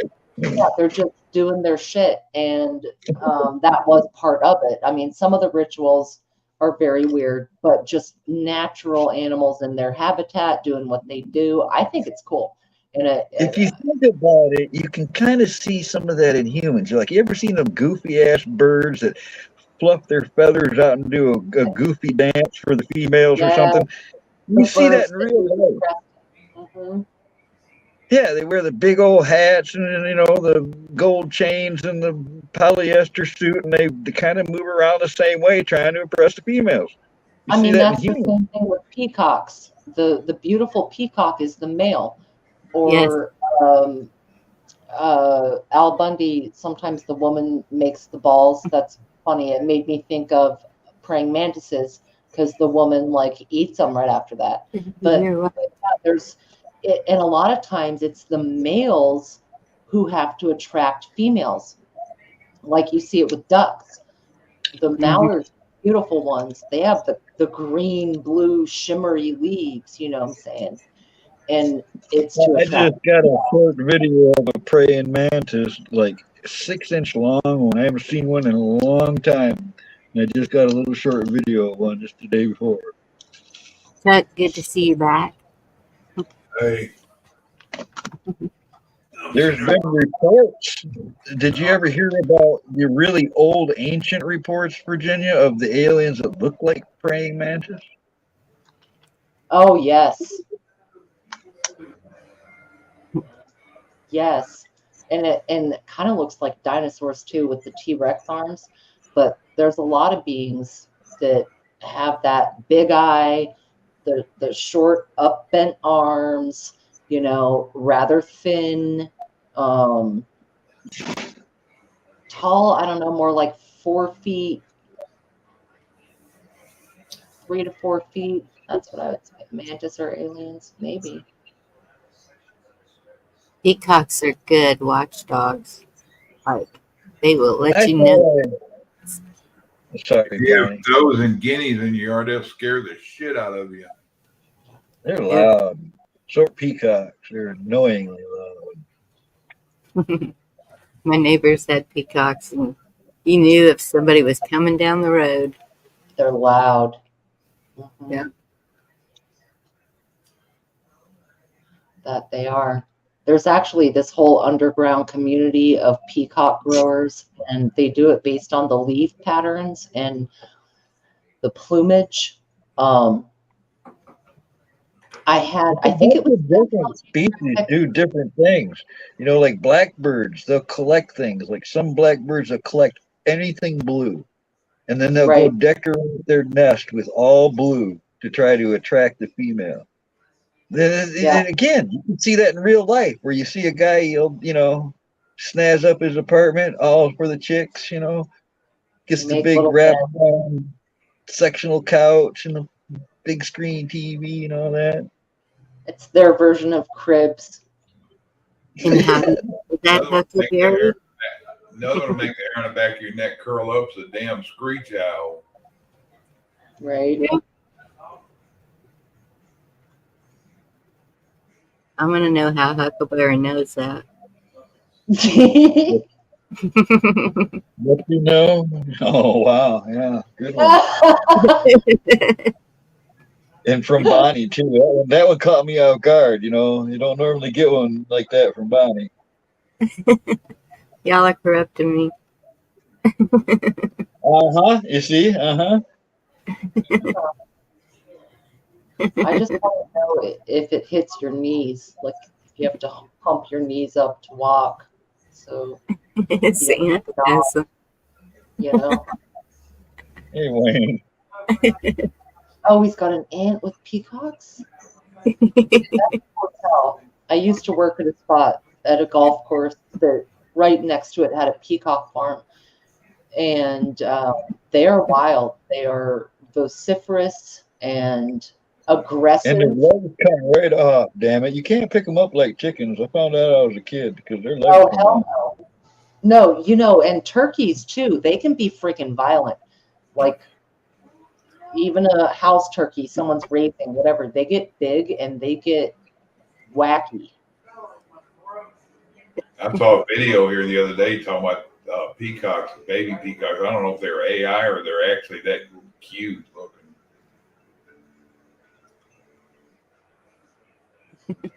Oh, why the Amish chick? Oh. The Amish chick. Should have gone for the Amish chick. What's that day that they take? What's that called? Ram or something where they take off and do whatever they party like animals at a certain age. What was the name of that? I think it's more clear. Yep.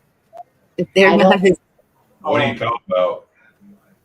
When the animals take off, it's like Rumspringer. Yeah, something like that. Yes, I think you're on it, Chuck. That's they can go out and party and see what the English live like. And... Yep.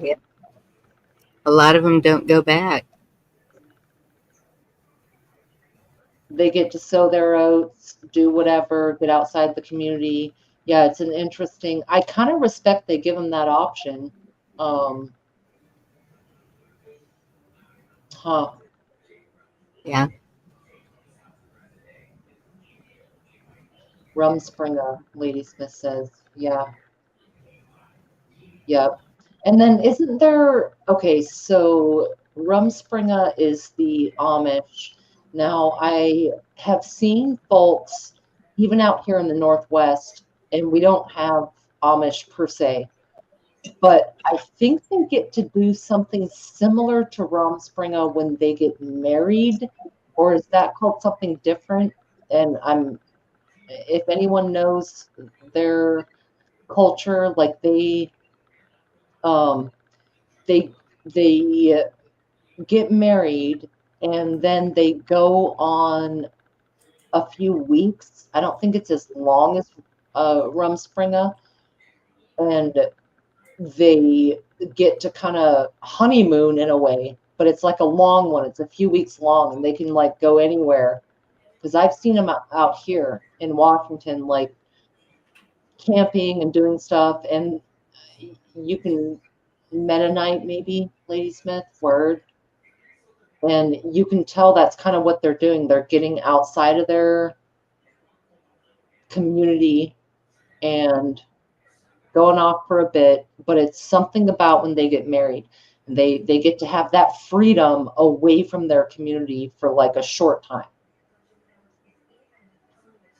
Maybe Baptist. Well, see, Lady Smith, the reason I relate them with Amish is because they wore the head, the little hat that like looks kind of like what the Amish wear still. Isn't there And another group like that? There's the Mennonites, the Amish, and then there's one more.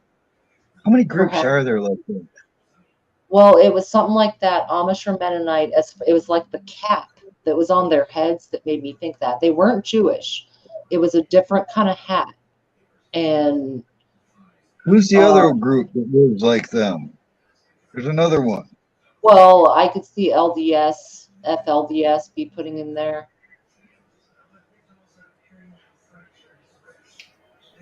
Like they live on compounds. In Utah, you'll see a lot more of them, but they're very old school.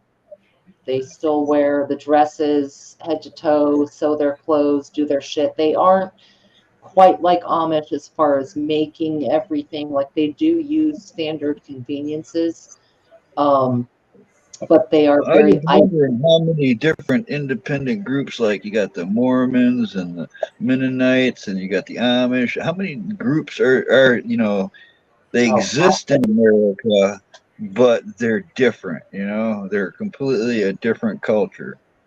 German Baptist, Lady Smith, I see you. Oh, yeah. That'd be another. I think that's it. Yep, Puritans is a good one. Thank you, Auntie. I think that is it. And they all have a similar sort of point of view. They live pretty clean. They self-sustain as much as possible. They're kind of on their own communities are, I don't want to say like just completely closed in, because they do participate in society.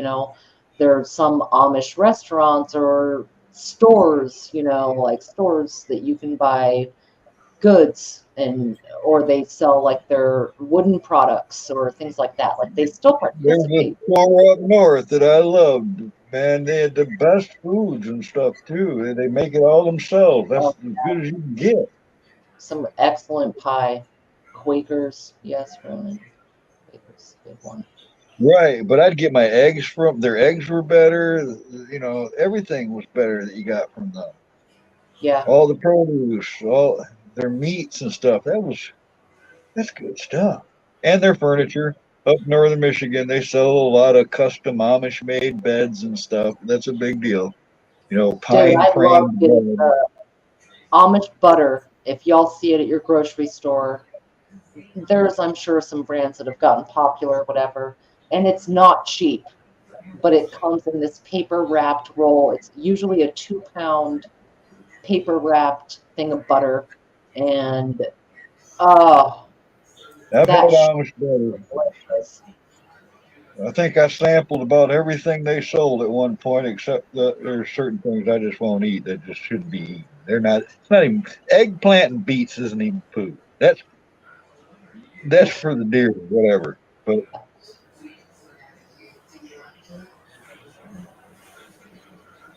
Yeah. Well, I'd say there's countless of this type of mindset of living. You know, Baptists you'll find, I think, more in the South. Maybe some of the Quakers and what have you are perhaps a little more like Northeast. But you find a similar culture in Oregon, Northern California. Like, there's a branch of my family that got into some weird cult. To this day, I don't know what it was. I have a couple of ideas, but I'm not 100% sure. And we sort of got isolated from them when I was young. So they weren't people I was super close to, but I always knew there was like such and such uncle and all his kids and maybe an aunt, whatever, they went and did this. And it was weird. And they kind of lived that way, like in their own world. Uh, Ronan, no, no. I think it was um, I think it was like a Christian hippie commune type of thing that you would have found in Oregon and California 30 years hey, ago. maybe we're missing our chance. There's a comet visible right now. Maybe we could all jump on the tail of that comet. What? Which one? There's a comet visible right now in the hemisphere. It's Oh, all over. Yeah, remember what the Hale-Bopp comet? Remember when yes. what's his name? They all thought that when they died they were gonna join the comet. That wasn't the Branch Davidians. The Branch Davidians, I think, was Waco. But Yeah, the David Koresh. that was I think that was San Diego.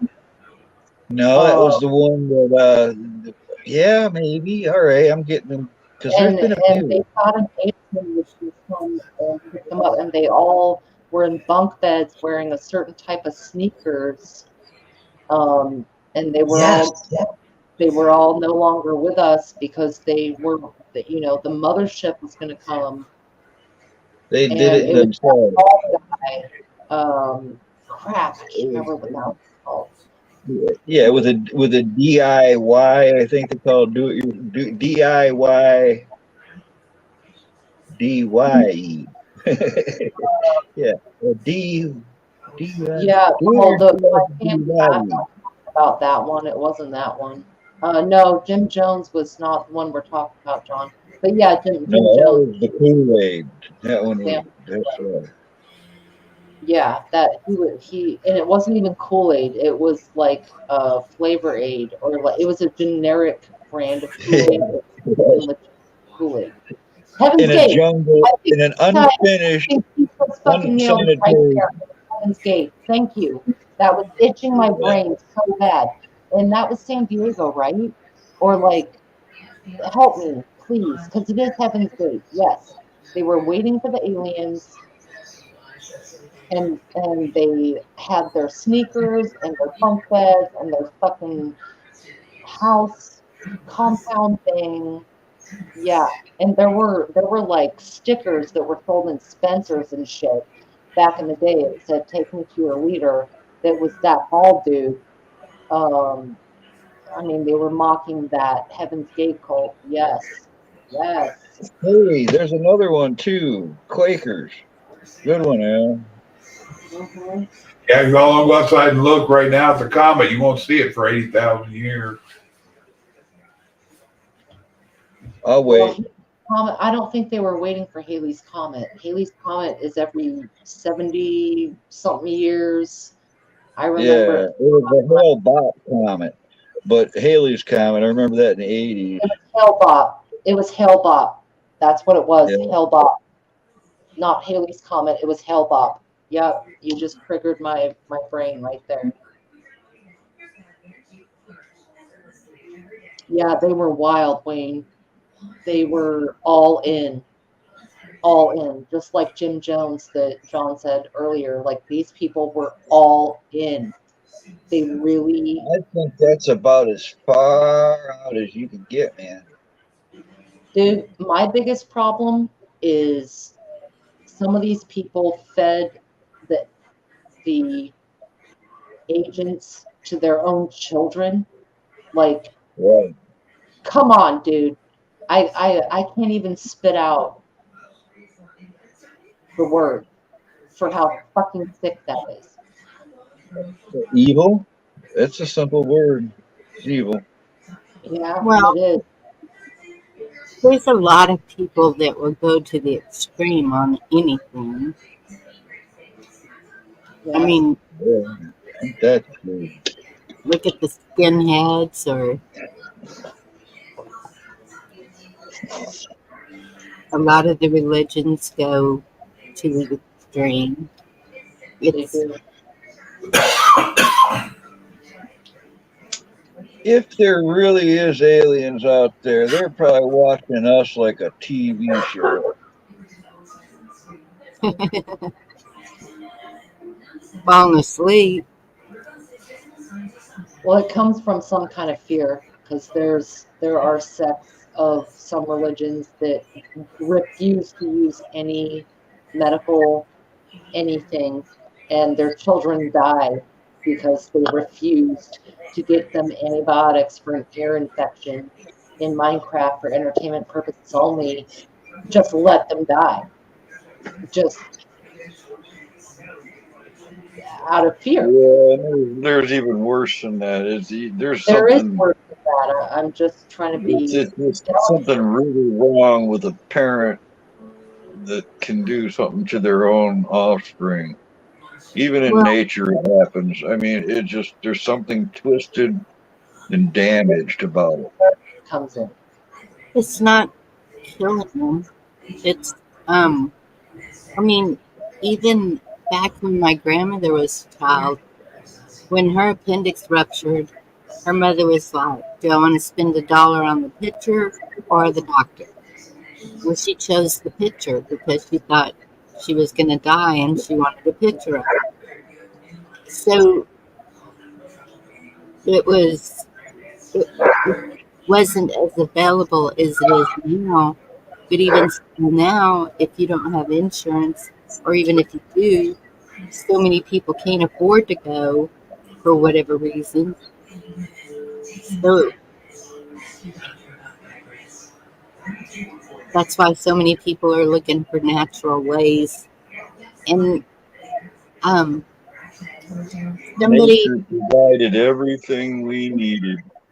yes, and somebody put in one of my lives in the comments that they were told 20 years ago by their orthopedic surgeon to start figuring out how to take care of yourself because the system is changing.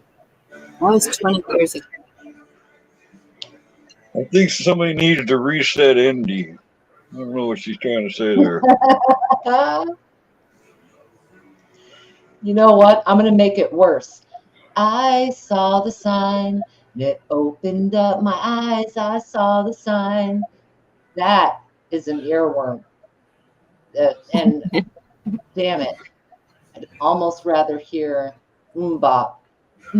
Bop. No. I saw the sign.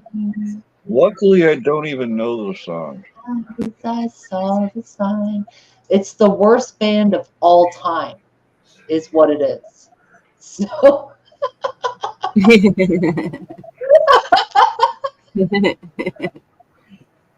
it's Ace of Base, the worst band of all time.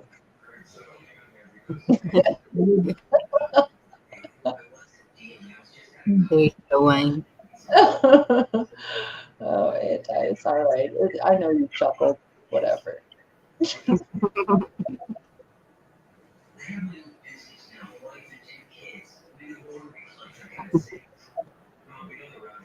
Hmm.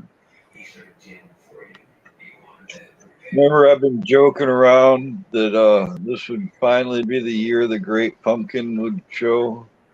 Well, it's fucking happened, man. The guy grew the record 1 ton pumpkin.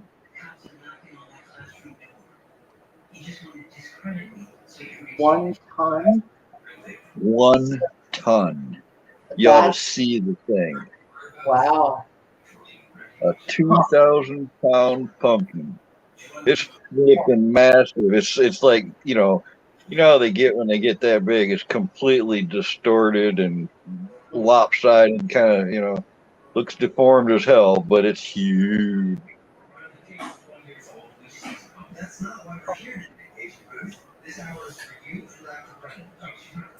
What was the runner up? Well, I don't know. You know how they get them that big? You ever see they shoot them up with milk, Virginia?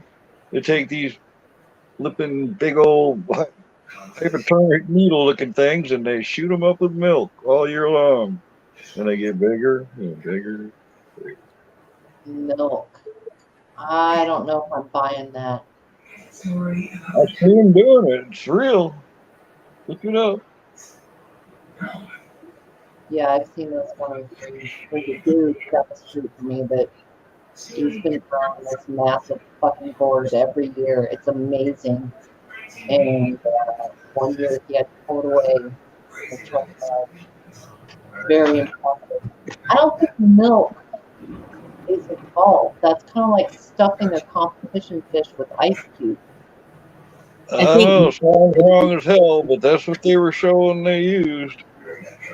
Didn't sound right to me at all either. I mean, that milk seemed like it'd go bad and rot that, wouldn't it? Well, it seems like it would make it weigh more, and so it would be cheating. Is it the cheating part? Well, I see it done, but they were trying to get their pumpkins as big as they could. So. Hell, guys, I'm gonna get off here. This sitting in front of this monitor and stuff, making my head hurt worse. I'm gonna go take me something and look for cracks on my eyelids. Good night. Did you look at the comment too long? Did you look at the comment too long, man? No, me earlier talking to my son and him letting me know how it went in court today and all that, and then looking up bylaws and then trying to Institute for Justice. I'm sending his case to them because they're railroading his ass. They got him for home invasion, but he did no damage. He didn't go in the house, didn't assault anybody, didn't cuss anybody. He went over there because his fiance was there cheating on him. He didn't realize he was concerned what happened to her, and he walked over there, knocked on the door. The guy opened the door like he does every other time. He thought he was letting him come in. He went to step in to slam the door, opened it back up, stuck a gun in his face, shotgun. He pushed it down. He's still on the porch, hasn't done anything. Points it back at him again, then shoots him in the leg, and then shoots again. And he asks him to call an ambulance, that he's hurt. They said, no, I'm fixing to call the police and get you for home invasion. And that, to me, the whole 9 yards, that there was nobody hurt, no property damage. He did nothing. But they got him for all this shit. He's been in there for a year already. They keep postponing it every time it goes to court.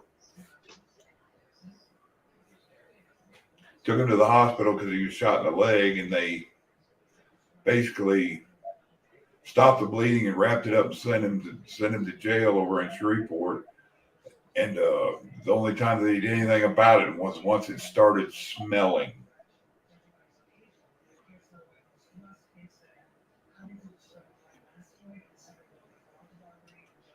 Kind of ridiculous, but yeah, that's human rights abuse. Yeah, they're fucking him over by a lot of fucking his human rights, like shit for health care and all that. They should have done something about it. But I wish I can get a hold of D-Dog, see if anybody out there and any of y'all know D-Dog, let him know to call me. I don't know how to get a hold of him, but I know he's not far from me here, about 100 miles from me. He would know somebody to get a hold of, and I'm putting in for Institute of Justice. I'm gonna send him a police report. It's just stupid. And then find out some of the other people know who the guy was where she was at and said he's a snitch or informant or whatever you want to call it for the police department over there. He's the one that shot him. So he's protected by somebody. And then they're real, I guess, because they haven't done anything. The people that were supposed witnesses didn't make a statement. They have no evidence. He said there should be blood evidence over there. I don't know if there's a ring cam or what, but just one of his court-appointed attorneys was trying to help him, and they fired him and put somebody else in there. And he said the rest of them since either won't do anything or just try to tell him that you need to accept whatever they offer. He's got a $250,000 bond. Nobody was hurt. Nothing was damaged. What else? I'm guessing they didn't have any cam evidence or whatever when police come up, from what I'm understanding, because nothing's been brought up. And he said where he was shot, the blood's on the porch, wasn't in the house. He never stepped foot in the house, and they're calling it home invasion. Home invasion, you have to damage property, hurt a person, break in, pass the threshold, all that kind of stuff. He's 6'7", 300 pounds at the time, and the guy that did this shit's probably 5'8", maybe $150. My son is big enough. If he wanted to hurt anybody, when that dude showed his ass at the door, he could have tied him in a knot. So I take it he hasn't been to trial yet, or in front he's of it. going to jail. And the other day they told him that he wanted a non-disclosure or what? No, not non-disclosure. Where they have to bring everything to light. And I forget what the term of it was. And then he went into the motion to qualify. It's called discovery. Yeah, motion to discovery. So I guess they brought him the stuff, and the last time he was in, they made him an offer of 10 years. They're going to get him to try to make a plea deal and threaten him to get him to settle before seeing a judge. Well, and you don't want, you tell him not to sign nothing, and you have to file a motion to get him in front of a judge to hear his case, because that's when the prosecutor's case will fall apart. They've got no evidence. They're stalling while keeping him in there. It's a dirty ploy. It's lawfare. He said that they're thinking because he's working with a jailhouse lawyer. And he said they're pushing you in here to hold you long enough where you'll accept something. That's it. They're going to try to make him take a plea, and that makes him guilty, so they can give him what it'll be a less of a punishment, but still, if he's innocent, he shouldn't accept any guilt. That's the thing. He's got to go get that in front of a judge and prove his innocence. Nobody's going to do that for him. He's going to have to do it himself. He's going to have to file the motions. He's going to have those court-appointed lawyers work for the same system that are using him for revenue right now. So, yeah, that's what a buddy of mine told me. He said they stand in line in the restrooms and hold each other's junk while they pee. They'll literally laugh about the cases they're fighting each other on in one room while they're at each other's throats in the other. Kind of like you go to the bar after a wrestling bout and watch the two guys that were just beating the crap out of each other in the ring, sitting at the bar laughing and having a big time. There you go. If they hold it while they pee, did they at least do a courtesy shake after? So it's like completing the job? Or excuse my language, the way I put this, as dickless as they are, they probably have to stomp their feet because they don't have nothing to grab. Well, there you go, Virginia. Ironically, TMI. Word. that was being vulgar about it. I'm saying they're fucking little twats. I'll be right back. Yeah, I definitely want to know. But I get the analogy,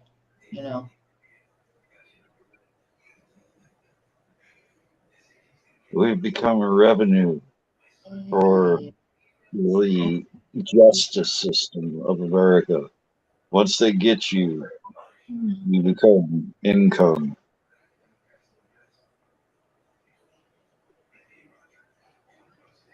Yeah, because the government pays them.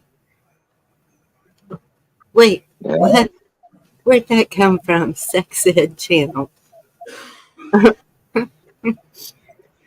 Yeah, wait a minute. What are you listening to, Moose?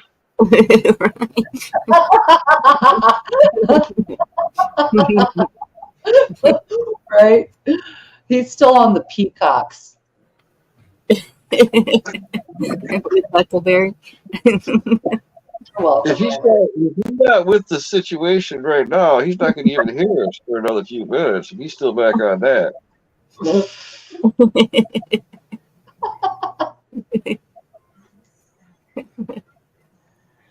I suspect he's right with us. Yeah, I Still got need on for bring hours. out what you need to know. I was on the phone for an hour or so when I was up here earlier and forgot all about it because I got wrapped up in talking to him and talking to another person that I was asking questions about, my son-in-law. It ended up my mind's working in so many directions I give myself a badass headache.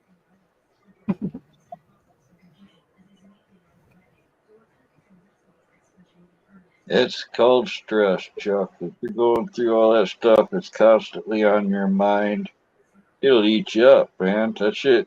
That's rough stuff.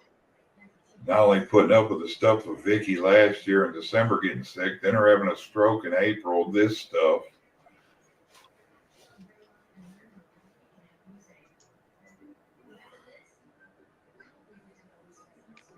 I feel a little better after ranting a while. Thanks, Bonnie. Thanks, everybody, for letting me get some shit off my chest. You're welcome. Yeah, Auntie, I'm scrolling back looking for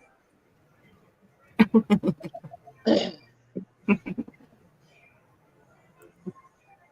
Yeah, that's pretty much it. What if you just swing it?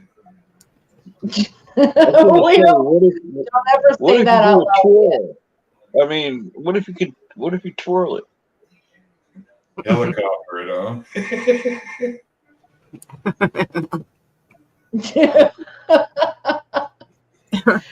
the wrong kind of sprinkler. All right. Whirly bird. Yeah. Make sure you bring cardboard. Swing bada bada. Perverts.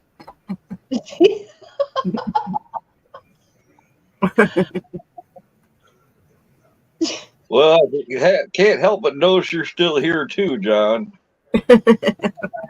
Exactly. Takes one Yeah, to know. I don't see it back there.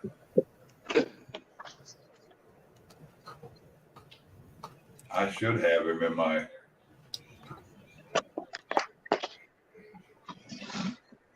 And really, if you think about it, we're kind of old. And so the way I see it, there's like preverts, and then there's perverts, but then there's like proverts. And proverts are the ones that have seen it all, and it's like, they don't need to see anymore.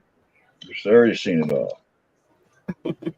I just Seen keep too thinking much. about Nightmare with glow-in-the-dark paint doing a helicopter. You know what I'm talking about. You know what I'm You about body paint and black light, weren't you? Oh, hell yeah. The black light, a little, yes. I'll just leave it at that. Like I think I have some kind of contact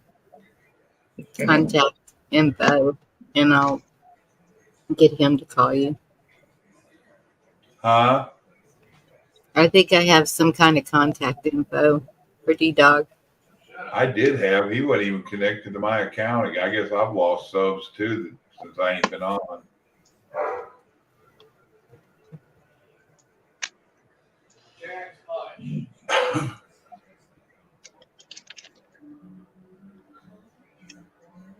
I'll send it to you if I have it. All right.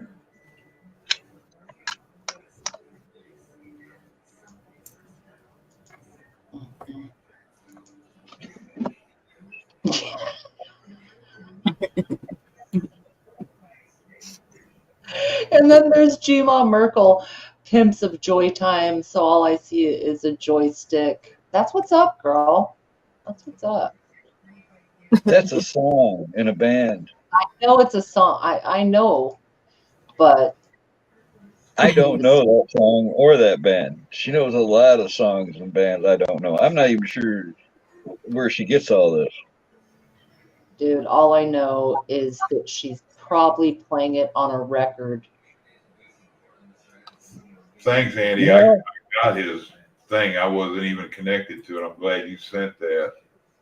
I didn't even have him subbed. He's been doing some outdoor venue live streams where he puts the camera up while at different events, different bands and stuff play. They're kind of entertaining. I remember last year he sort of did that, and he'd do stuff in his garden. Yeah. Or maybe that's why they were talking to others online while they were on live. I can't remember now. You know, every time I talk to him in a chat, he tells me about these army trucks, and I know which army truck he's talking about, but apparently he's got a fleet of flipping army trucks. And then he's told us that he's got a place in Panama that he's going to retire to. I think he's going to make a giant convoy all the way to, I see his plans. He's going to take all them army trucks, load them up, and move to Panama on one big convoy. Yeah, I've heard him talk about that too, in a sense, in different ways. Little bits and pieces of it. I'm putting it together and making it up as I go, but, you know, like I know anything, but.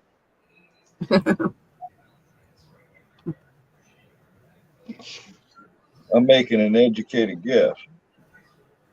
Because he knows what he's talking about when it comes to them army trucks. He's not bullshitting about that. Chuck, I'm talking about those big 8-wheeler Emmets and fucking the big army trucks he's talking about.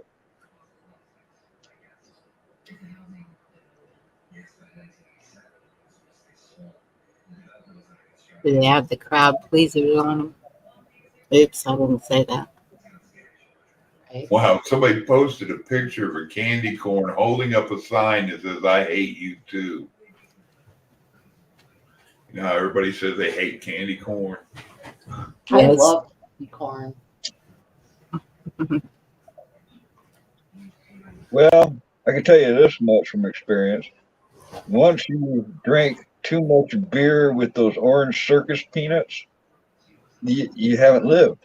I mean, because that'll change your whole opinion of those orange circus peanuts once you puked them up. Is that before or after you puke up Ew. I'm talking about I drank a whole lot of beer and then ate a whole bag of them circus peanuts, and then I, violently spewed that up, and I haven't been able to eat those since. Did you puke it up in one big orange circus peanut? Oh, that was like a fire hydrant opened up, Oh, yeah. I know exactly which candies you're talking about, and I imagine with beer it would just expand in your stomach and make like a them like stale orange marshmallow things, right? Yes, it's like that orange it's kind of marshmallowy. It sort of melts in your mouth. You put beer on that? That's I can tell you about another one too. Oh my goodness! Oh, this is when I lived with them hippies and non-veterans in that little northern Michigan commune in the 70s. All right, it was my oldest sister, but it was her little. Like I said, they all had their own property, lots of property, and they all had their little farms going, and they had a co-op, and they were all stoners. And anyways, where was I going with that? I forgot. I'm too high. What were we talking about? Thanks, Al. Orange peanuts and beer. Oh yeah. Anyways, these guys had an annual field party with kegs of beer and shit, and everybody would bring all their motorcycles and trucks and shit, and tractor pulls and all this fun stuff. And I was like 12 years old, and they let me drink that beer out of the keg all day long. So I drank beer all day long. And then I stumbled home after dark on my own because everybody else stayed there, and I was drunk and I was hungry. And I remember going into the house and there was a Uh, giant bowl of strawberries. I'm talking about the biggest, those giant Tupperware bowls from the 70s, just filled with strawberries. And man, I was hungry. So I ate a lot of strawberries. And that's probably On the top worst of time I've the ever been sick in my life because I remember barely making it out the back door. And then I remember a trail of strawberries from the trailer all the way out. I drug myself out to the field because I just couldn't stop throwing up. It was never eat a lot of strawberries after drinking a lot of beer, or it doesn't it's the react sweet. well. You don't eat any sweets after beer. Period. never. Protein. Hell, Bonnie, I used to like for a chaser after drinking Irish whiskey back in the 80s, drink Bush Mills. And after I drank the shot, this one guy showed me to take a piece of white chocolate and eat it. And what'd it do? Took away the bite of that instead of being a puss and drinking a shot of Coke or water or just pop a little piece of like half of a, like a Hershey bar, you break it up in them little rectangles. About something half that size, you'd pop a little piece of it, and something to do with the white chocolate and the sweet would take away the Okay, chicken so skin, I you guess. use The best way. that as a chaser. Yeah. Okay. Dang, Auntie, if yours looks like an orange circus penis, I think you need to leave that thing alone a while, right?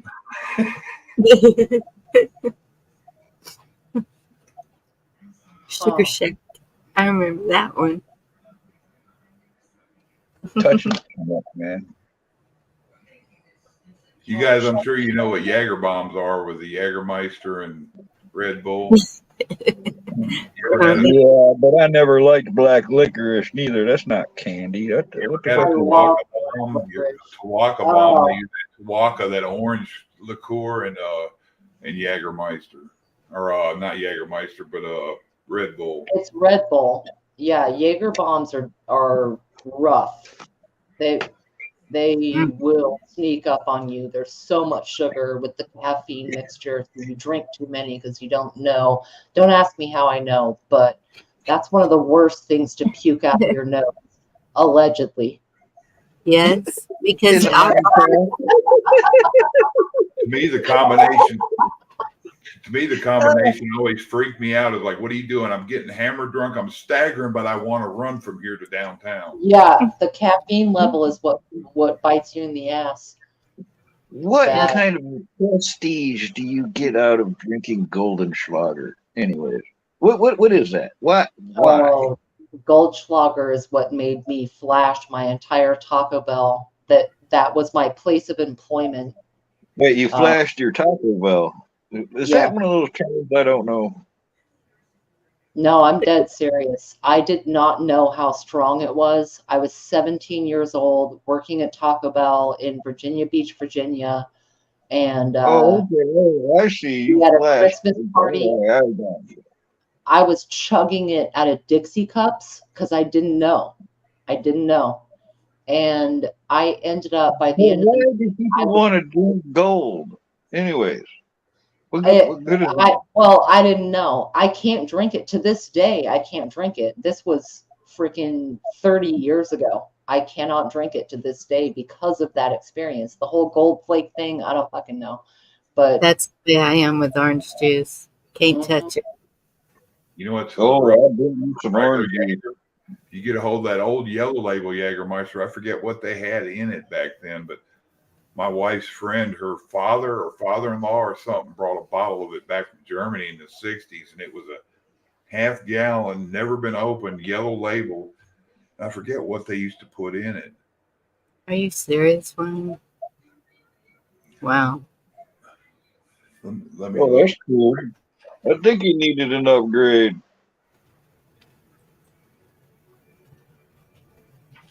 The dogs will love it.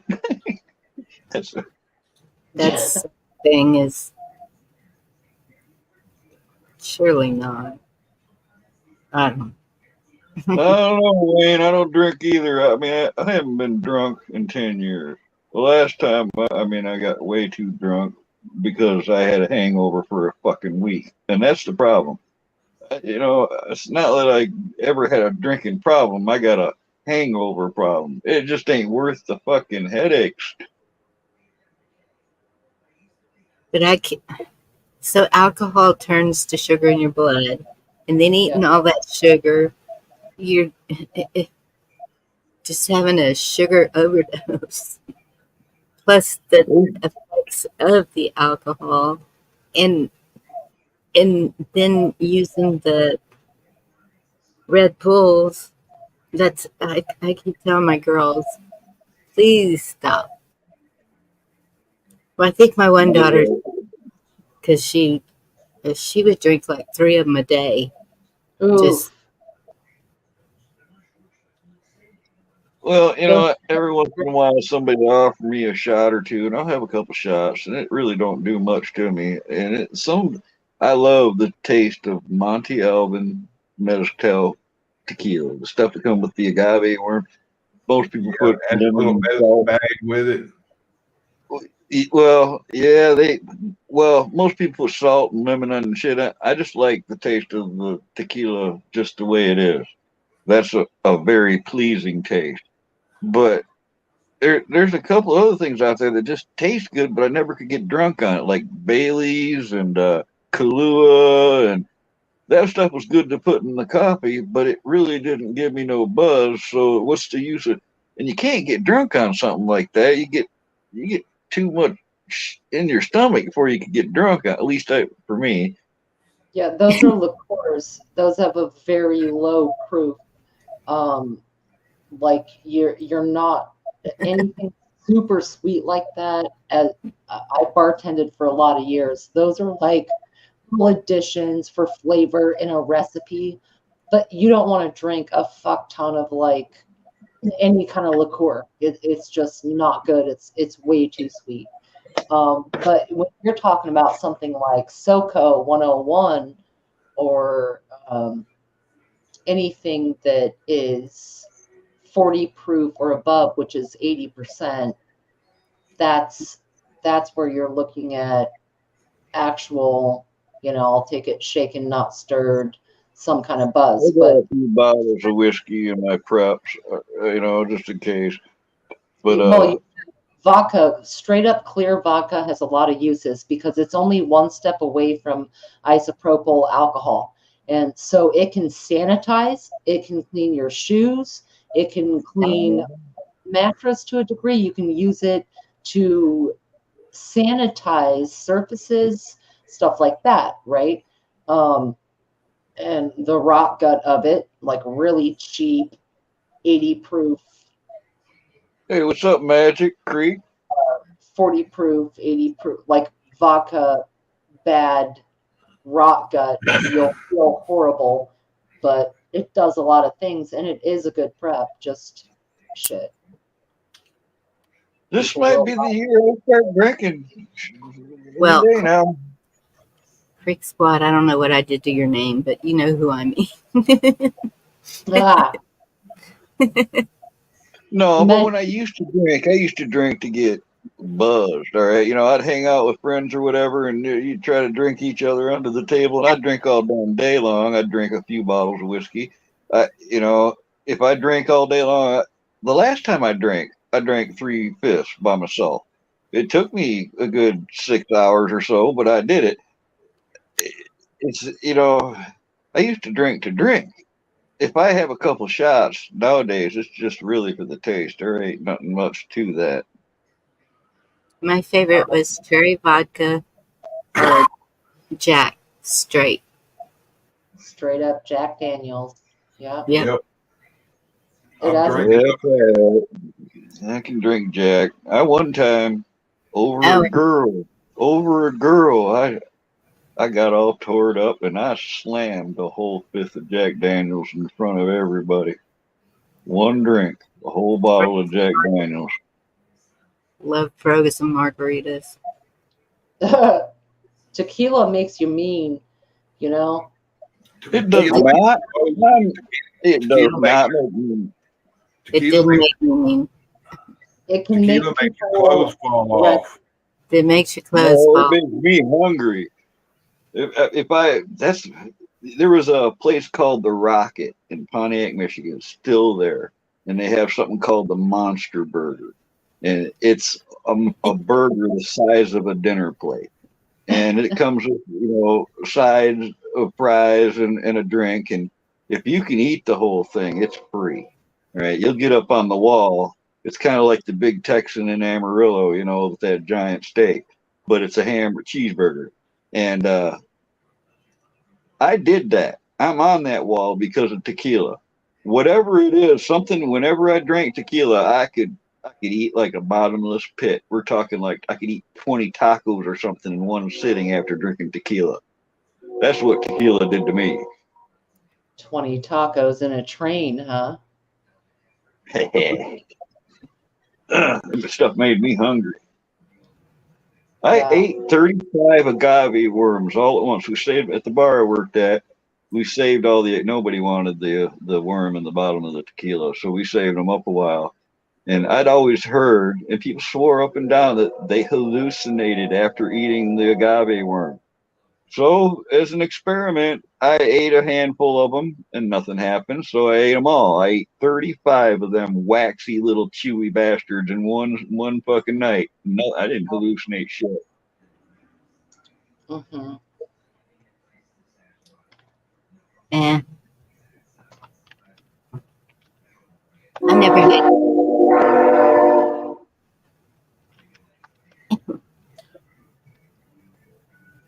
I can't remember ever having a hangover. Because breakfast after drinking is cold pizza and a Coca-Cola. And feel great.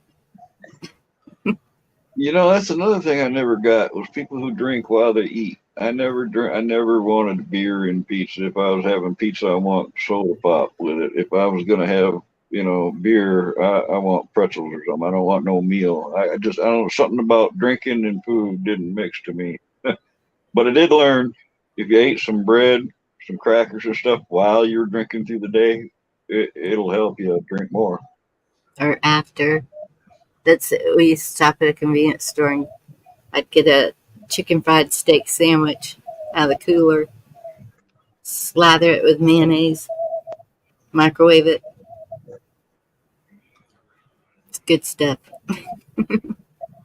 I bought some whiskey a while back. It's endorsed by Kid Rock. It's called Red Stag. It's a Jim Beam whiskey. It's tasty. I got to taste it. That's why I bought some. I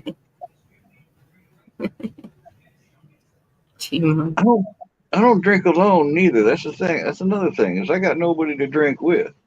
If I had somebody I knew that wasn't going to turn into a total idiot when we did drink, I could have some drinks with somebody, but it's not been pretty in the past.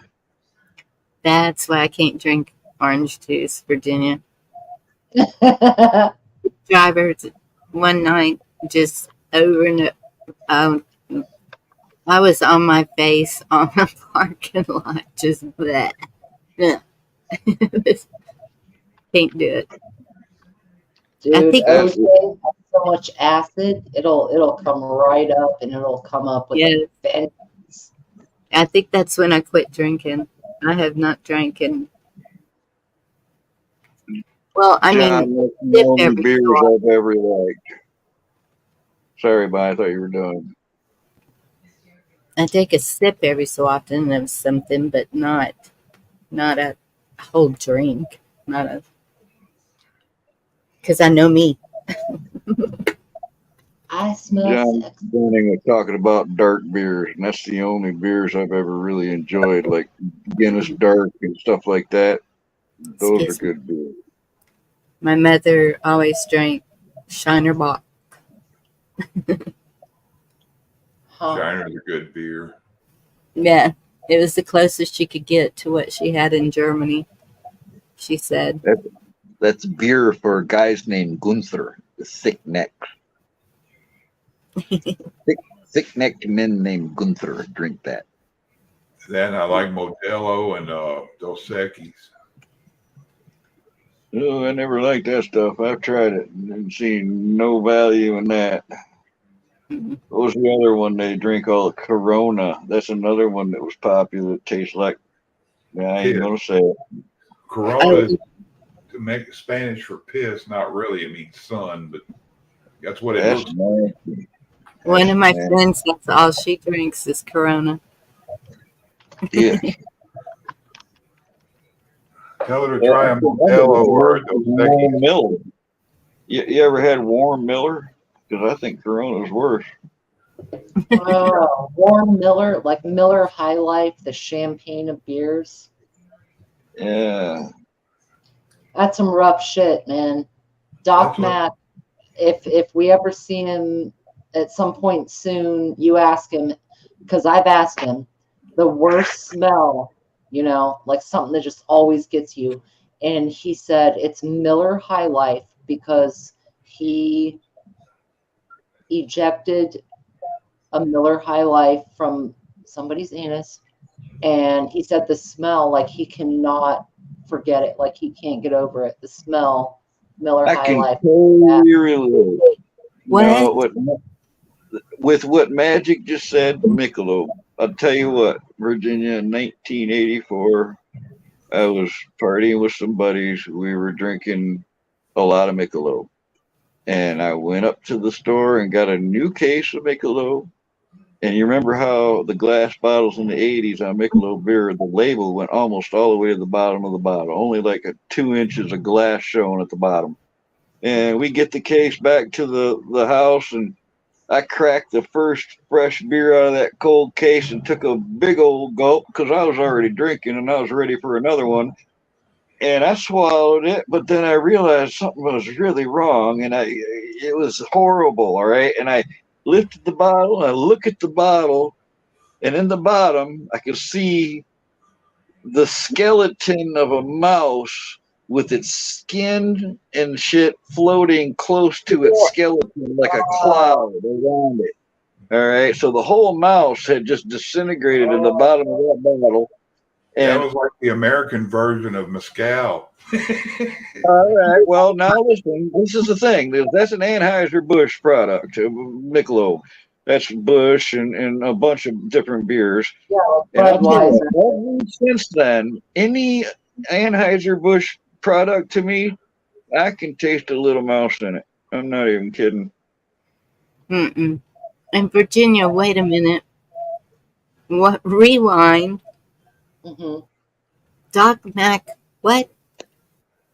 Okay, well, if you know, you know. A lot of us in here have been to Doc's lives, and I always ask him about crazy shit that he sees in the emergency room.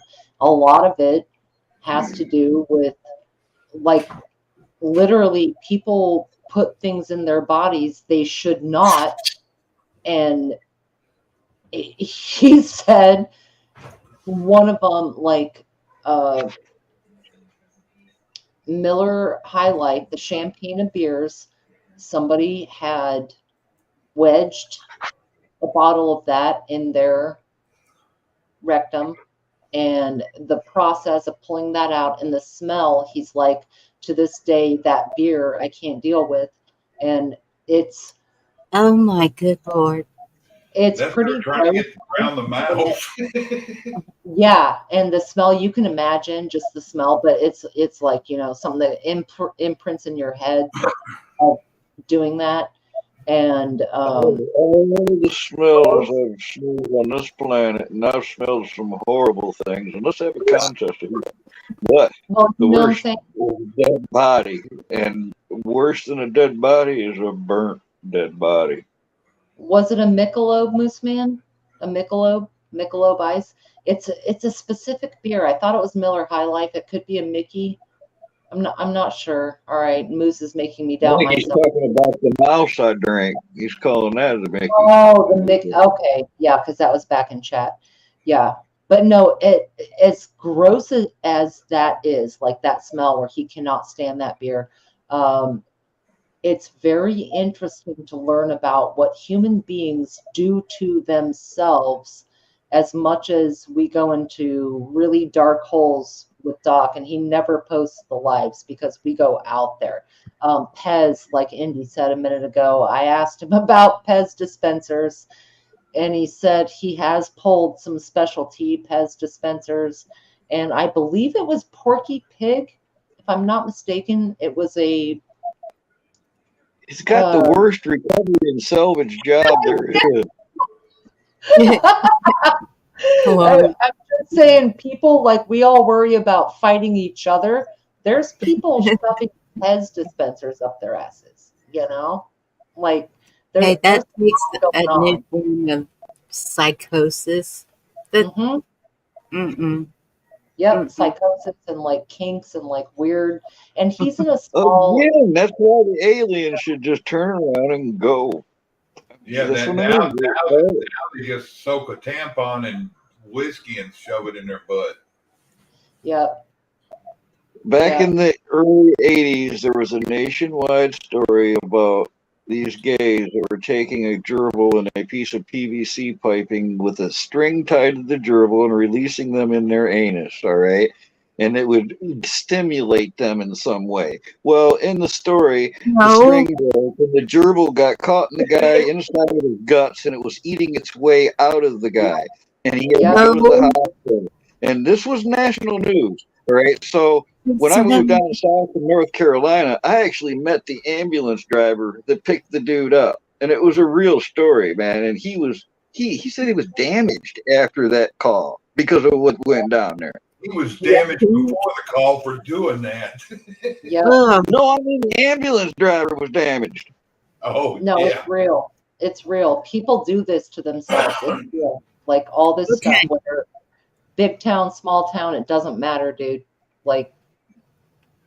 So what would be the psychological diagnosis for a person who would do that?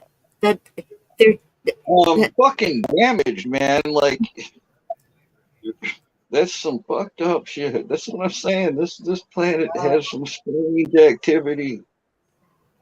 I think it comes down to desensitization.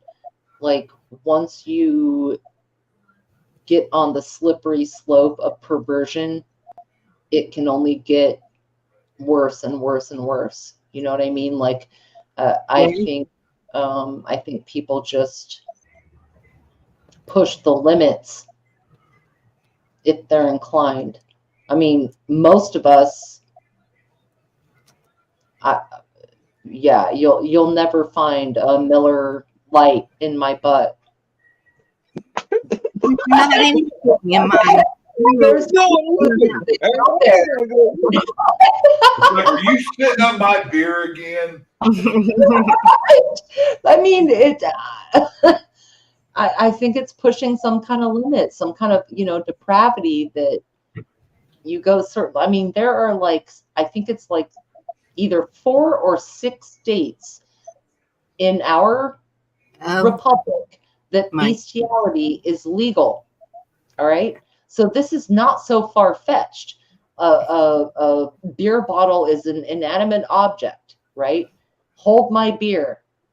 Look, no hands. Hold my beer. All right, that's what I mean. There's some twist. There's something wrong. All right, because this is right. It's the unknown.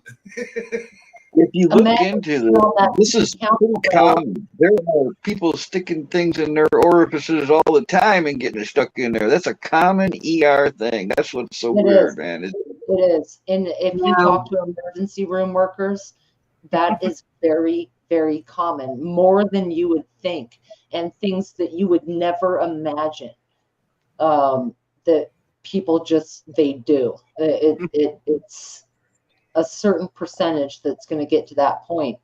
But I think it's really disturbing. The 4, 5, 6 states bestiality is legal. If it's not abusive to the animal, it's like the codicil to that, right? Well, who's on that panel saying, how do we judge what's abusive to this animal? You see what I mean? What's bestiality? I probably don't even want to know. Never mind. You don't really want to know. I mean, So it means loving relations with animals. Animal diddlers. And It ain't just love. It's in. Sexual. Yeah. Yes. Yeah. Yeah. And it's Oh, legal in a handful of states as long as it's not abusive to the animal. So there's a council of people discussing this, voting on it. I just had to ask what we haven't talked about yet, didn't I? That's abuse in itself. Yep.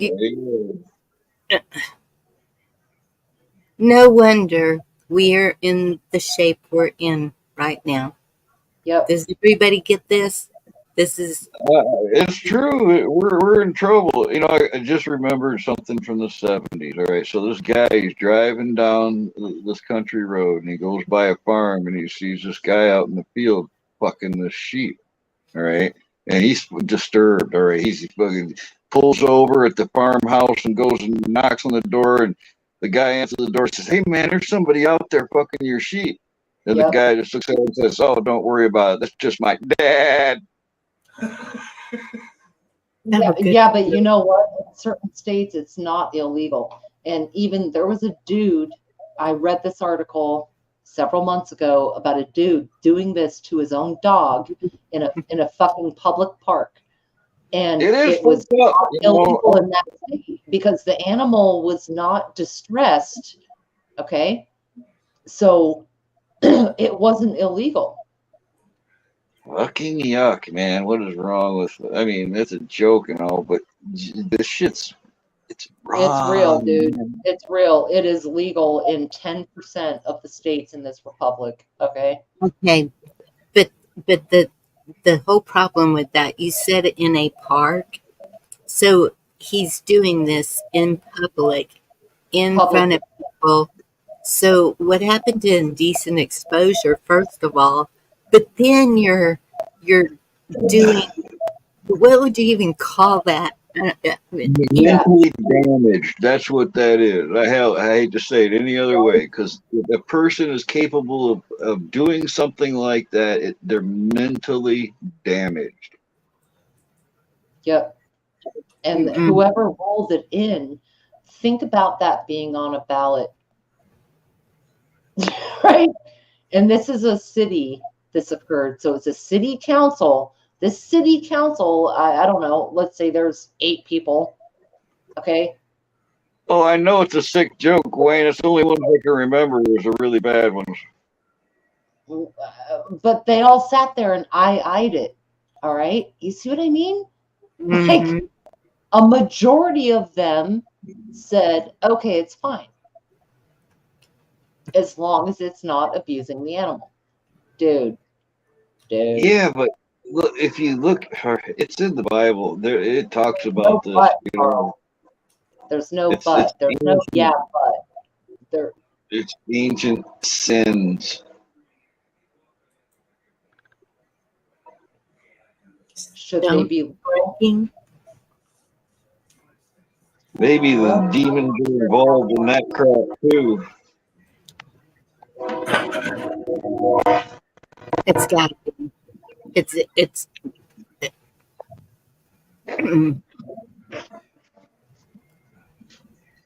I may have said some crappy things to people and I may have pissed some people off, but that's beyond. I don't know how to word it exactly, Bonnie. I can't recall it word for word, but the Bible does say something like, whoever lays with the beast, or how's it? I think it says, whoever lays with the beast will be removed from the tree of life. However you want to take that.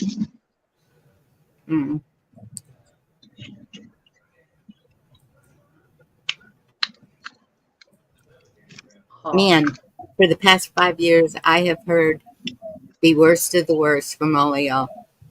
Like, that I had no clue. No clue. The things that people do to each other or to other things, animals. Or what they do with pennies. I mean, you never know. A lot of weirdos. You know, it's Yeah, sad. Carol, Corona Trump, tastes like bad Miller beer. Yes, Cheryl, that's exactly what it is. I mean, And only sick people went to those things too. And I am I think speechless. that's one of the conundrums with all of these moral questions is should we be madder at the buyers or the sellers? Because some of the entities being forced to provide the service or product, meaning ass, now they wouldn't have a market if it wasn't for all the buyers, all the people purchasing this. That is unfortunately a well booming society is perversion. So who are we madder at? Or and maybe mad is not the right word, but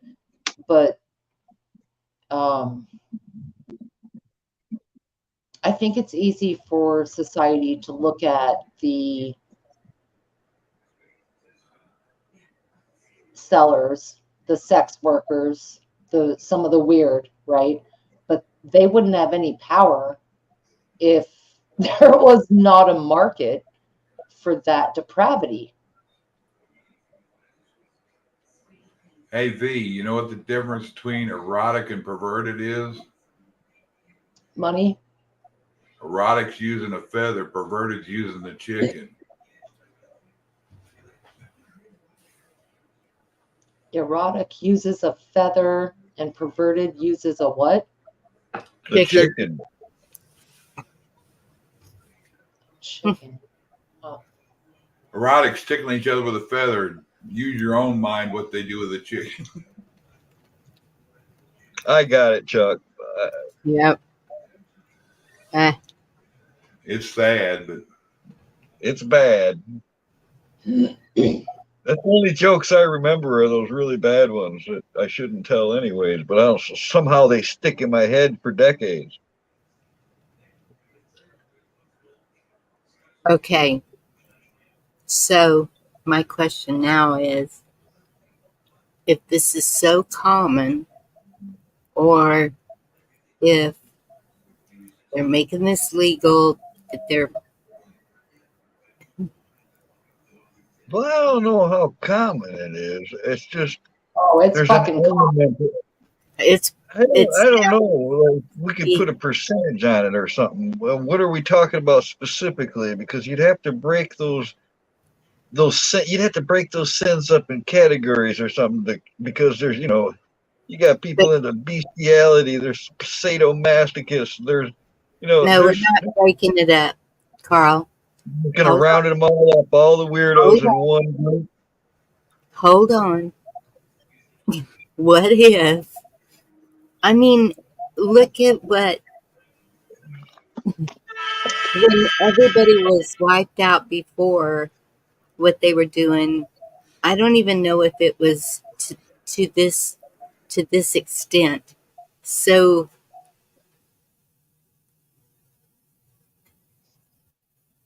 I think Paul Harvey nailed it in 1965.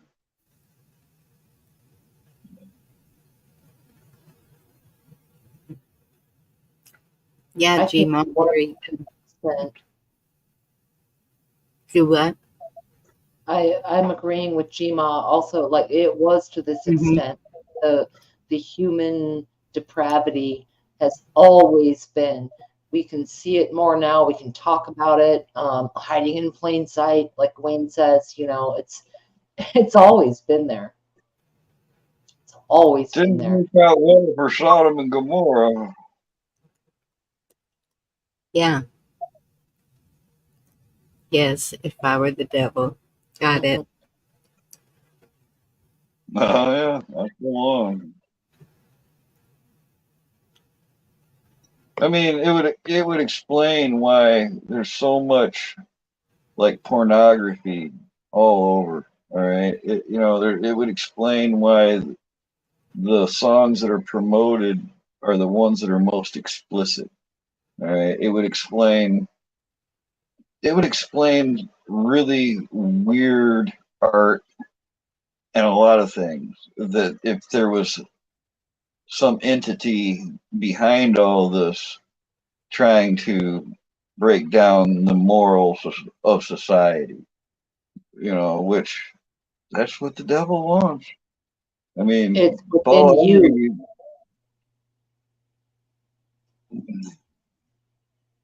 I'm not saying I'm no saint. You all know I've been my share of trouble through my life, right?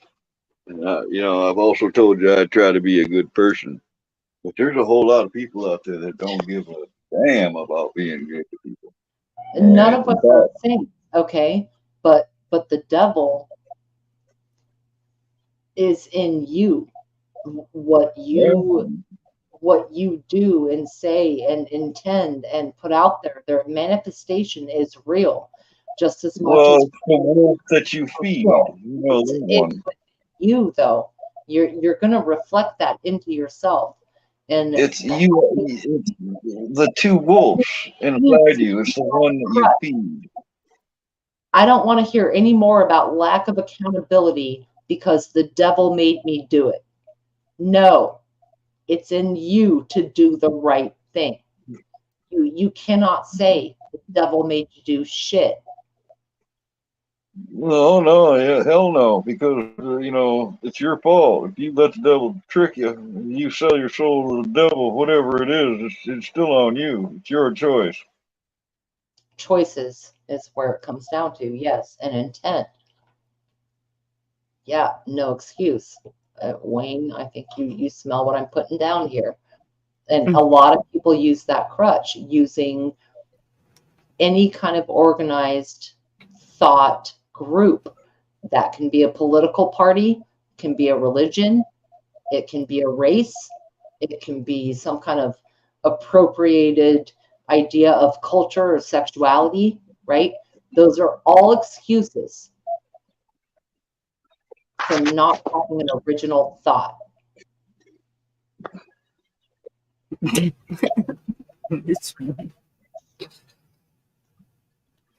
And yes, that's it. We are responsible for our own morals. Yes. It might be legal in your state to fuck a sheep, but it's up to your own morals whether or not to fuck that sheep. Yes.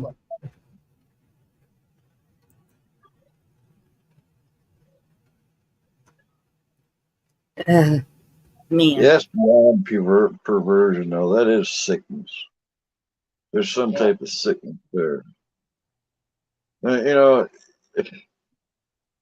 I know humans aren't rats, but there's experiments that have been done where a guy would put rats in a colony and let them reproduce, and there comes a point to where there's only so many resources or so much space that things get ugly, and this rat society will break down because of overpopulation.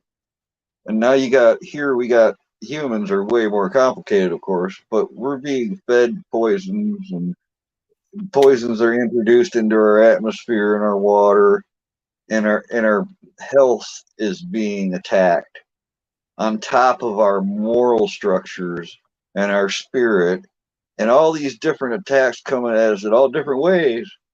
We're in trouble. I can't see it getting better, without some drastic change and fast. And it's still going to take forever to fix things. Whether or not you're in trouble is your own state of mind, dude. Are you in trouble? I'm talking about the human race as a whole.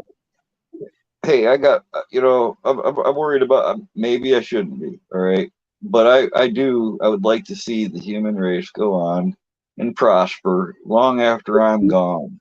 All right. It's not like it's because of my legacy or something I have or believe. No, it's just I would like to see humans do well. I'd like to see them do good, something worthwhile, not perish in our own trash heap. You know, we're not being too smart about things as a species. Maybe we need to have a gigantic revival. Well, you know, in a way, we kind of shit where we eat. In a way, you know, it's like I tell people all the time, the way to tell the difference between a coyote den and a fox den. You know, a coyote den, it's full of carcasses. You find bones and they shit and piss all over around it, and it's nasty. It smells, but and they always look mangy and crappy, and they look haggard all the time. Especially the more of them there are. Hey, But David. a fox den is clean, and if you've ever seen a fox pelt, those are just beautiful and clean. You never see them all haggard out. It's like just two completely different critters, you know. And that's how people are. Some people just live in their own. They'll dump gasoline out in their driveway to get rid of it, you know, and not even they even know what damage it can do, but they'll still do it. You know, 1 gallon of gasoline permanently destroys 10,000 gallons of groundwater. All right, that's something you can't take back. It Wow. And people do that shit all the time. They're just, you know, the companies around Michigan for 100 years dumped their shit right out the back door. There is no EPA at first. You know, we've poisoned our environments. We're still going to pay for that shit for a long time. Irresponsible. No one cares about Mother. That old Indian in the 70s crying shit. I think there's more of us than them. I hope so. Well, you know, that's two there, G Mothers. George Carlin did a skit, and it basically wraps up with him saying that Earth just wants plastic. Once it gets enough plastic, it'll shake us off, and it'll create something new, and everything will be hunky dory. Yeah, but people that would do that with animals, imagine what they would do with children. Yeah. Or anyone else. Yeah. You can't even separate that line. Yeah, for sure.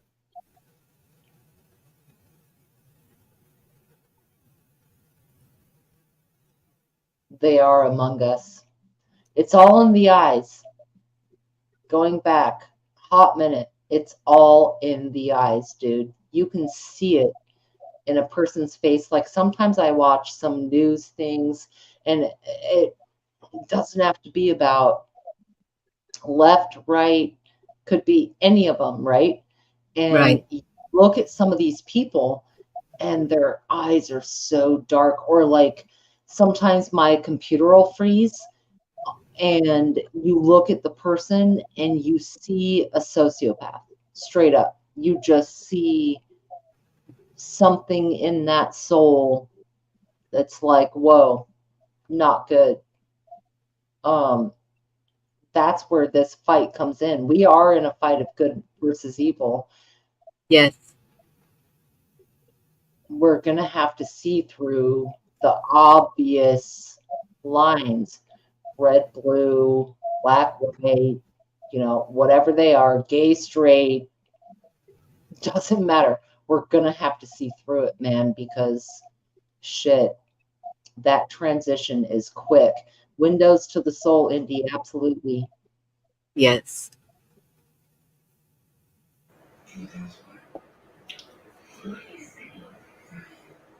Oh my goodness. Yeah, do you guys think that, okay, so I think every generation feels like they're chosen because that's a human need to feel important. But do you guys think that we are beset to see some real shit? Like some real, yes, you know? Hell, in the old days, they had Sodom and Gomorrah, so ain't nobody no more perverted than they were then. So Right. Well, same idea, that we're in some kind of turning point that's going to make headlines, or I wonder what the history books will say. Yeah. We're in one of those moments. We're definitely in that moment. We need to make a giant time capsule with each person, what they know. Yeah. That's kind of what we're doing here, right? You know what I think about is if they leave it up. If they leave it up, exactly, Bonnie. If they leave it up, all these conversations we've all had and some of the chat comments and information, right? If they leave it up, good night, our David. kids and grandkids will have something to refer to. If they don't, and they continue to pare it down and funnel it down to a certain narrative, that'll write the books. But man, I think about that all the time, Bonnie. Like, going back a few hours ago, a lot of us don't invite our families or people right close to be on our YouTube channels. This is kind of like hanging out with your friends. It's separate. Well, Yes. if they never knew about it and there was never any record if it gets slowly, your videos get deleted, or some of your lives get deleted, or comments get deleted by Google or whatever, it'll rewrite everything. And we're in that turning point. Exactly. So my grandkids know about this. They may not watch it now, but they know that it's there if it gets left up. Mm-hmm. I don't think it's that important to me. I don't think there's anything I can do or say on here that's going to influence anybody in the future, anyways. I don't think it's. No, we've had so many discussions about everything. Yep. That it can't be hidden anymore. It's out there in the open, and it's so many channels. So you're saying that someday somebody's gonna wipe off a device they find in the cave and watch Bonnie's live from in a cave.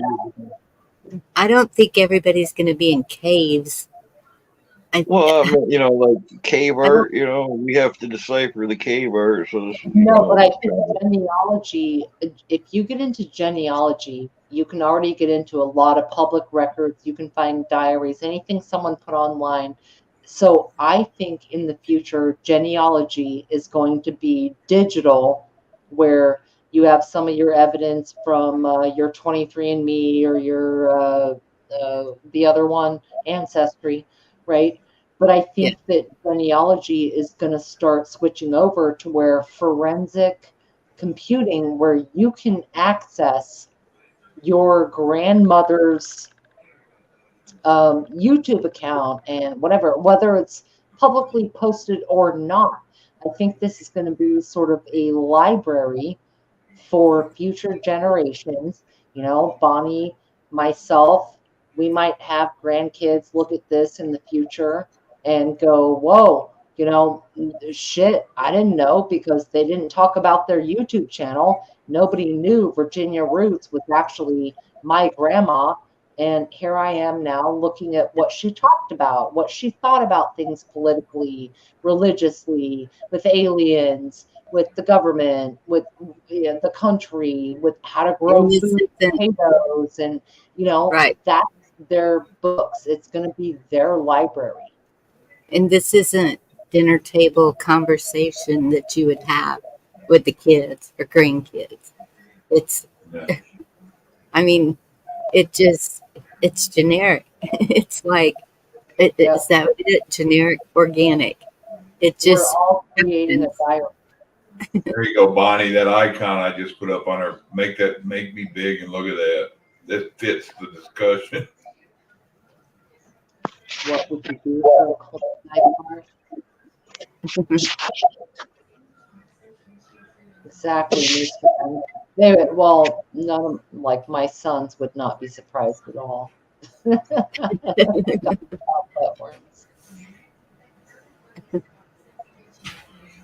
Carl, what did you say? Not Carl, I don't Chuck. know. I was just thinking just a day ago or so, I saw a Klondike bar on a countertop, just a photograph of a Klondike bar, and there was blood trailing down the wrapper, down the countertop, onto the floor. What would you do for it? It didn't say anything. It was just a picture. You had to get it on your own. Yeah, Bonnie. All I was saying, if you want, pop that picture of that icon. Fits the conversation we've had for the last hour. What would you do for a Klondike bar? Oh, Somebody did something really bad for a Klondike bar. That's what that picture was saying. Bear deep. Unless somebody put that Klondike bar somewhere they shouldn't have. It's always a possibility, too. Yeah, they've done Miller beer. Why not ice cream?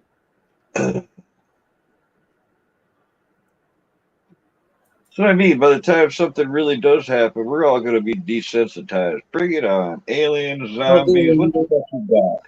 Try to surprise us. I just found it. I'm going to send it to Bonnie.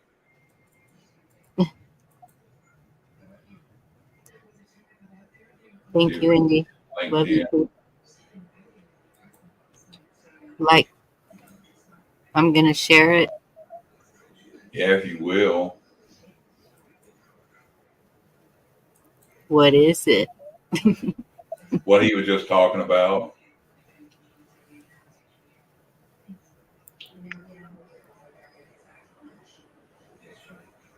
Uh-huh.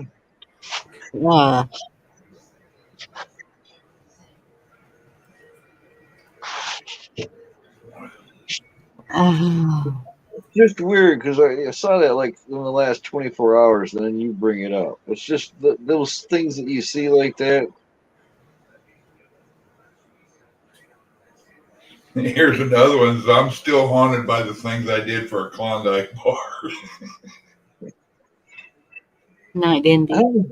I ain't doing nothing for one of those. They're not even that good. You read my mind. They're not that good, Night Indy. Yeah, Klondike bars. I could leave them. There's a lot of things I could leave. Anything with marshmallows, like Swiss rolls or moon pies, I could leave those. Yep. I used to love the Eskimo pies. Now they made them incorrect, and then somebody else bought them, and they're not the same. Oh, I remember in the 70s, everybody passed out moon pies. Like that was the only snack everyone always had. Do you believe that? Is Moose Man telling the truth? Klondikes. Oh, he's making a funny on Klondike. You know, Do you know Klondikes. where the word lesbian comes from, Bonnie? Do what? You know, the word lesbian comes from the island of Lesbos. Apparently, they had their own island over there for a while, like Wonder Woman, all women. Yep.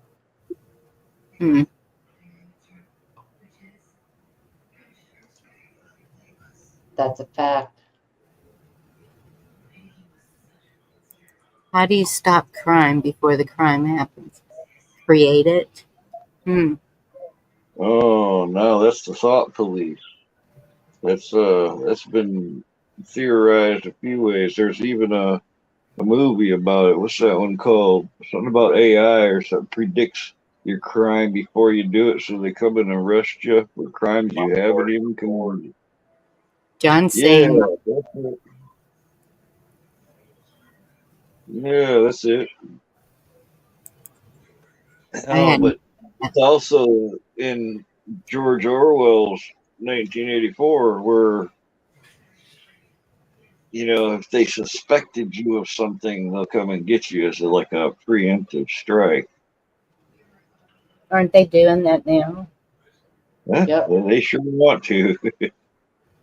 Profiling. That's you see this thing in the news where now they've authorized the military force against United States citizens if the local authorities call them in. Yes. It's like we have our government or this administration acts like it hates us. It doesn't do anything that benefits us. In fact, it does a lot of things opposite of what would benefit us. It Charlie. seems like we're number one. We're the enemy of the country. We're an enemy of the state. We're an enemy of the. Well, how did our own government become our enemies? It's not just the government. It's not just. It's this administration. It's for It's sure. not this administration. It's like lower level up. It's because your county judge is the one that's going to decide your fate.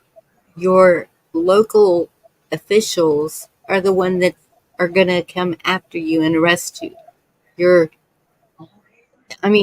Somebody from Michigan's not going to come and arrest me, are they? Why No, would I'm they? talking about like when Joe Biden says, "Oh yeah, you can come at us, but you're going to need F-16s to fight us." It's like this administration is against us and openly against us. I don't know. I guess people don't see the way I see it, but that's what it feels like to me. Is like somehow any patriot, any lover of America, anybody who believes in the Constitution or God have become the enemy of this government.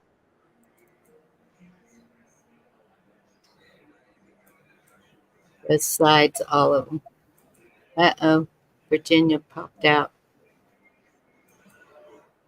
I don't know. We're in a bad state here. Yes, we are. But it's the whole thing. It's not left, right, anything. They can all sit there and do their investigations and they can talk their talk and put on a big show for us and make it look like they're working and doing. It's definitely communism versus freedom right now. But it's just to keep us appeased, keep us quiet, keep us calm, like they're actually working on something, but nothing ever comes of it. So, concern about this election, definitely.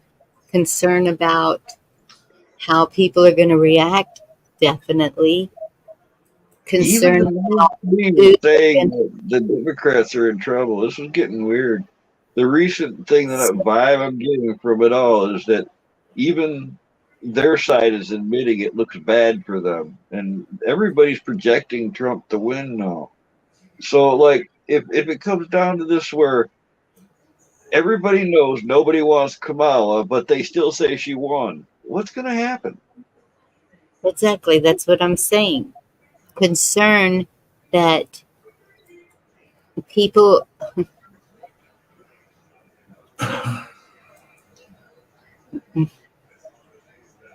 Yeah, I think it can get really, really bad, really, really quick. I don't Really. know, Dave, if we're guilty of this because we were tricked. I mean, I don't know about you, but I vote. And even though I vote, I don't think it was done fairly. I think the votes were stolen. But I mean, they have secretly run all kinds of corruption behind our backs without our knowledge for decades. How can we be guilty of doing nothing if we do our part in society, we vote, and plus voicing our opinions on here isn't a bad thing.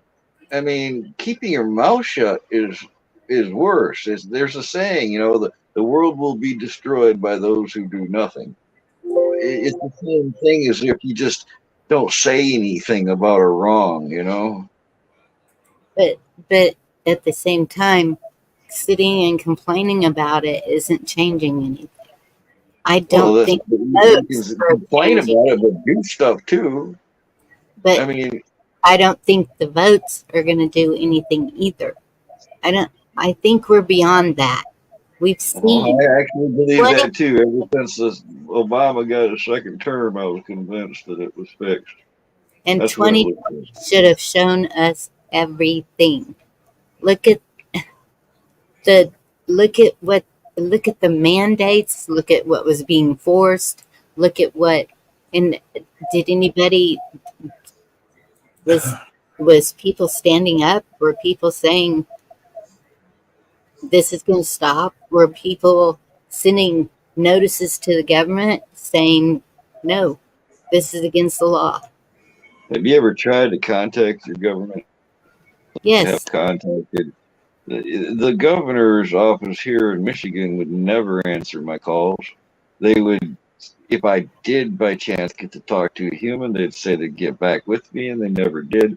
I've actually known state representatives and stuff in the state, and they will not take calls here. I mean, I'm sure they take some people's calls, but they sure never took mine. Never got no returns on email I've sent to this state government either. They just turn their nose up at you, basically. That's my experience. that's true, Ronan, and that's true, John. And so, how many people can they arrest? Could they really arrest, I don't know, million, 2 million, 5 million? It's something like 22 million government employees from local all the way up to the military, all combined, versus 360, I think it's 360 million Americans in America. So the That government's really, 360 is not going to stand. that's the Americans. I'm not talking about illegal Yes, immigrants or nothing. It's I just the know, original but census.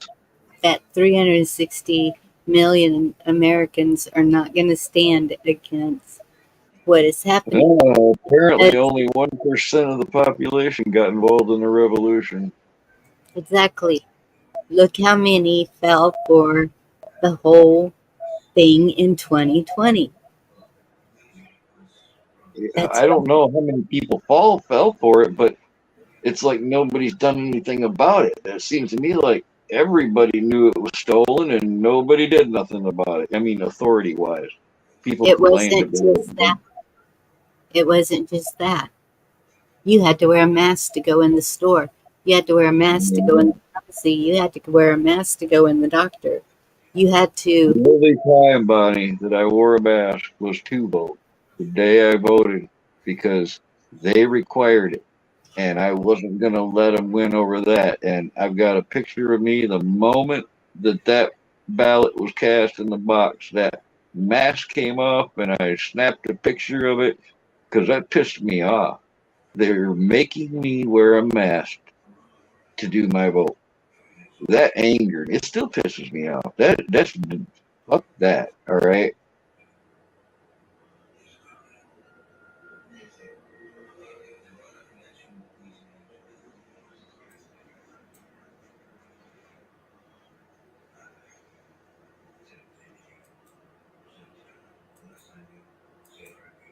And everybody got quiet. Then I see the Pillow Man showed the computer evidence that my county here in Michigan, they didn't just cheat, they flipped the votes. Meaning anybody who voted for Trump actually was turned to Biden. And that right there just makes me sick that they manipulated my choice for somebody I wanted no part of. You know what? The only way it'd have been worse if they'd have took your ballot in front of you, tore it up, said, "No, it's going to be this," see, and then stuck it in the machine.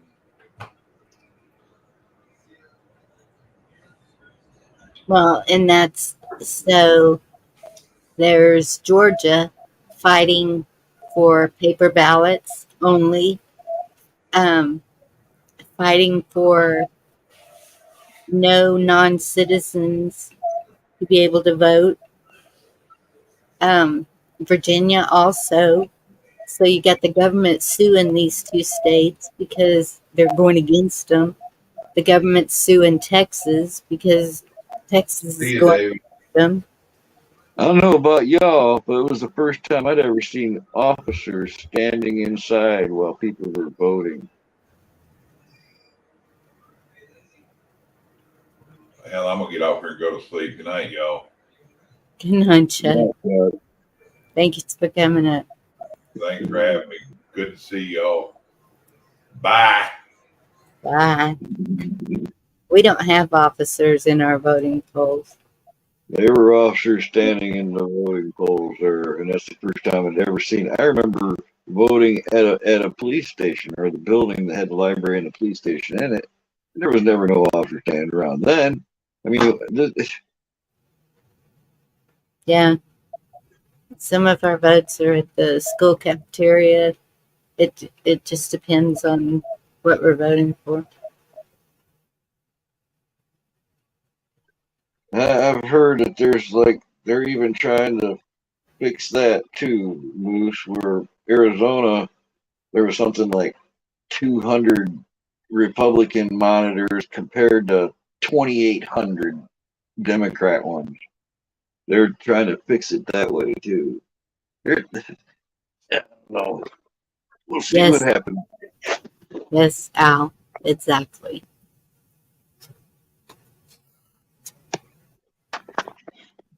I think anything that was funded by the government was all in on that.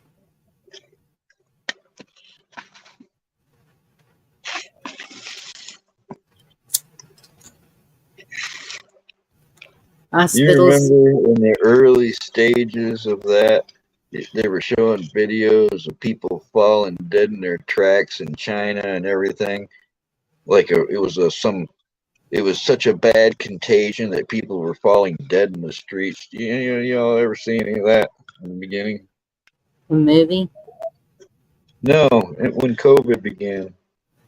Oh. Yeah, right around May of 2020. I guess that was in the big cities.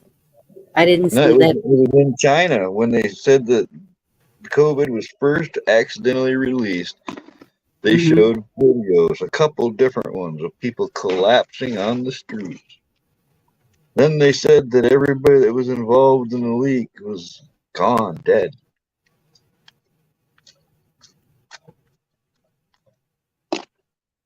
I don't know. That's where I think we're in the biggest trouble, Wayne. They released a bioweapon on this planet. Then they gave everybody a false cure. Then they stole the country. Then they persecuted patriots. And they let illegals flood the country over the border. All this stuff is just getting brushed under the rug. It's going to catch up to us.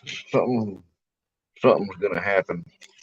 Well, that's what I meant by all that. That's when I first started, and I said the judicial system and the officers and all of that. It is all getting brushed under the rug. Like we're going to forget, because we're forgetful. We can't even remember why we walked into the kitchen or whatever. So we're going to forget everything. No. That's it. I joke about that a lot, about forgetting things like that, but it's not a real issue with me yet. I'm not that old. But I don't forget when I'm wrong. I might forgive, but I still can't forget.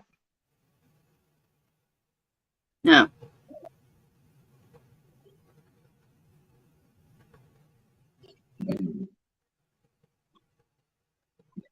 And there's quite a few of us in this community that's not forgotten none of that.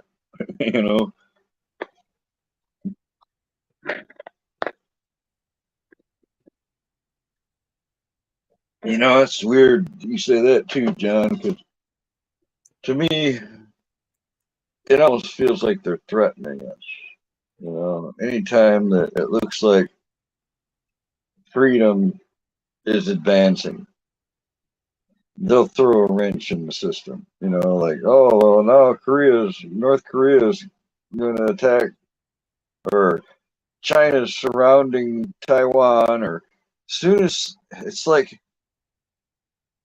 to me, I feel like the stronger we get, the more they're saying, look, man, we're going to fuck everything up. You know? And so what Cheryl just said, I wonder if that was real. Okay, so remember the ships that were being brought in to use as hospitals and nobody went on them? Uh-huh. One in New York, one down in Virginia. Yes. So was a lot of that over, what do you call it?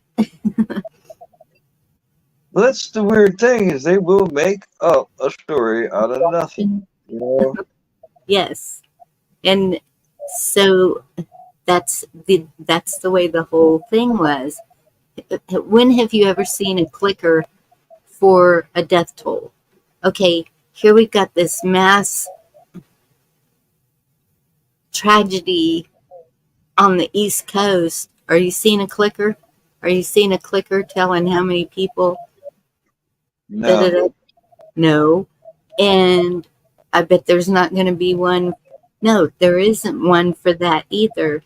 The ones that are just falling over on the football fields or the tennis courts or wherever they are. You're not going to see a clicker for that either, are you?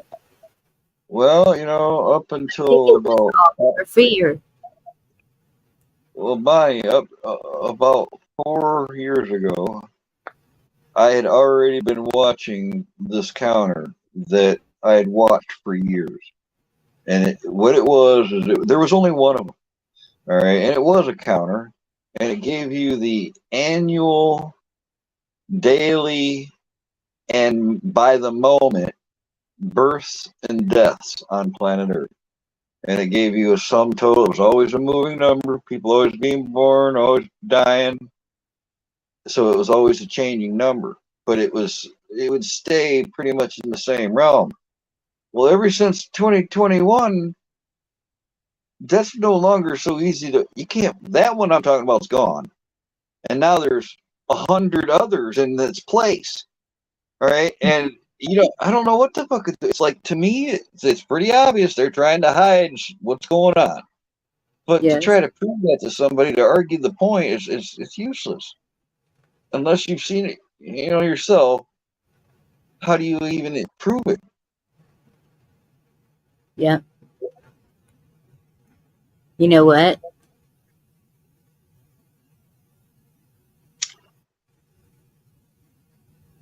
I think we got too serious. It's time for a song, right? You ought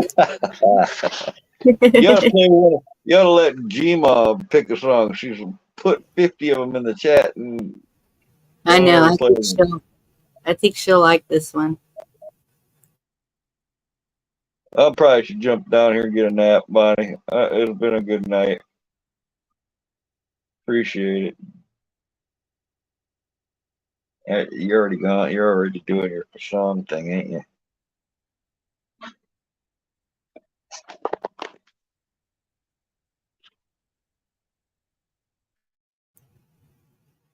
Are you leaving me, or are you gonna wait till the song's over?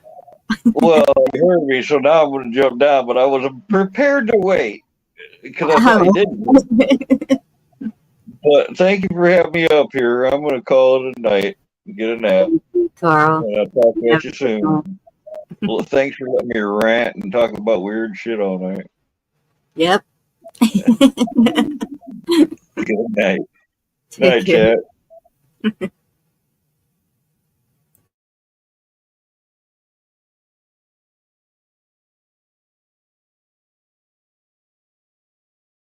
If you ever change your mind about leaving me behind, oh, bring it to me. Bring your sweet loving. Bring it on home to me, yeah. Yeah, yeah. Oh, you know I laugh. You left. Now I know. Only hurt myself. Oh, bring it to me. Bring your sweet love and bring it on home to me. Yeah, yeah, yeah. I'll give you jewelry and money too. That's not all I'll do for you. Oh, bring it to me. Bring your sweet love and bring it on home to me. Yeah, yeah, yeah.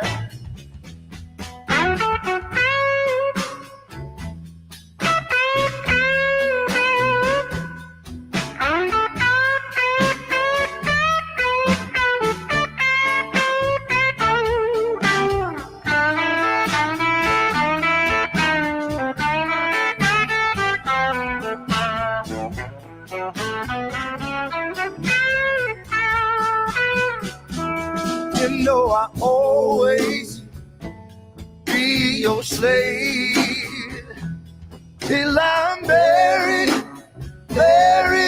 in my grave. Oh, bring it to me. Bring your sweet love and bring it on home to me. Yeah, yeah. One more thing. I tried to treat you right, but you stayed out day and night. I forgive you, bring it to me. Bring your sweet love and bring it on home to me. Yeah, yeah, yeah, yeah, yeah, yeah, yeah, yeah. Oh, yeah.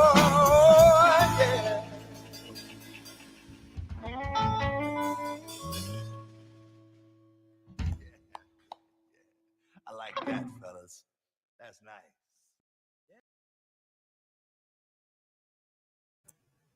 I like that. Thank you, Wayne. Yes, John, I believe that's true too.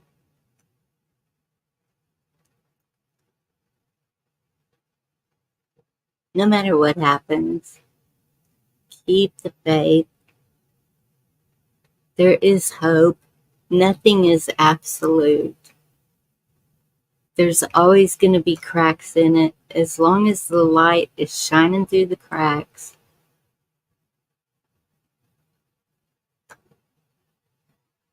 we're not going to be in total darkness.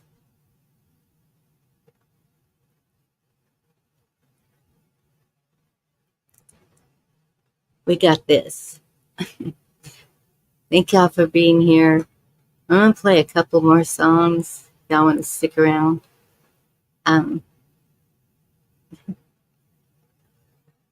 know we talked about a whole lot of crazy stuff tonight.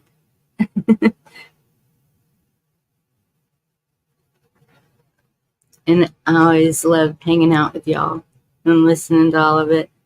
Okay, maybe not all of it, but most of it.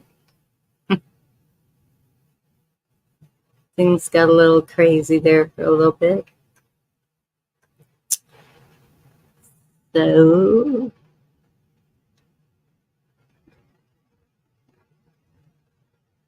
let me see. Oh, this is a good one. Here's another one. Hey, it's not a bar, Moose Man.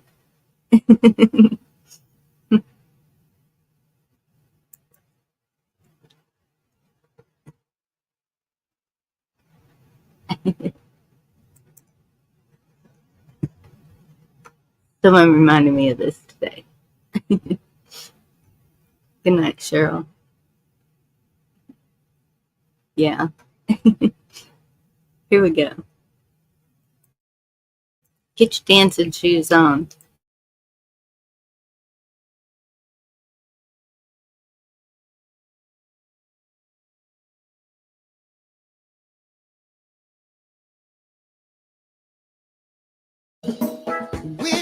baby leaves you all alone,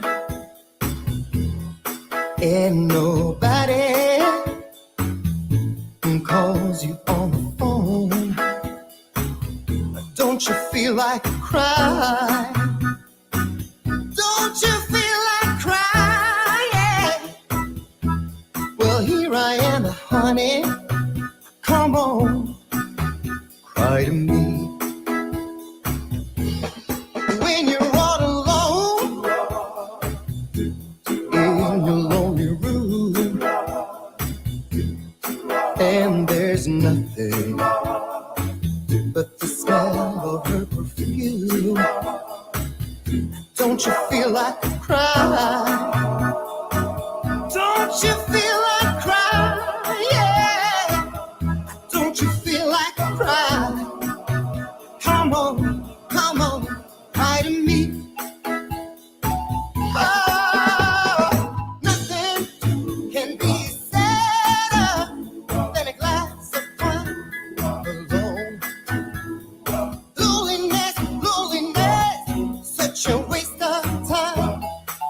Oh yeah, you don't ever have to walk alone. You see, come on, take my hand, and baby, won't you walk with me?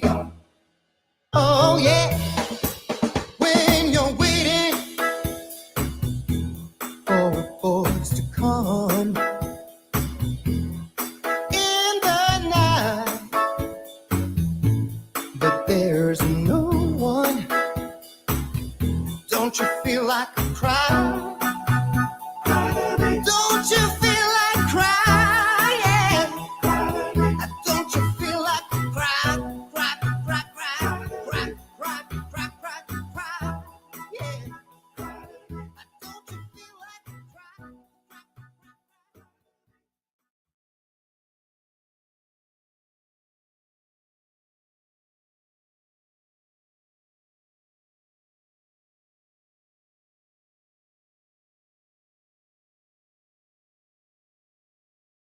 Oh, my love. Oh, my love.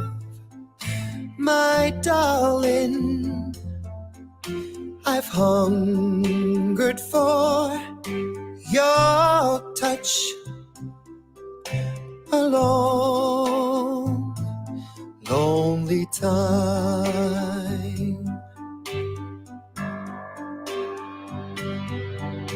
And time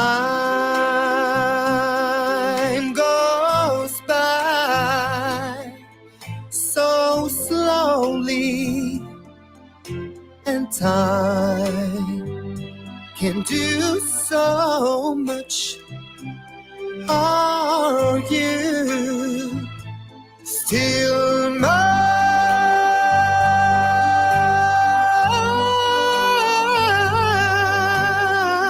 I need your love. I need your love. God speed your love to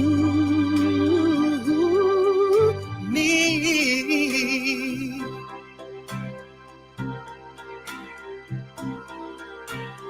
Lonely rivers flow to the sea, to the sea, to the open arms, yeah, the sea, yeah.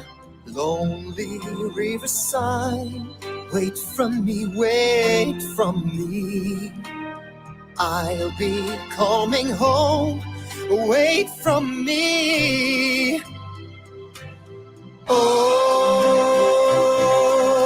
my love, my darling, I've hungered for your touch a long, lonely time.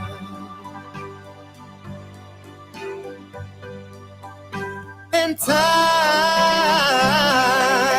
goes by so slowly,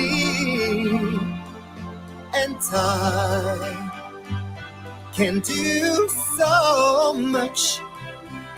Are you still mine?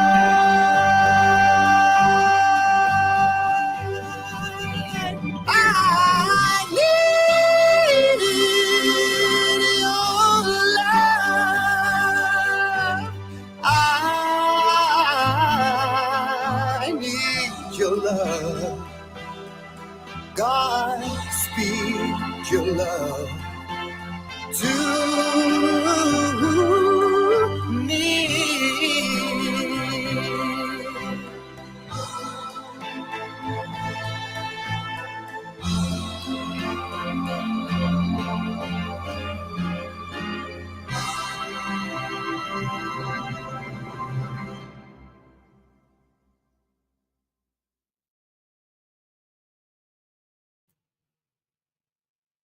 Whew.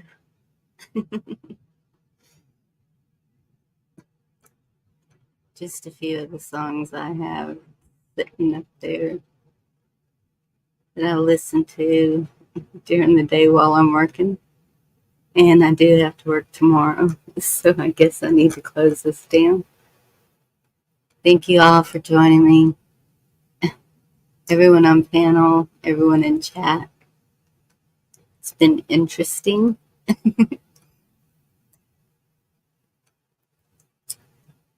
Y'all just don't forget to hug the people you can.